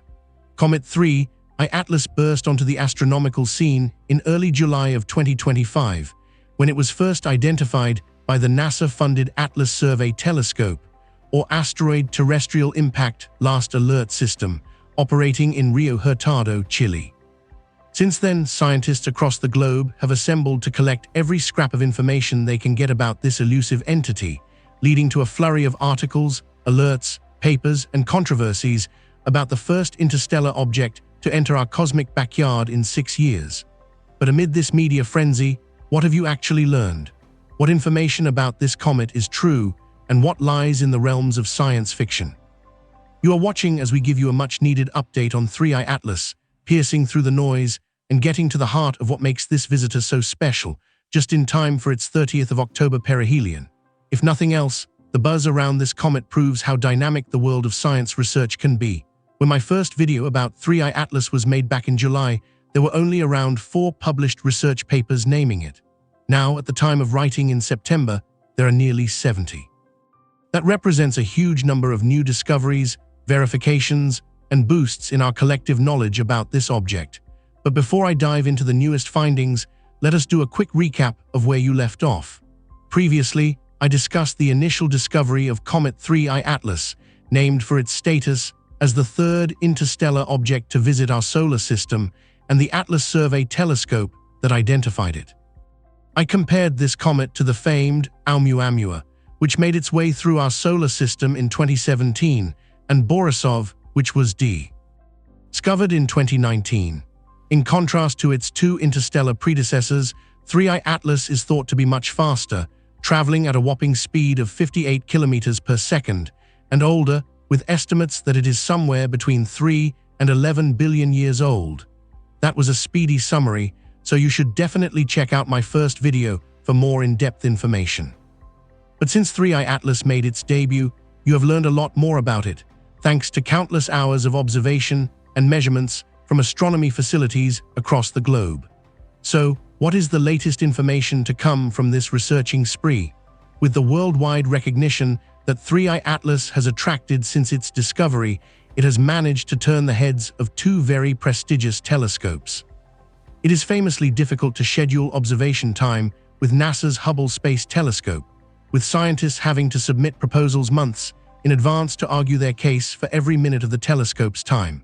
But luckily for 3I Atlas, Hubble always reserves some time for so-called targets of opportunity, things that need to be observed before they move out of our reach, giving this unexpected interstellar visitor a free pass to skip the queue.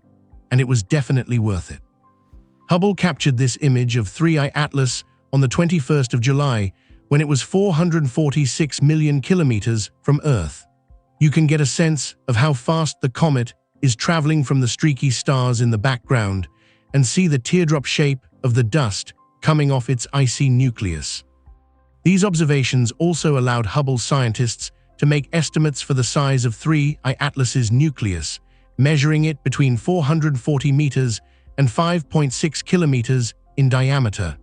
That makes it a lot smaller than we originally thought, since original estimates of its size assumed that the comet's reflectance was coming entirely from the nucleus, not the coma.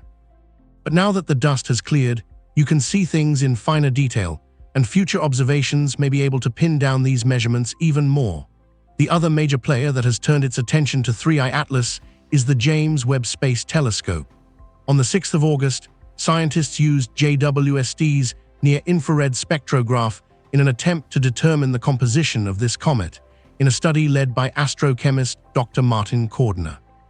They found a complex coma morphology, suggesting a range of different outgassing patterns depending on the elements and compounds being released. It seemed that carbon monoxide and carbon dioxide were sublimating more at this stage than water, but this is likely to change as the comet gets closer to the sun. And while usually comet tails point away from the sun, the researchers found a surprising amount of dust emanating from the comet in the direction of the sun, caused by the dust grains fragmenting as they move further from the nucleus and in turn reflecting more light. This process might be exacerbated by gas production, as excessive carbon dioxide production could actually be launching the dust further away from the nucleus. Pretty dramatic for a feature that appears to us as nothing more than a hazy glow. Hubble and James Webb are not the only NASA telescopes getting in on the 3I Atlas fun. The Transiting Exoplanet Survey satellite, affectionately known as TESS, has spent more than 7 years conducting an all-sky survey to discover exoplanets orbiting around nearby, bright stars.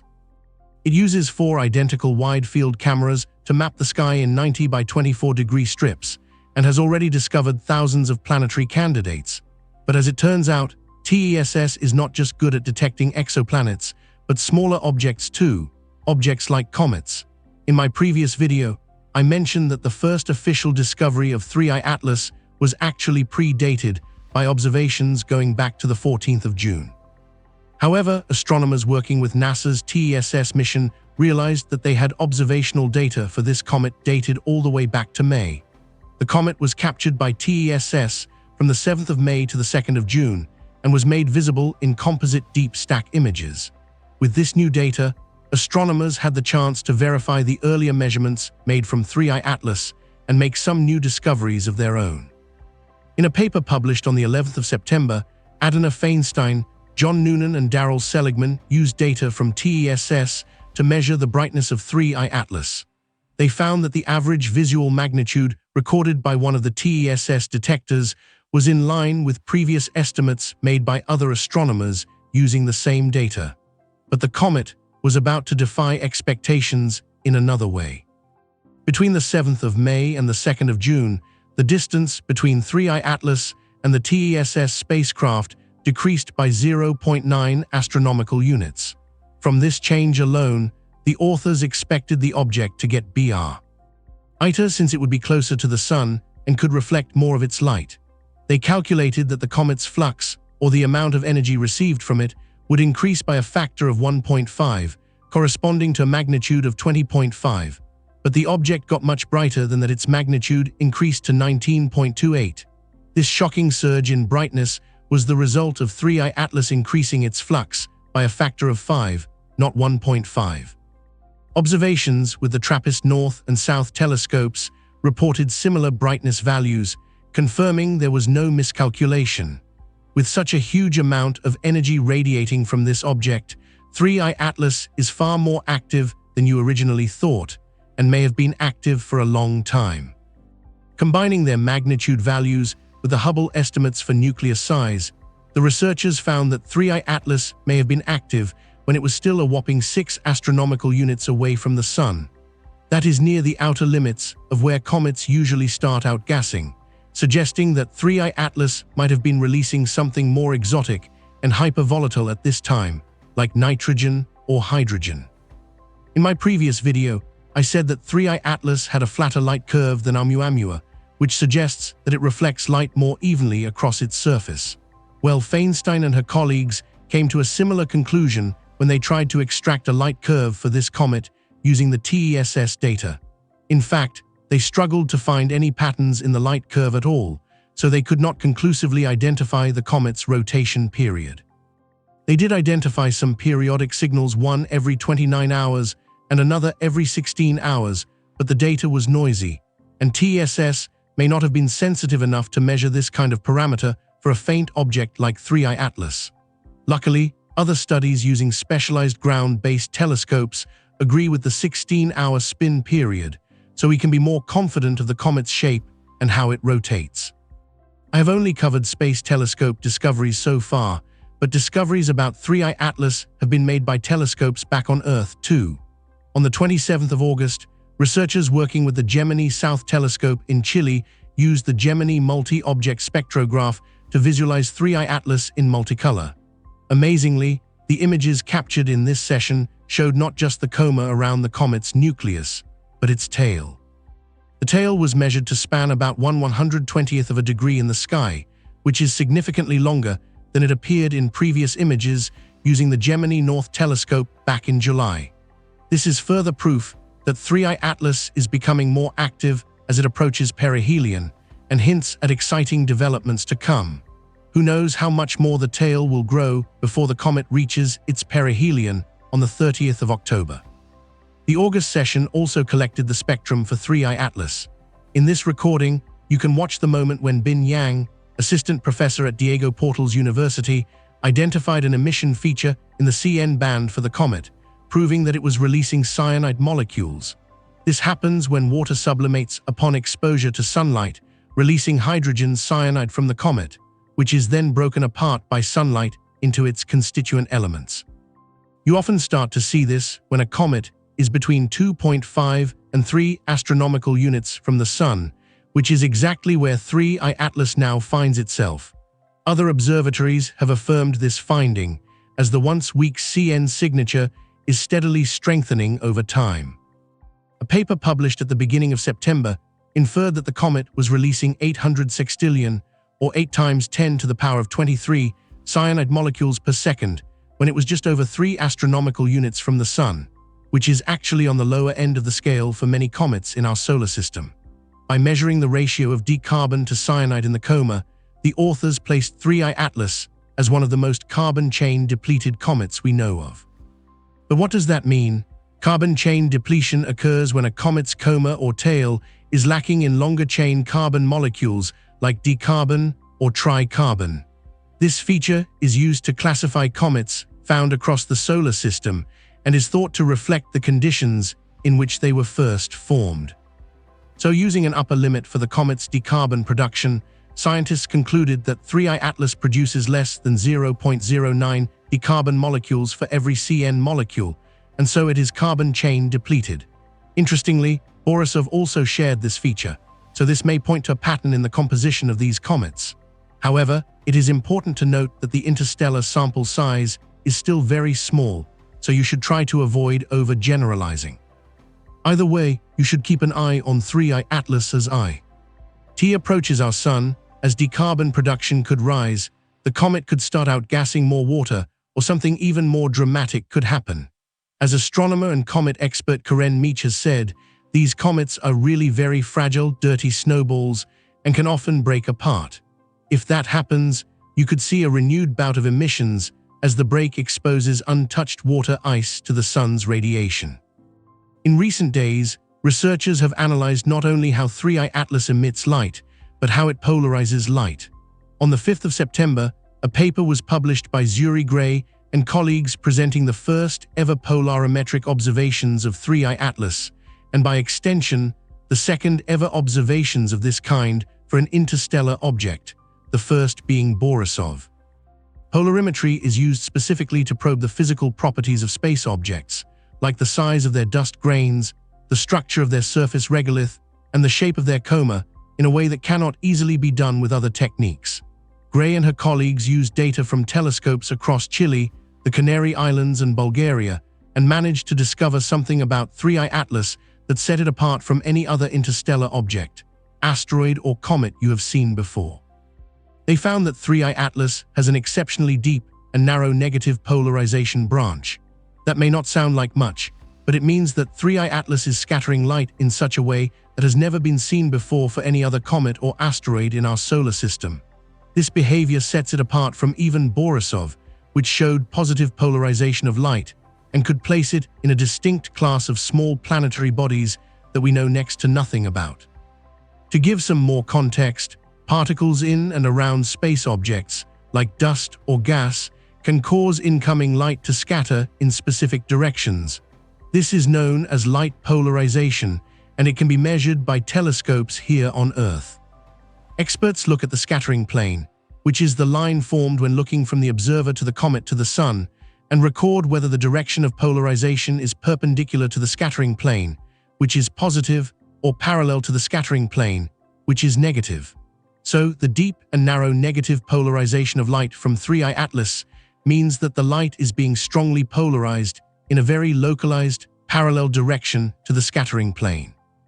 This pattern of polarization is somewhat comparable to some trans-Neptunian objects and centaurs, but further research is needed to pin down exactly why this might be the case.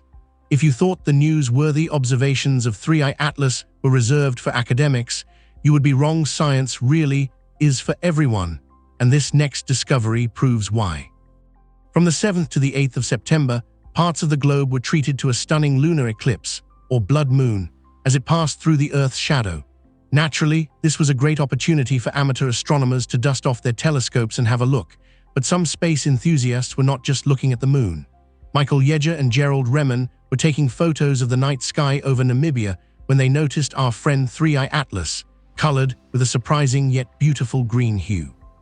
Now, this finding has not been verified by scientists at the time of writing, but comets in our solar system can turn green when they begin to release diatomic carbon, which gets energized by sunlight and fluoresces near 518 nanometers. This behavior may be normal for other comets in our solar system, but as you will remember, 3I Atlas was recently found to be highly carbon depleted, so it should not really have much diatomic carbon to fluoresce. Maybe it is a sign that diatomic carbon production has ramped up in recent days, but again, you will need further research to confirm or deny this theory. Whatever the case, it is a beautiful image, and this latest mystery has captured the attention of amateur astronomers and scientists alike. At this point, there is still one major area of development in the news surrounding 3I Atlas that you have not touched on yet, but it is one I am sure you have heard about. The name Avi Loeb pops up a lot in the media coverage of this comet, and he has a lot to say about where or who it came from. Avi Loeb is a renowned astrophysicist and Harvard professor who has stirred up his fair share of controversy throughout his career. His most recent obsession with 3I Atlas has received mixed responses from his fellow scientists and the wider public. Back in July, Loeb was already publishing his comments on the discovery of 3I Atlas, and at first, it all seemed pretty astrophysical. One of the main points from this paper and from Loeb is that 3I Atlas is too large to be an asteroid. Early estimates of the comet's radius put it at around 10 kilometers. Loeb pointed out that this would give the comet a far greater mass than we would have thought possible. Given our current understanding of how much material there is in interstellar space, an object this large entering our solar system should be an extremely rare occurrence. In light of this argument, Loeb suggested that 3I Atlas may be smaller than we originally thought, but he also suggested a controversial alternative, that alien technology could be the explanation. Just days later, Loeb submitted another paper, along with two collaborators representing non-profit organizations for interstellar exploration. And the title of this paper is The Interstellar Object 3I Atlas Alien Technology.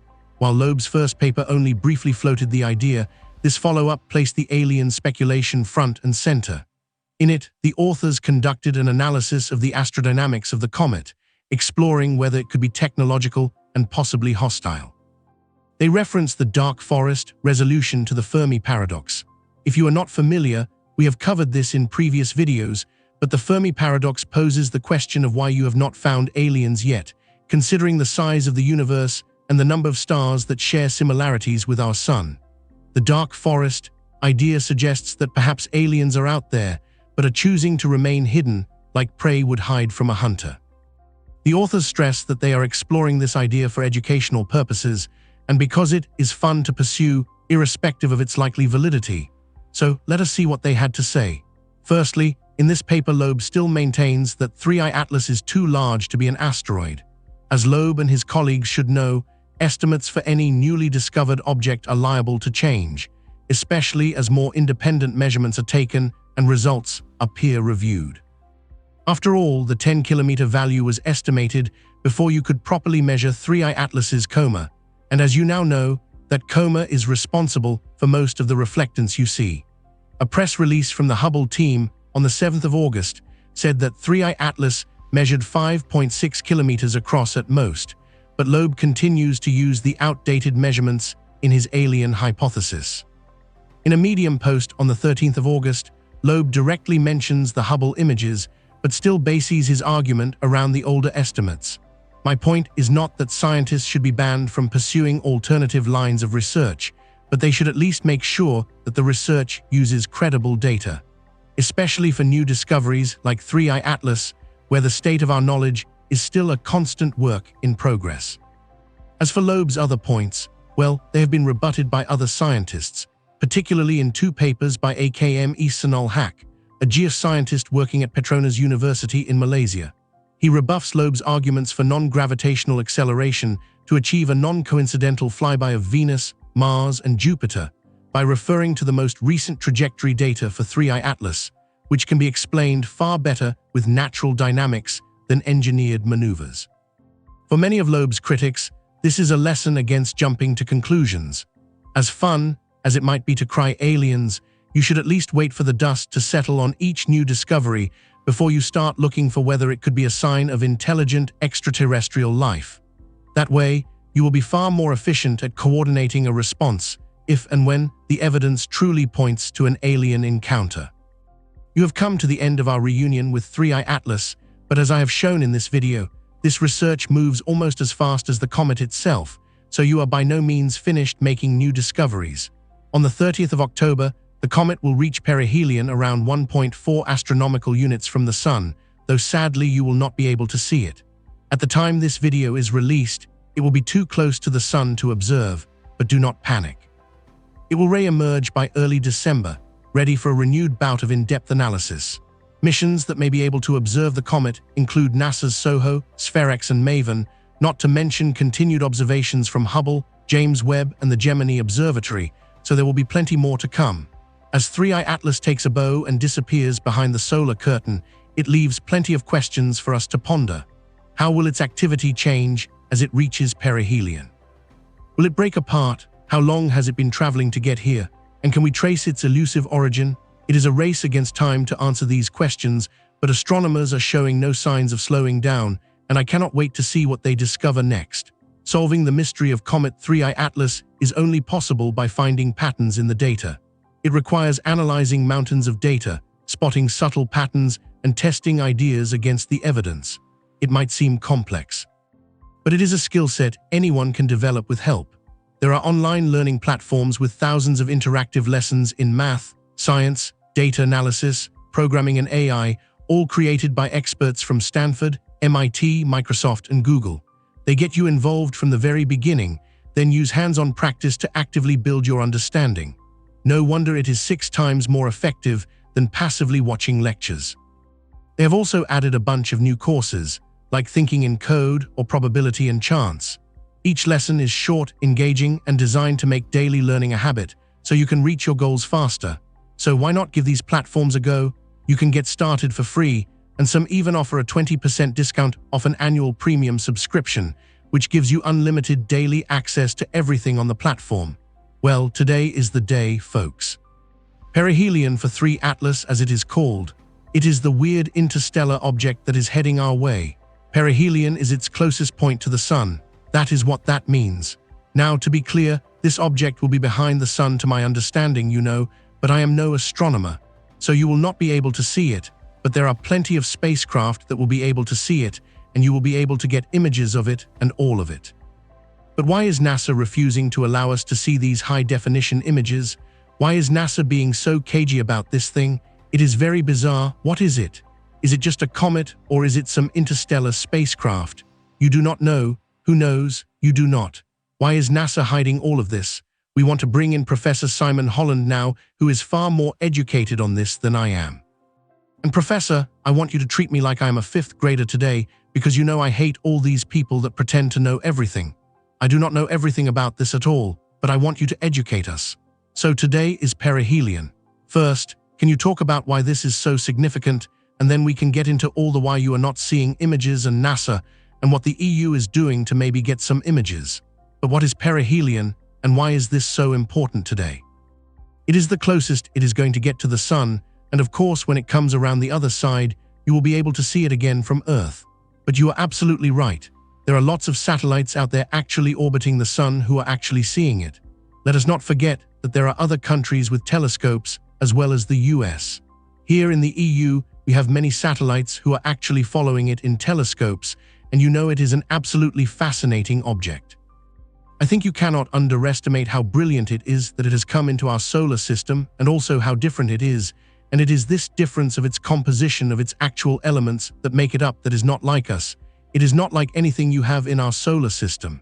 It is not made by our star. It has come from somewhere else, and it is behaving strangely and badly. It is not necessarily alien technology, but it is definitely extraterrestrial and not like us. You know it is an interstellar object.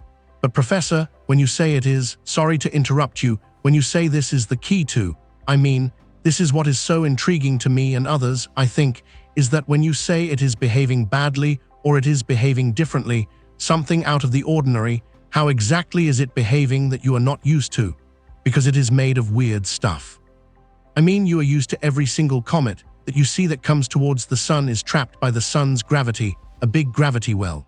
And this thing is moving so fast, it is not actually going to be trapped in our solar system, it is going to whiz right past because it is not from around here. So for example, a normal comet which is coming from our solar system, made of all the stuff that you and me and everything is made of, you know how they behave. They are mainly made up of water. So when they get near the sun, they evaporate and there is a big tail coming out the back. Now this crazy guy is probably made of different elements, and for example, it has had a tail coming out the front, and most of the gas coming out the back is probably a cyanide gas coming out of its metal structure. So when I say it is behaving badly, it is actually just behaving weirdly, and I think a lot of people are drawing conclusions from its weirdness. It does not mean that it is alien technology, it is just alien and not like us. Right, well, now that makes a lot of sense. Can you talk about like some of the images now? It passed by Mars just recently, and a lot of us in the United States were annoyed at NASA. Well, I know there is a government shutdown, etc. etc. You cannot release. You did manage to release low-res images, if I am not mistaken, but you could not release the high-res images that you know you have access to because of the spacecraft and other observation spacecraft on Mars that passed right by Mars. Can you talk about this? Yeah, I can. It was terrible. I mean, I was absolutely shocked.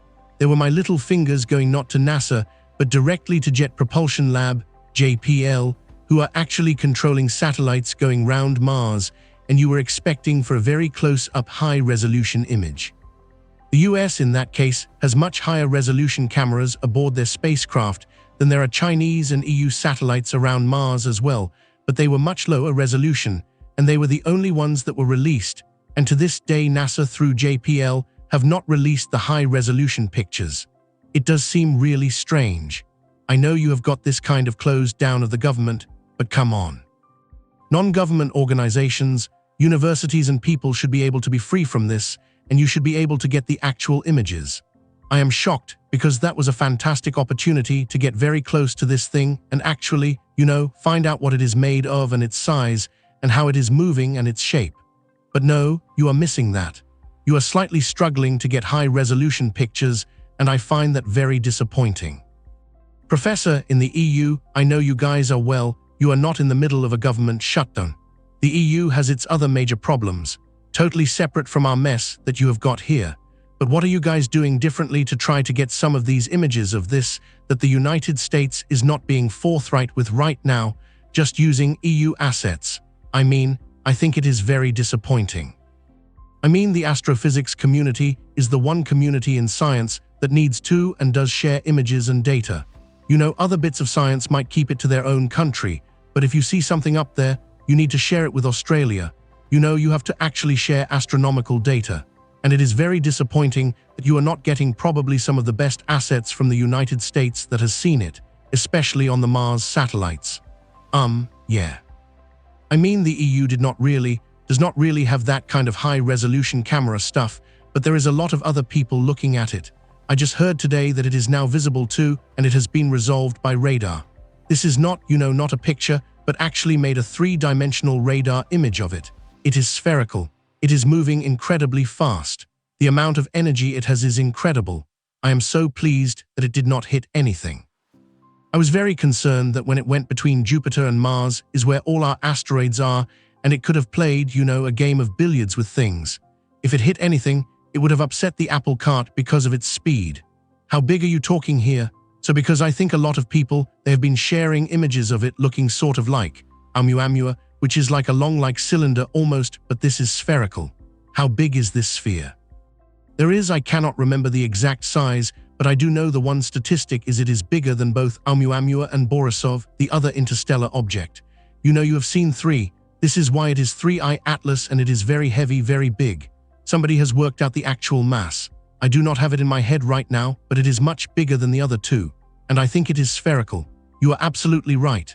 So are you talking asteroid size here? Are you talking, moon size? Oh no, large asteroid size. But that is brilliant that you raised that, because it was actually my friends at Hawaii at the university who run the Atlas project, and why it is called 3I Atlas is it is the third object. It is interstellar, and it was found by these Atlas people, and Atlas was funded by NASA to find, as you have just said, asteroids. Almost every asteroid over a kilometer, about just under a mile in diameter, has already been tracked, but the ones that are 999 meters were not tracked. So Atlas, that is their mission, is to find the smaller ones which could still be country or city killers, and because they have this incredible way of scanning the night sky in places other people do not look. They have got 4 telescopes in the northern hemisphere and 2 in the southern hemisphere, and they can map the whole world. They do it by joining dots. Every morning they come to work. They take out all the stars which are set and look for anything that moves, and anything that moves they can work out an orbit.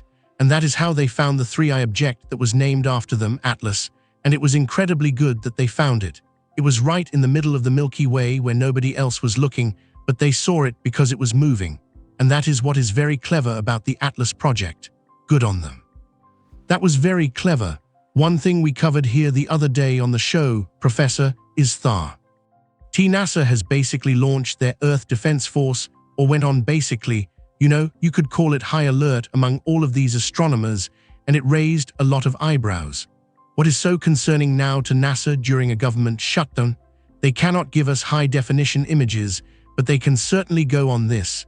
They can go on this alert to bring people an awareness about what is going on.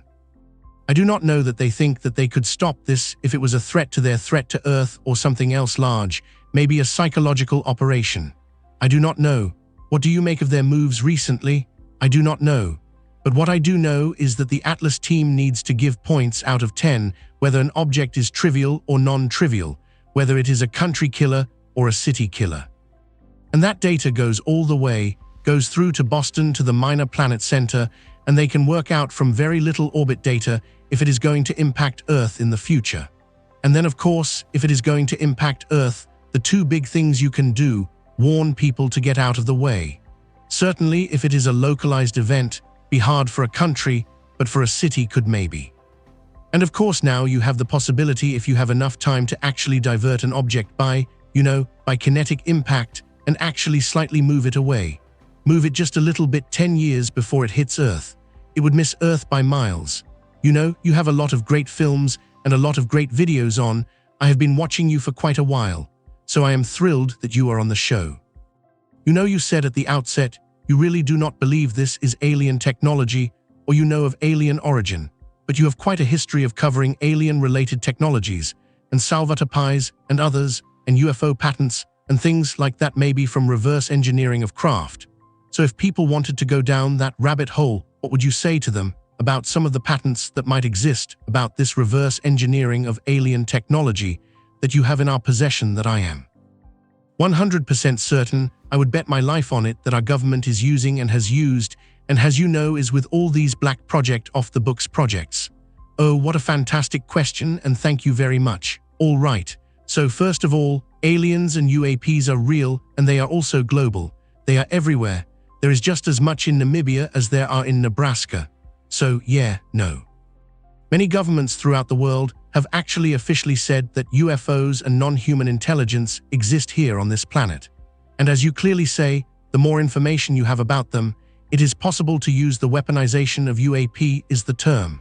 You look at those so-called 5 observables because those are defense companies who are actually studying how they move, and could we match them with our technology? Have they done that?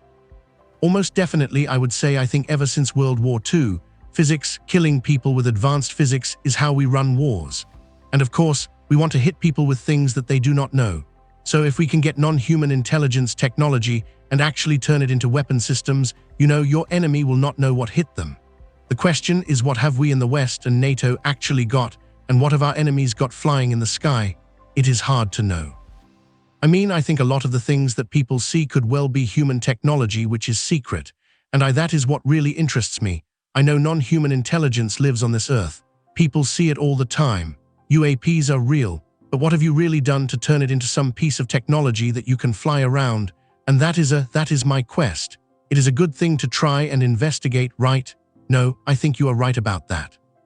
I think probably 90, maybe 95% of everything you are seeing in the night sky that is questionable is our own.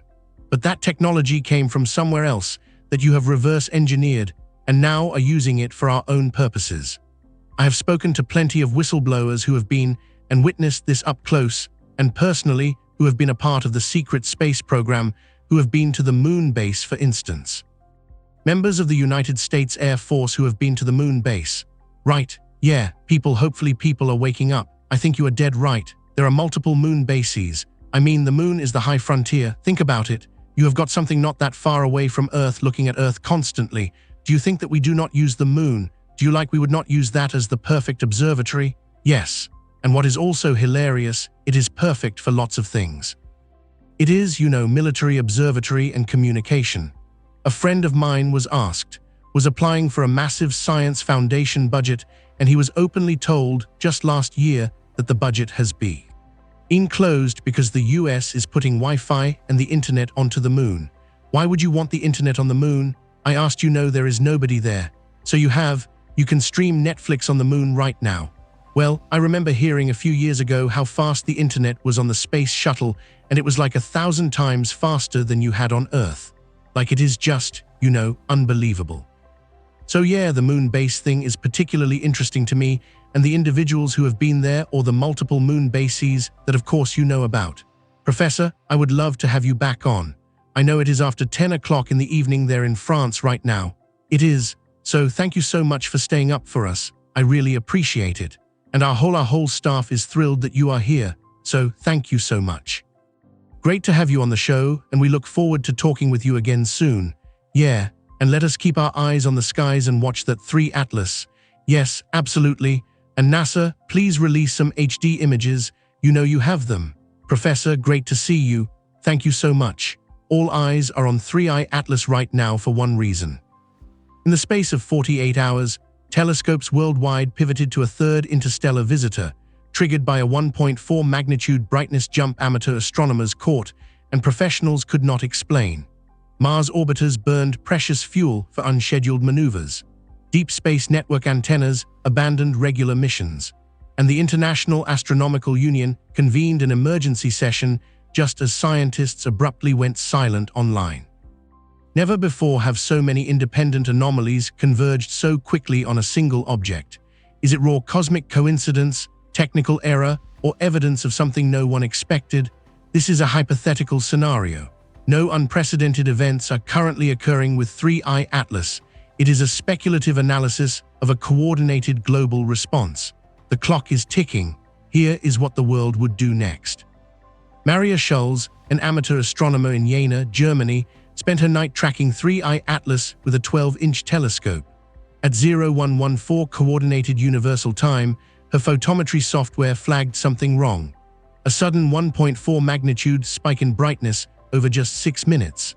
That is a 4-fold increase in light, far beyond what a comet or asteroid usually delivers in such a short window. Schulz checked her calibration stars, reran her data, and posted the raw light curve to a global amateur forum, asking if anyone else saw the same. Within half an hour, observers in New Zealand and Arizona uploaded matching results. The pattern was clear: a sharp, non-periodic jump, no sign of gradual buildup or decay, and critically, no return to baseline. In comet science, brightness changes usually trace the object's rotation. As a nucleus spins, fresh ice or dust comes into sunlight, then fades away, creating a predictable rhythmic curve. But Schulz's plot looked nothing like a rotation model. The spike did not repeat.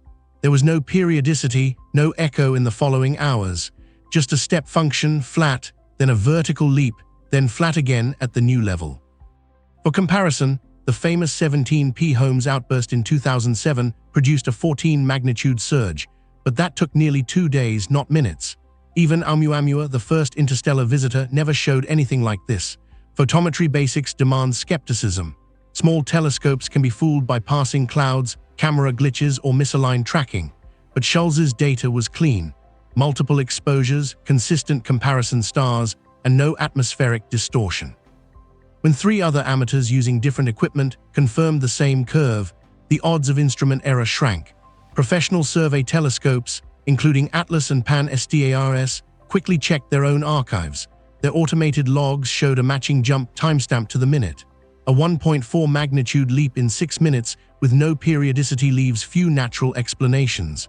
Outgassing can cause sudden brightening, but not this fast or this cleanly. Fragmentation events produce debris clouds, but those usually show a gradual ramp-up, not a vertical wall on the graph.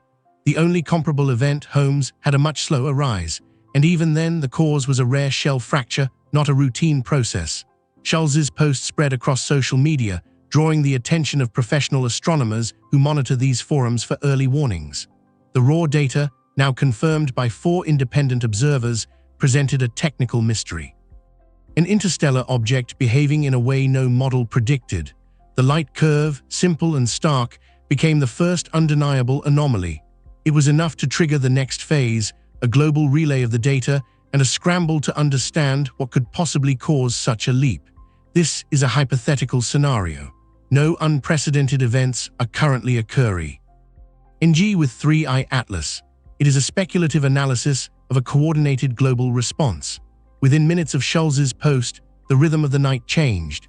Amateur astronomers across continents refreshed their dashboards, watching as the 3I Atlas thread rocketed to the top of every major observing forum. A time-stamped light curve from Oakland, posted at 0121 Coordinated Universal Time, matched Schultz's Spike 2 within a fraction of a minute. In Tucson, a group streaming live photometry saw their chat explode as viewers noticed the same vertical jump in real time. Screenshots of the anomaly flooded Discord servers and Telegram groups, each carrying fresh coordinates and exposure logs. The story did not stay within the amateur community for long. By 0200 Coordinated Universal Time, the largest citizen science aggregator, Skywatch Collective, displayed a flashing alert on its homepage. Non-periodic 1.4 magnitude jump in 3I Atlas confirmed by 4 continents. Their distributed dashboard lit up with green check marks as new observers uploaded raw FITS files and unfiltered plots. The site's analytics showed a 10-fold surge in traffic, peaking at over 120,000 simultaneous viewers, shattering its previous record set during the 2024 Perseid meteor storm. Hashtags like #AtlasAnomaly and #InterstellarSpike trended on X and Mastodon, drawing in not just astronomers, but science journalists and data sleuths. Live streams switched from routine sky tour to focused coverage of the unfolding event, some staying online for hours as new data points rolled in. Global queue times for robotic telescope networks like Lars Kumbers and iTelescope ballooned from minutes to hours as users scrambled to book slots on 3I Atlas. Every new confirmation added weight. A Hungarian observer uploaded a synchronized video overlaying Schultz's and his own light curves, their spikes lining up with uncanny precision. In Sao Paulo, an undergraduate team posted a pre-processed data set with calibration notes, inviting anyone to check for artifacts. The crowdsourced nature of the response meant errors were caught quickly, but none appeared.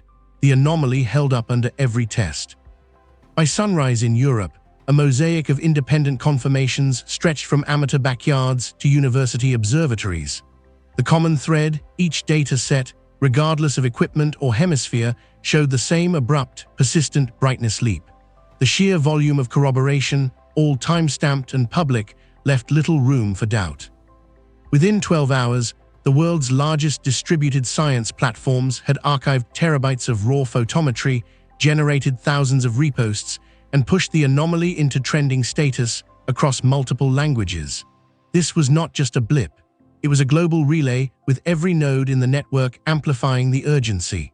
The data torrent and social propagation made it impossible for professional astronomers to ignore. The grassroots campaign, driven by speed and transparency, set the stage for the next step. Institutional action on a worldwide scale. This is a hypothetical scenario. No unprecedented events are currently occurring with 3I Atlas. It is a speculative analysis of a coordinated global response. At the Jet Propulsion Laboratory's Deep Space Operations Center, the overnight shift usually runs like clockwork. The Deep Space Network's global antennas, California, Madrid, Canberra, cycle through a schedule set months in advance, every minute allotted to Mars rovers, Voyager, and planetary probes. Tonight, the script is torn up.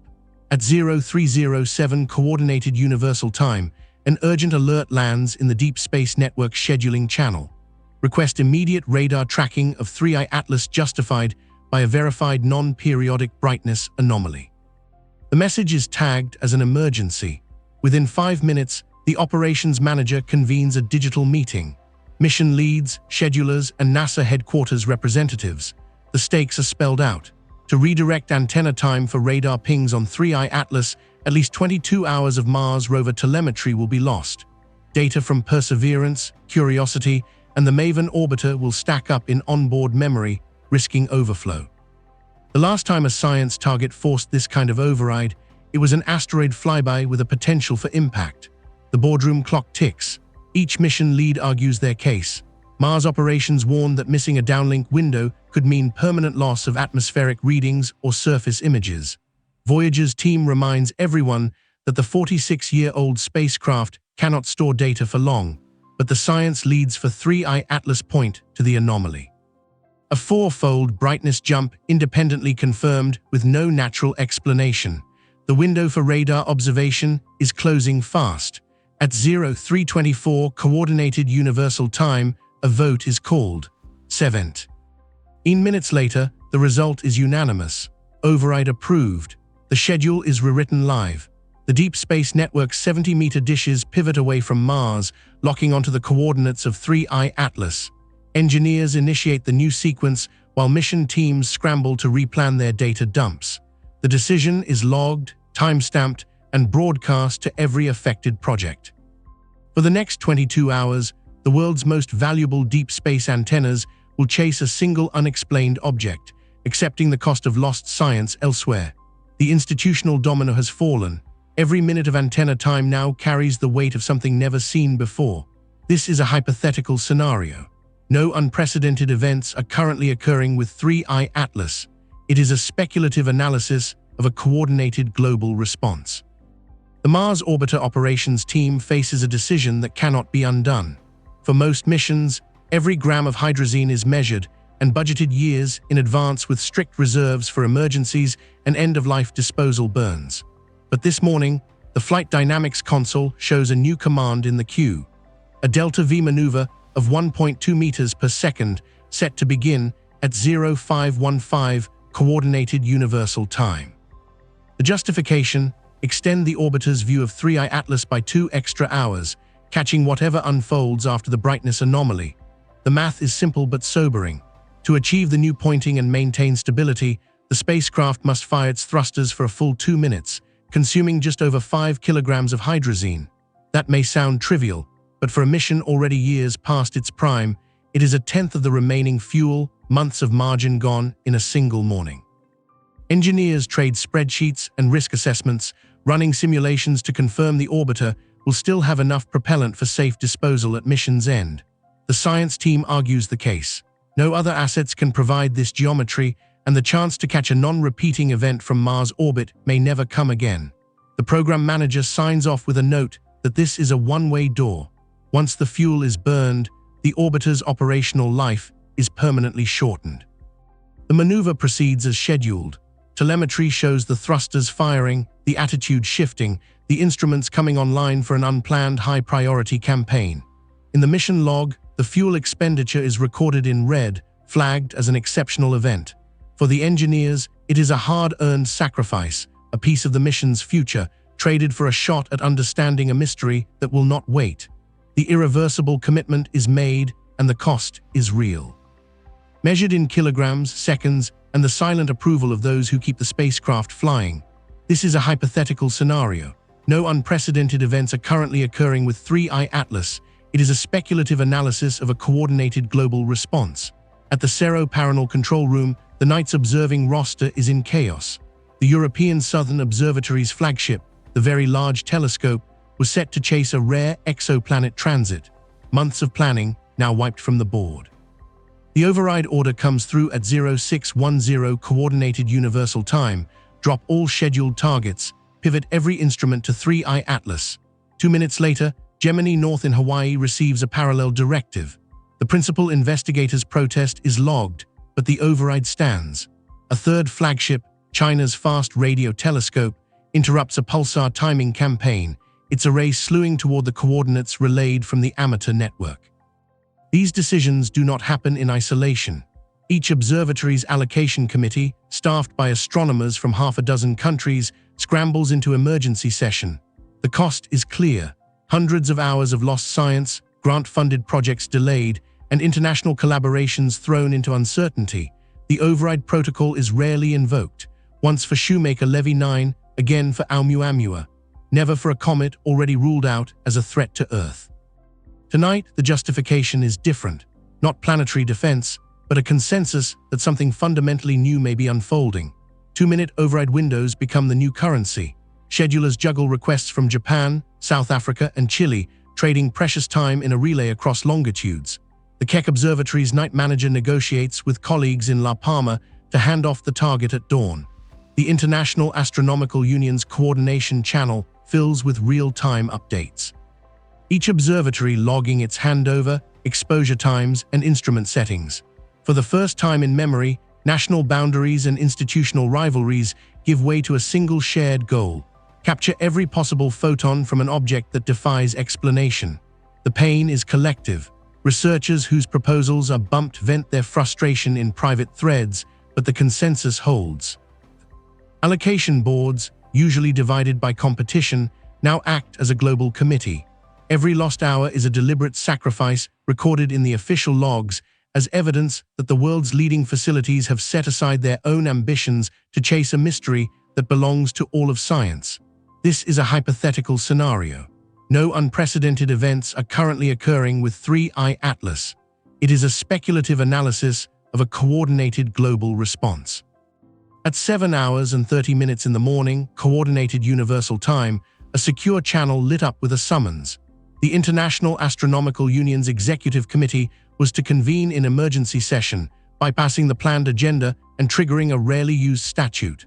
11 voting members joined the encrypted call: president, vice presidents, secretaries, each representing a continent's worth of scientific infrastructure. The chair confirmed quorum. 8 present, 2 remote, 1 abstention. The agenda was stark: authorize global asset coordination for 3I Atlas or risk losing the window for unprecedented observations. Debate was brisk but weighted. Some pressed for immediate open data sharing. Others warned of premature conclusions and institutional overreach. The statutes required an absolute majority, more than half of votes cast. When the roll call reached its end, the tally stood at 8 in favor, 2 opposed, a formal mandate. The president read the motion aloud. All member observatories were advised to prioritize 3I Atlas, share data in real time, and withhold public statements until verification. The decision was logged, time-stamped, and circulated as official guidance.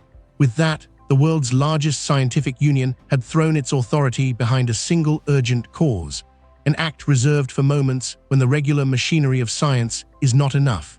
This is a hypothetical scenario. No unprecedented events are currently occurring with 3I Atlas.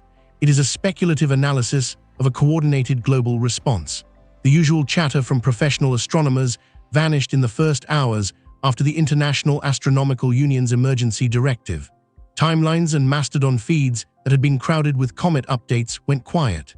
Social media analytics tracked a 70% drop in 3I Atlas-related posts from verified researchers. Preprint servers, often the first place for raw data and speculative models, saw no new uploads tagged to the object. Even private group chats, normally busy with cross-institutional banter, slowed to a trickle. For those watching, the silence was a signal as clear as any press release. In past discovery cycles, excitement spilled out in real time. Plots, spectra, even inside jokes about late-night coffee. Now only a handful of automated telescope logs and institutional retweets broke the pattern.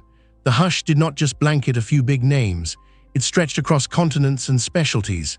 Graduate students, postdocs, senior faculty, everyone who had been part of the global relay now held back. The effect was palpable, a collective holding of breath as if the scientific community itself had gone off the air. Radar teams at Goldstone and Arecibo began logging trajectory data every hour, watching for any sign of non-gravitational motion. Within 3 observation cycles, the numbers refused to settle. The calculated path showed a persistent acceleration 4 times higher than predicted from solar heating or known outgassing. Each new data point tightened the error bars, but the deviation remained. Simultaneously, the James Webb Space Telescope's mid-infrared spectrometer reported a thermal plateau. The surface temperature held steady at 30 Kelvin above the expected value for a body at this distance from the Sun. No known dust or gas process could sustain that much excess heat. Infrared specialists double-checked their calibrations, ruling out background contamination and instrument drift. Meanwhile, the Fermi and Swift gamma-ray teams flagged a burst of high-energy photons originating from 3I Atlas's coordinates. The signal was faint, but statistically significant. No other solar system object had ever triggered targeted gamma scans from multiple space telescopes. Each anomaly on its own could be dismissed as a glitch or rare event. Together, confirmed across independent platforms, they formed a stack of evidence that defied coincidence. The world's most advanced sensors working in parallel now pointed to a single urgent conclusion. Something extraordinary was unfolding, and no one could yet explain it. This is a hypothetical scenario. No unprecedented events are currently occurring with 3I Atlas.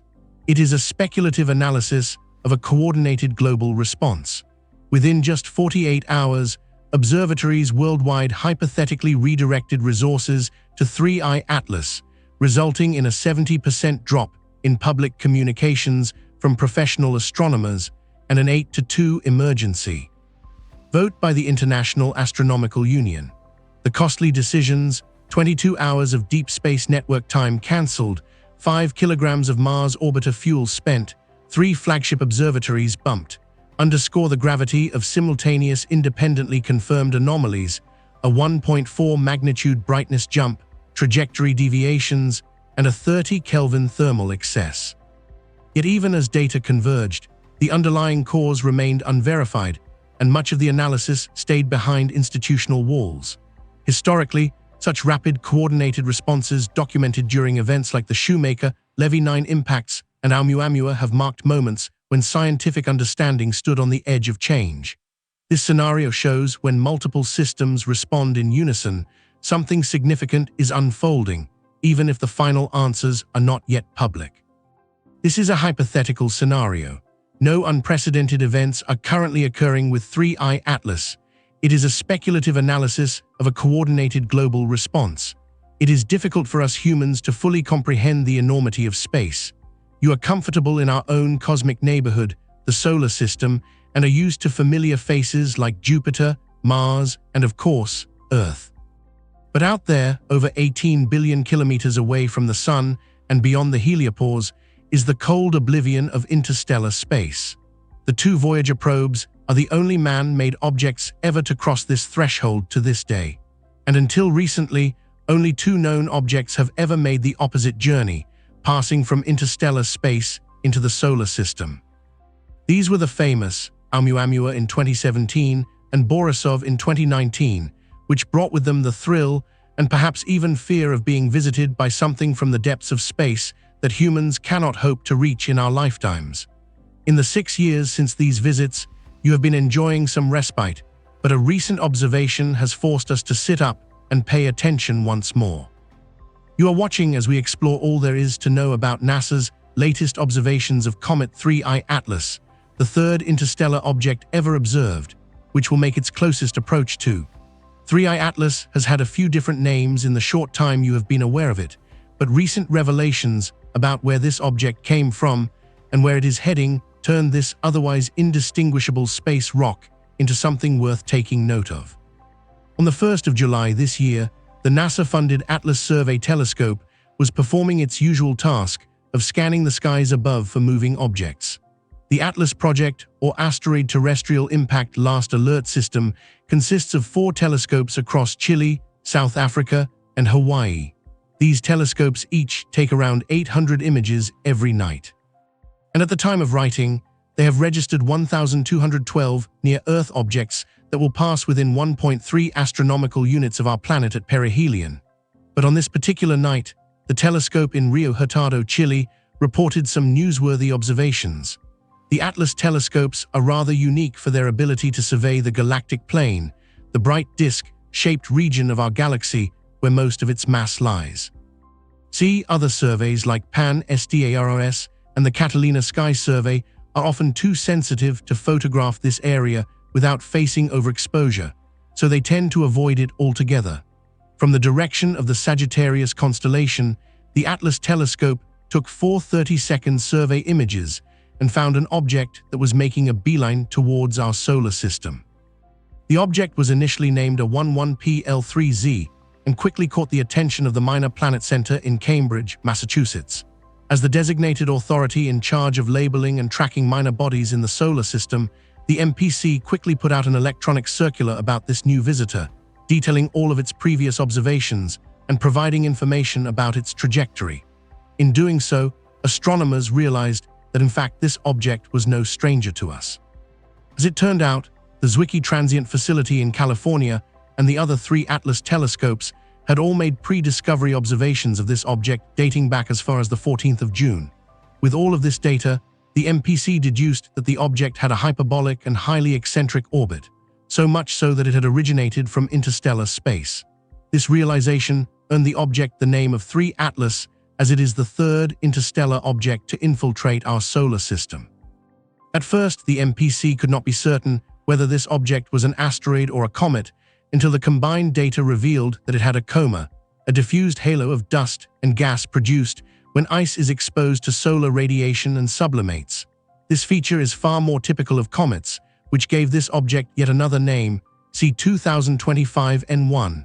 The MPC has called for additional observations of this comet to help constrain its trajectory, so you can expect a flurry of new data in the upcoming months, and astronomers are naturally very excited.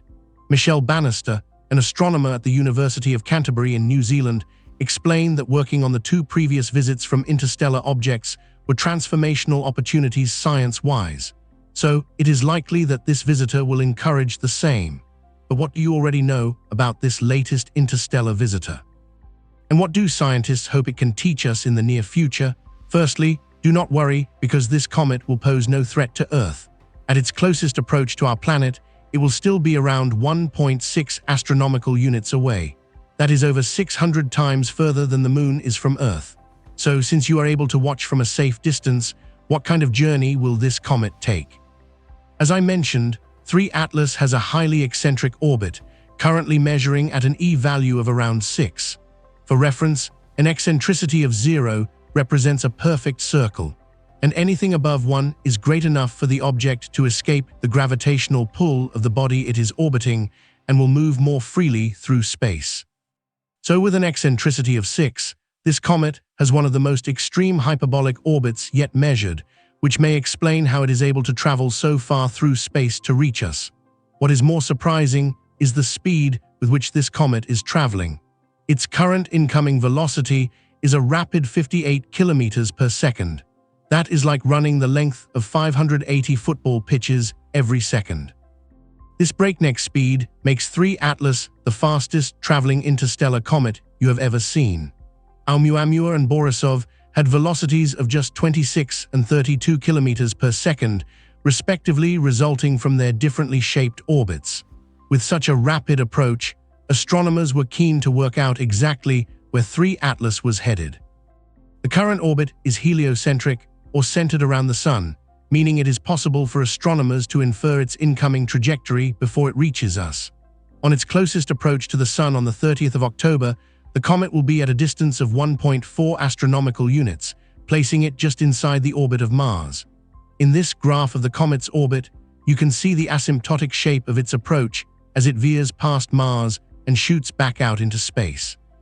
As the graph shows, 3I Atlas will not pass as close to the Sun as the famous Oumuamua did in 2017 and will follow a trajectory more similar to Borisov's. Once the interstellar nature of this comet was clear, astronomers employed the use of other globally distributed telescopes to better understand it. In particular, the telescopes from Lars Kumba's observatory are purpose-built to observe transient astronomical events, which can include events like comet outbursts and other changes in brightness. Using two 0.36-meter LCO telescopes based in Hawaii, astronomers scheduled a 1-hour observation sequence for 3 Atlas. Their goal was to identify a light curve for the comet and to see whether it exhibited any rotational variability. Rotational variability means any kind of variation in brightness caused by the comet spinning on its rotational axis. Maybe it has an irregular shape and reflects light differently across its surface, or it has active regions that appear brighter to us when they face towards Earth. But by monitoring the changes in brightness over time, astronomers can identify repeating patterns which show that the comet has completed one cycle of rotation. Using the LCO telescopes, astronomers identified that the comet has a rotation period of around 29 hours. Though like much of the information about 3 Atlas, further observations are needed to constrain this. In a surprise to astronomers, 3I Atlas had a much flatter light curve than Oumuamua and exhibited only 0.2 magnitude of brightness variation throughout the 29-hour period. But despite this minimal variation in brightness, 3I Atlas is bright. In fact, it is the brightest interstellar object you have seen yet. This comet was pretty faint right up until the end of May this year, when it reached a magnitude of around 20. But between then and the comet's discovery by Atlas, it has promptly increased to between 17.7 and 17.8 magnitude in the Atlas O band, which records light wavelengths between 560 and 820 nanometers. Not only is the comet bright, but it is large. From assumed albedo values, the diameter of its nucleus is estimated at 10 kilometers. This makes it an order of magnitude larger than Oumuamua and even larger than Borisov, which measured between 1 to 2 kilometers in diameter. Further observations have also revealed that 3I Atlas shows faint levels of activity.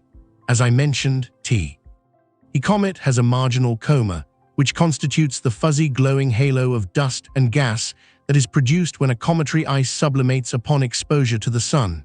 You can make it out in the center of this image shown here as a diffused circle around the nucleus. The image is tracking the moving comet, which is why the surrounding stars appear blurred. But as well as a coma, 3I Atlas has a tail. The MPC reported a tail spanning 3 arcseconds across the sky at an angle of around 280 degrees. This is pretty short, so the tail is often lost amongst the coma in images of the comet.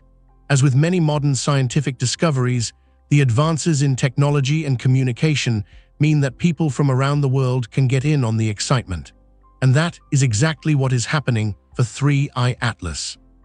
Amateur astronomers and experts alike are contributing their own observations of the comet, so our state of knowledge is constantly being updated.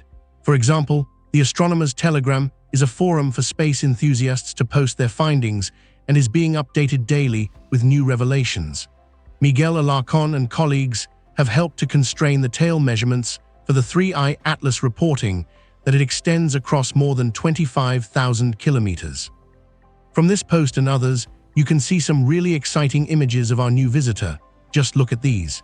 You have covered brightness, rotation, and activity on the comet, but what about its surface? Well, in this respect, 3I Atlas is similar to its predecessors. Just like Oumuamua and Borisov, 3I Atlas is significantly redder than the Sun and slightly redder than D-type asteroids like those from the outer asteroid belt. Since it is active, some of this reflected light must be coming from 3I Atlas's coma.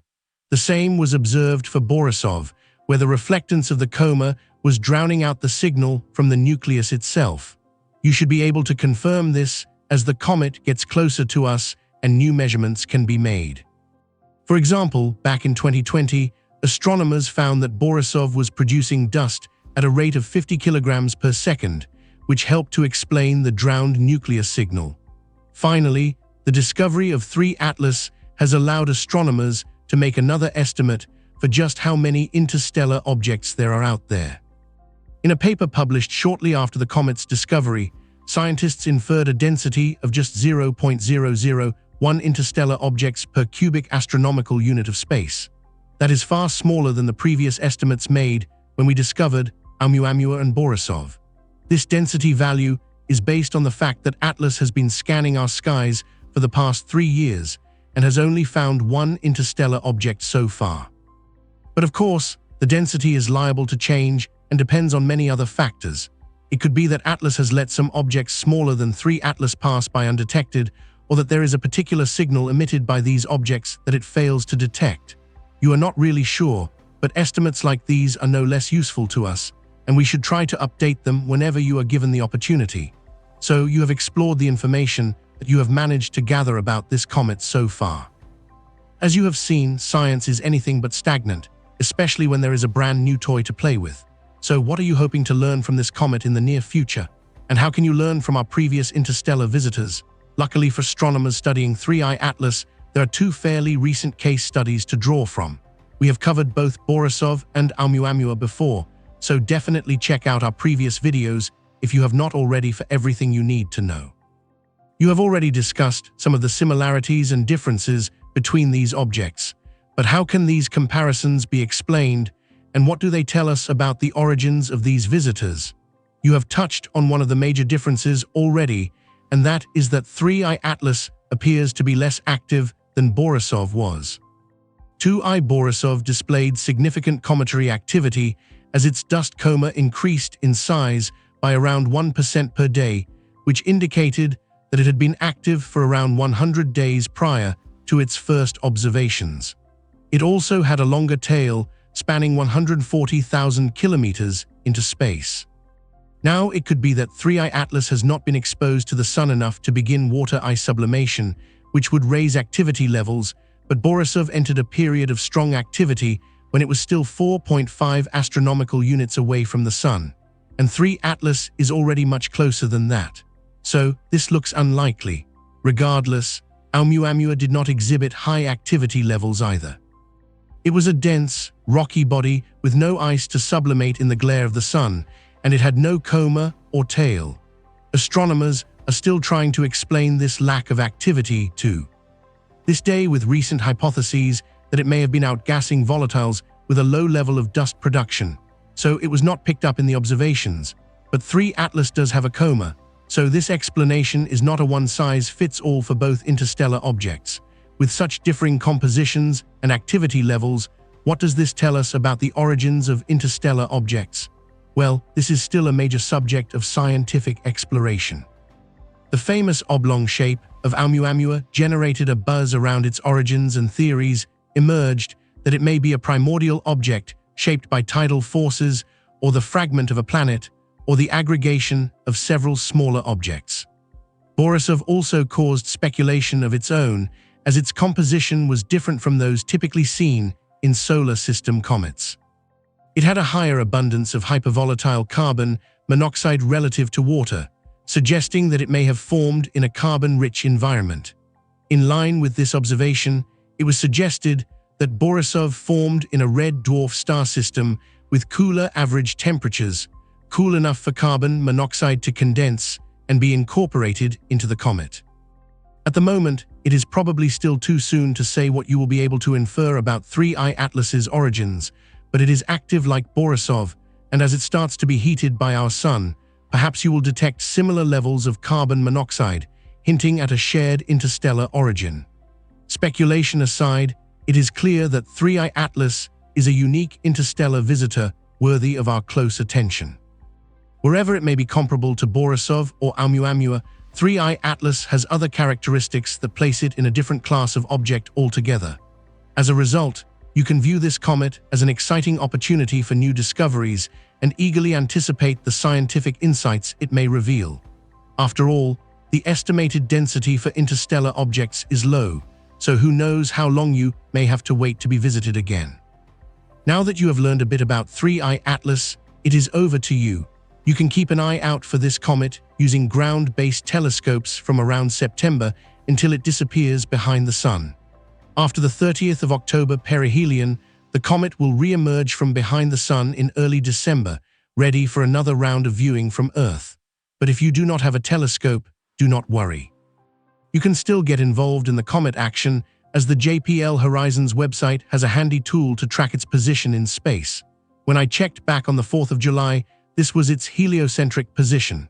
So why not check for yourself and see how far it has traveled in the time it took us to release this video? What do you think this object is, and what does its trajectory reveal about its possible origins? Let me know what you find in the comments. In the meantime, I cannot wait to see what else you can learn from this plucky interstellar traveler. It has come an awfully long way, beating the odds to reach us, and I am sure it. Thanks for watching.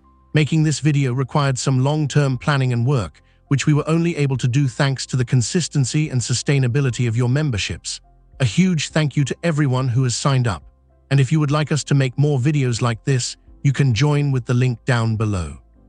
When you join, you will be able to watch the whole video ad-free, see your name in the credits, and submit questions to our team. There is a very strange object flying past our sun. You do not exactly know what this thing is or what it is doing. You cannot even see it anymore. But you have been watching this object very closely for months. You have given it a name, 3I Atlas, and you have given it a title, Interstellar Comet. There is a lot that you know about this new visitor to our solar system. In just 4 months, there have been nearly 100 research papers published on 3I Atlas, and there is plenty of other information out there that does not appear on the official record. Some of it can sound pretty insane. So today you are going to cut through the noise, and you are getting to the bottom of everything you actually need to know about 3 Atlas. Let us talk about the journey of this interstellar object. Right now 3I Atlas is making its closest approach to the Sun. You call this phase perihelion, and the peak occurs on the 29th of October when the object will pass within about 210 million kilometers of our star. Although in space, you typically use a larger form of measurement, that is the astronomical unit, or AU. 1 AU represents the average distance between the Earth and the Sun, which helps us to bring a familiar sense of scale to the vastness of the solar system. So the perihelion of 3I Atlas occurs at 1.4 astronomical units away from the Sun, which means it does not actually get that close. It is somewhere just inside the orbit of Mars, but this will be the T. We have peak activity for 3I Atlas. This is the hottest that it will get, which means that a lot of material from the surface of the object is going to get blasted out into space. Now, that is normal for a comet. You call this process sublimation. It is what happens when a solid material transitions directly into a gas because there is no liquid in the vacuum of space. And sublimation is what gives a comet its distinct look with a fuzzy halo and a long tail. The halo is made of all the gas and dust being ejected from the hard surface of the object. It is technically known as the coma. The tail is created by solar wind. That is a name for the waves of radiation that constantly flow from the surface of the Sun. This wind blows back all of the lightest bits of dust and gas from the coma and pushes it away from the comet. It is a spectacular piece of cosmic ballet. And unfortunately, you do not get to see this happening to 3 Atlas as it flies through its peak exposure to the Sun because you are on the wrong side. Call it fate or call it something else. Our view of the perihelion is completely blocked out by the glare of the Sun.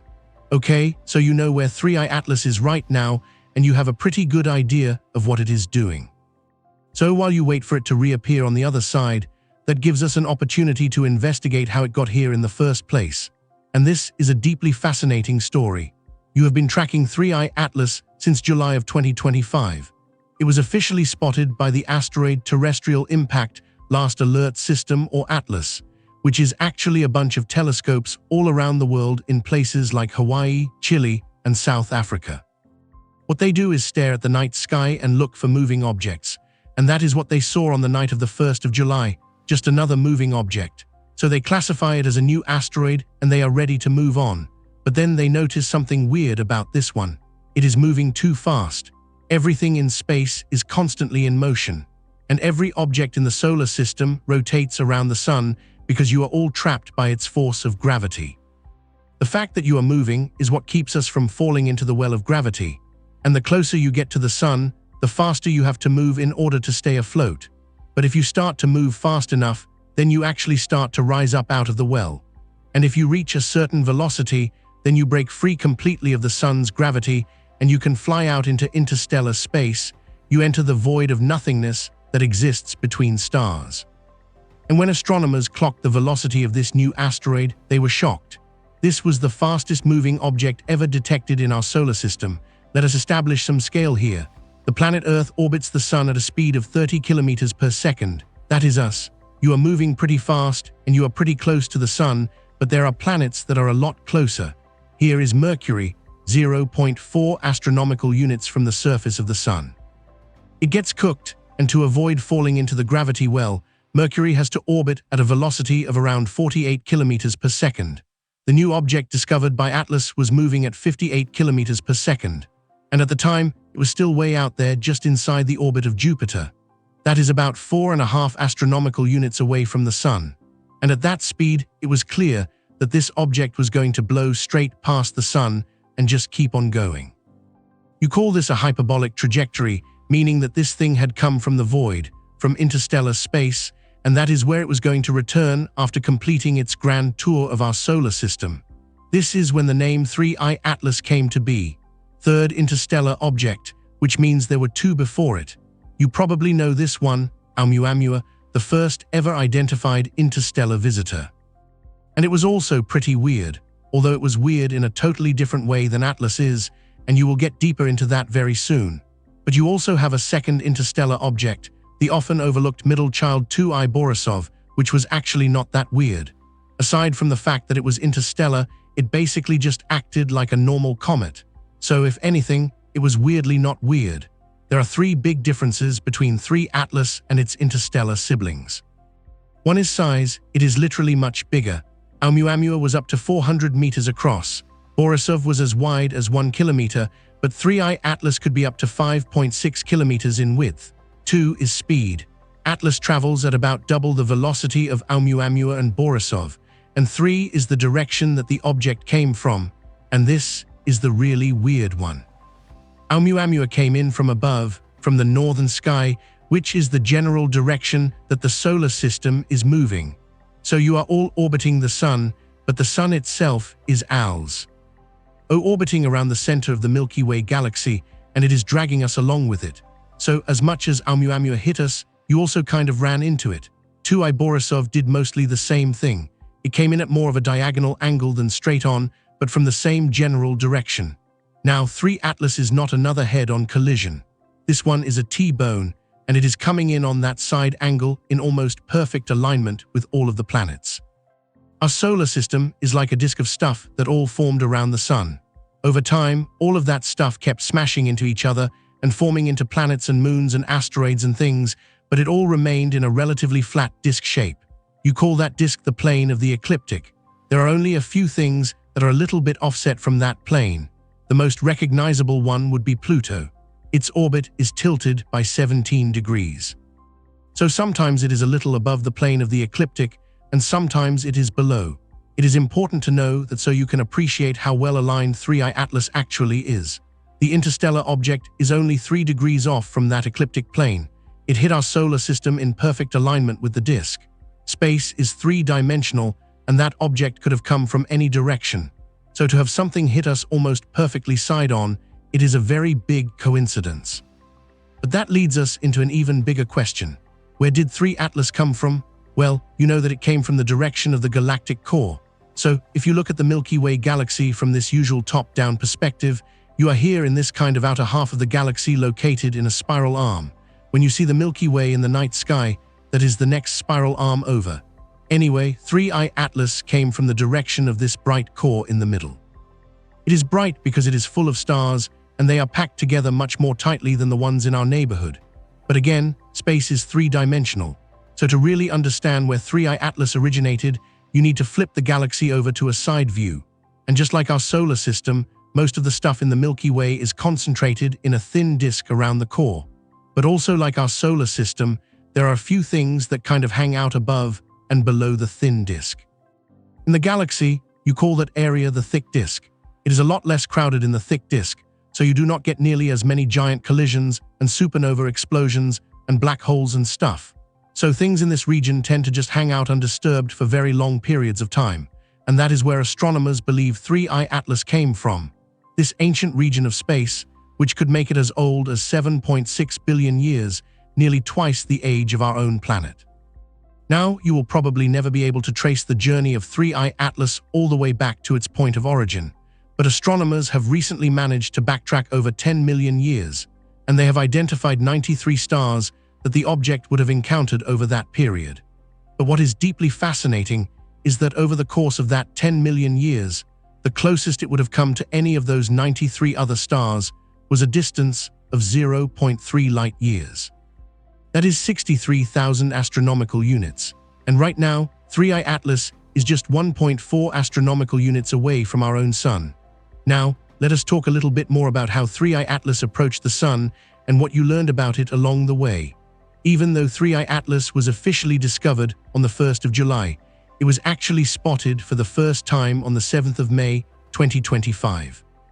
It showed up in images captured by the Transiting Exoplanet Survey Satellite, or TESS.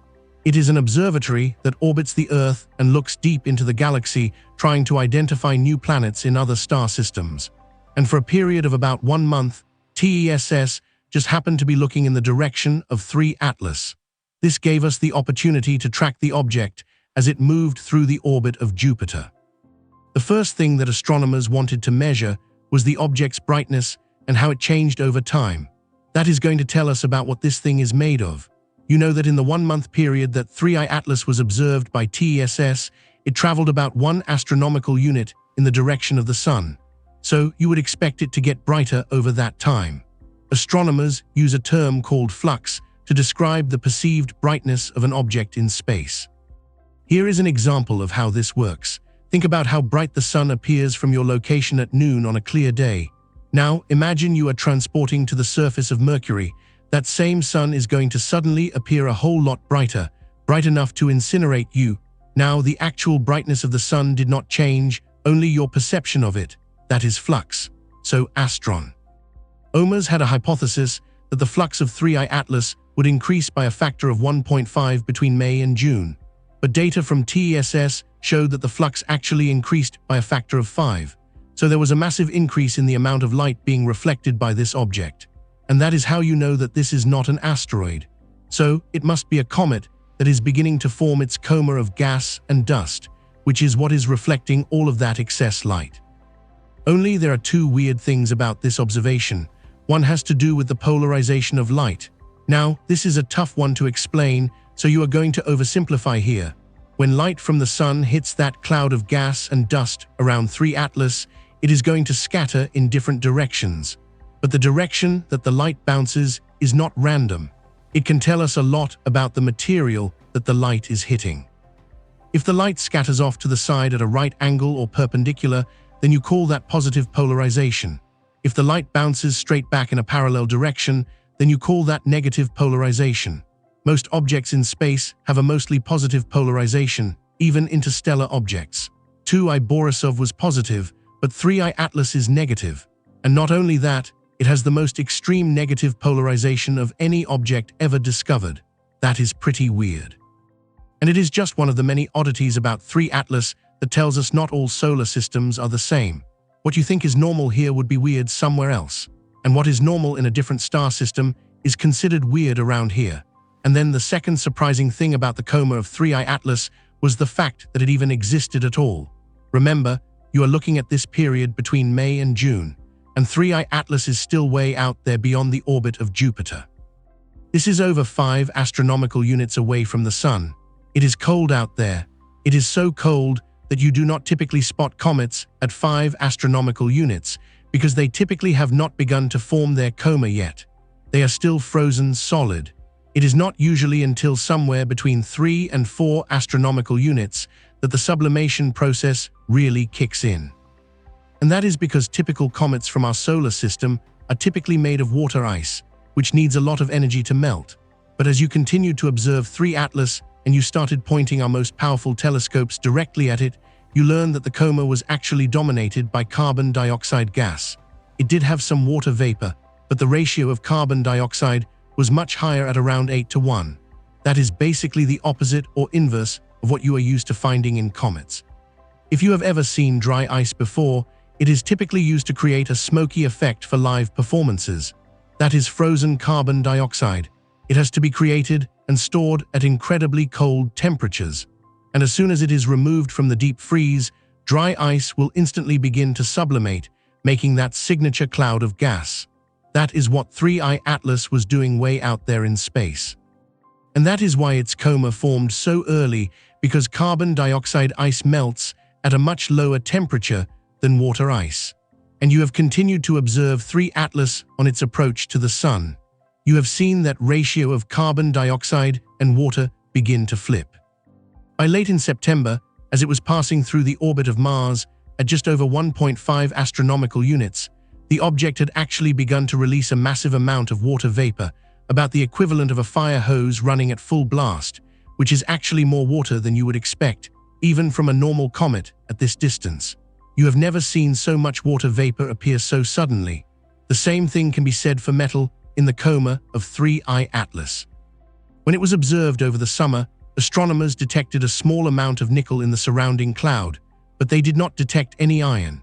So, a couple of things to note here. One is that nickel and iron are pretty common in the universe because they are formed inside the core of a dying star. Then that star goes supernova and blasts these metals out into the surrounding area of space, where it gets pulled in by new stars that are beginning to form their own planetary disk. And then the process repeats. So because nickel and iron come from the same place, they are typically found together in planets, moons, asteroids, and comets. So when you see a lot of nickel but no iron, you wonder where the iron went. What process separated them?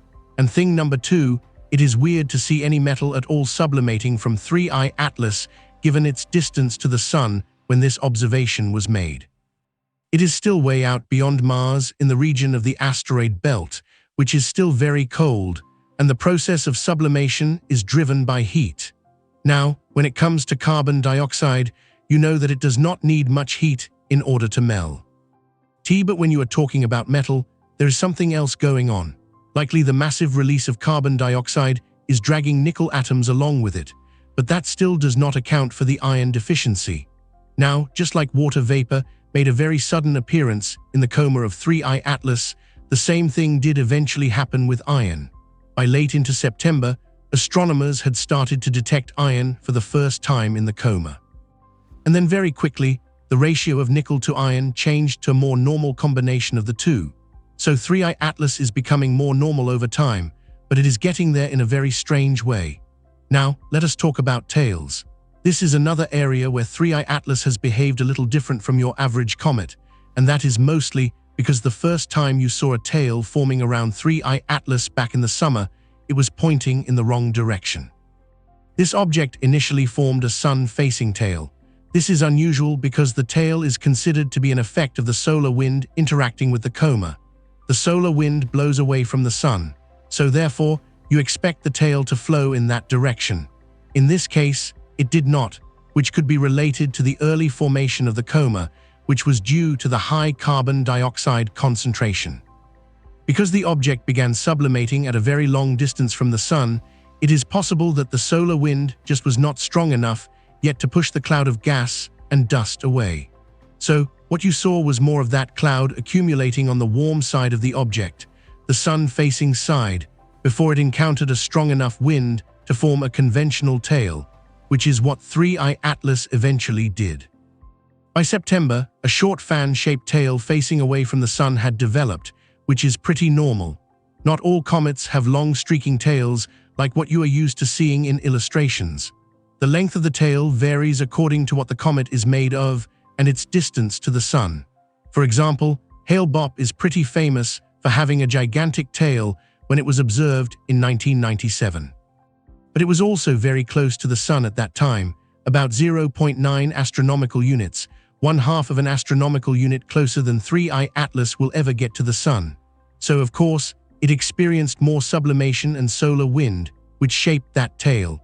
And it is around this time that you actually get our closest possible observation of 3I Atlas, but the view does not come from the Earth, it comes from Mars. On the 3rd of October, the object passes within 0.19 astronomical units of the planet Mars, the closest it will come to any planet in the solar system. And this is lucky for us because you have a lot of cameras on and around the red planet, which means you were able to use them to image 3 Atlas. Here is a photograph taken by the Perseverance rover from the surface of Mars. This is how the object would have appeared in the night sky. It is not a great picture. This is not what the rover's camera was designed for, and in order to see this much light, the camera had to take 30-second-long exposures. Then several of those images were stacked on top of each other, so what you end up with is more like a streak than a defined object. And here is another image of 3 Atlas taken by the European Space Agency's ExoMars probe, which hangs out in orbit around Mars. You can see the object a little more clearly now, but there is still not enough resolution to distinguish between the bright coma and the surface of the object itself. In order to get that fine detail, you would need to take a photo with NASA's Mars Reconnaissance Orbiter, which has the most powerful telescope in the Mars system. Unfortunately, at the time you are making this video, that image has not been released, if it was even taken at all. Basically, there has been a shutdown of the US government, and people at NASA are not going to work until some political stuff gets resolved, which unfortunately could take some time. But time is something that you have right now, because the sun is going to continue blocking our view of 3 Atlas until early December, at which point you will be able to study the effect that the sun had on the object. Although the closest that you will get is still 1.8 astronomical units, that happens on the 19th of December. At this point 3I Atlas will be well on its way out of the solar system, but there is just one more close encounter still to come. On the 16th of March, 2026,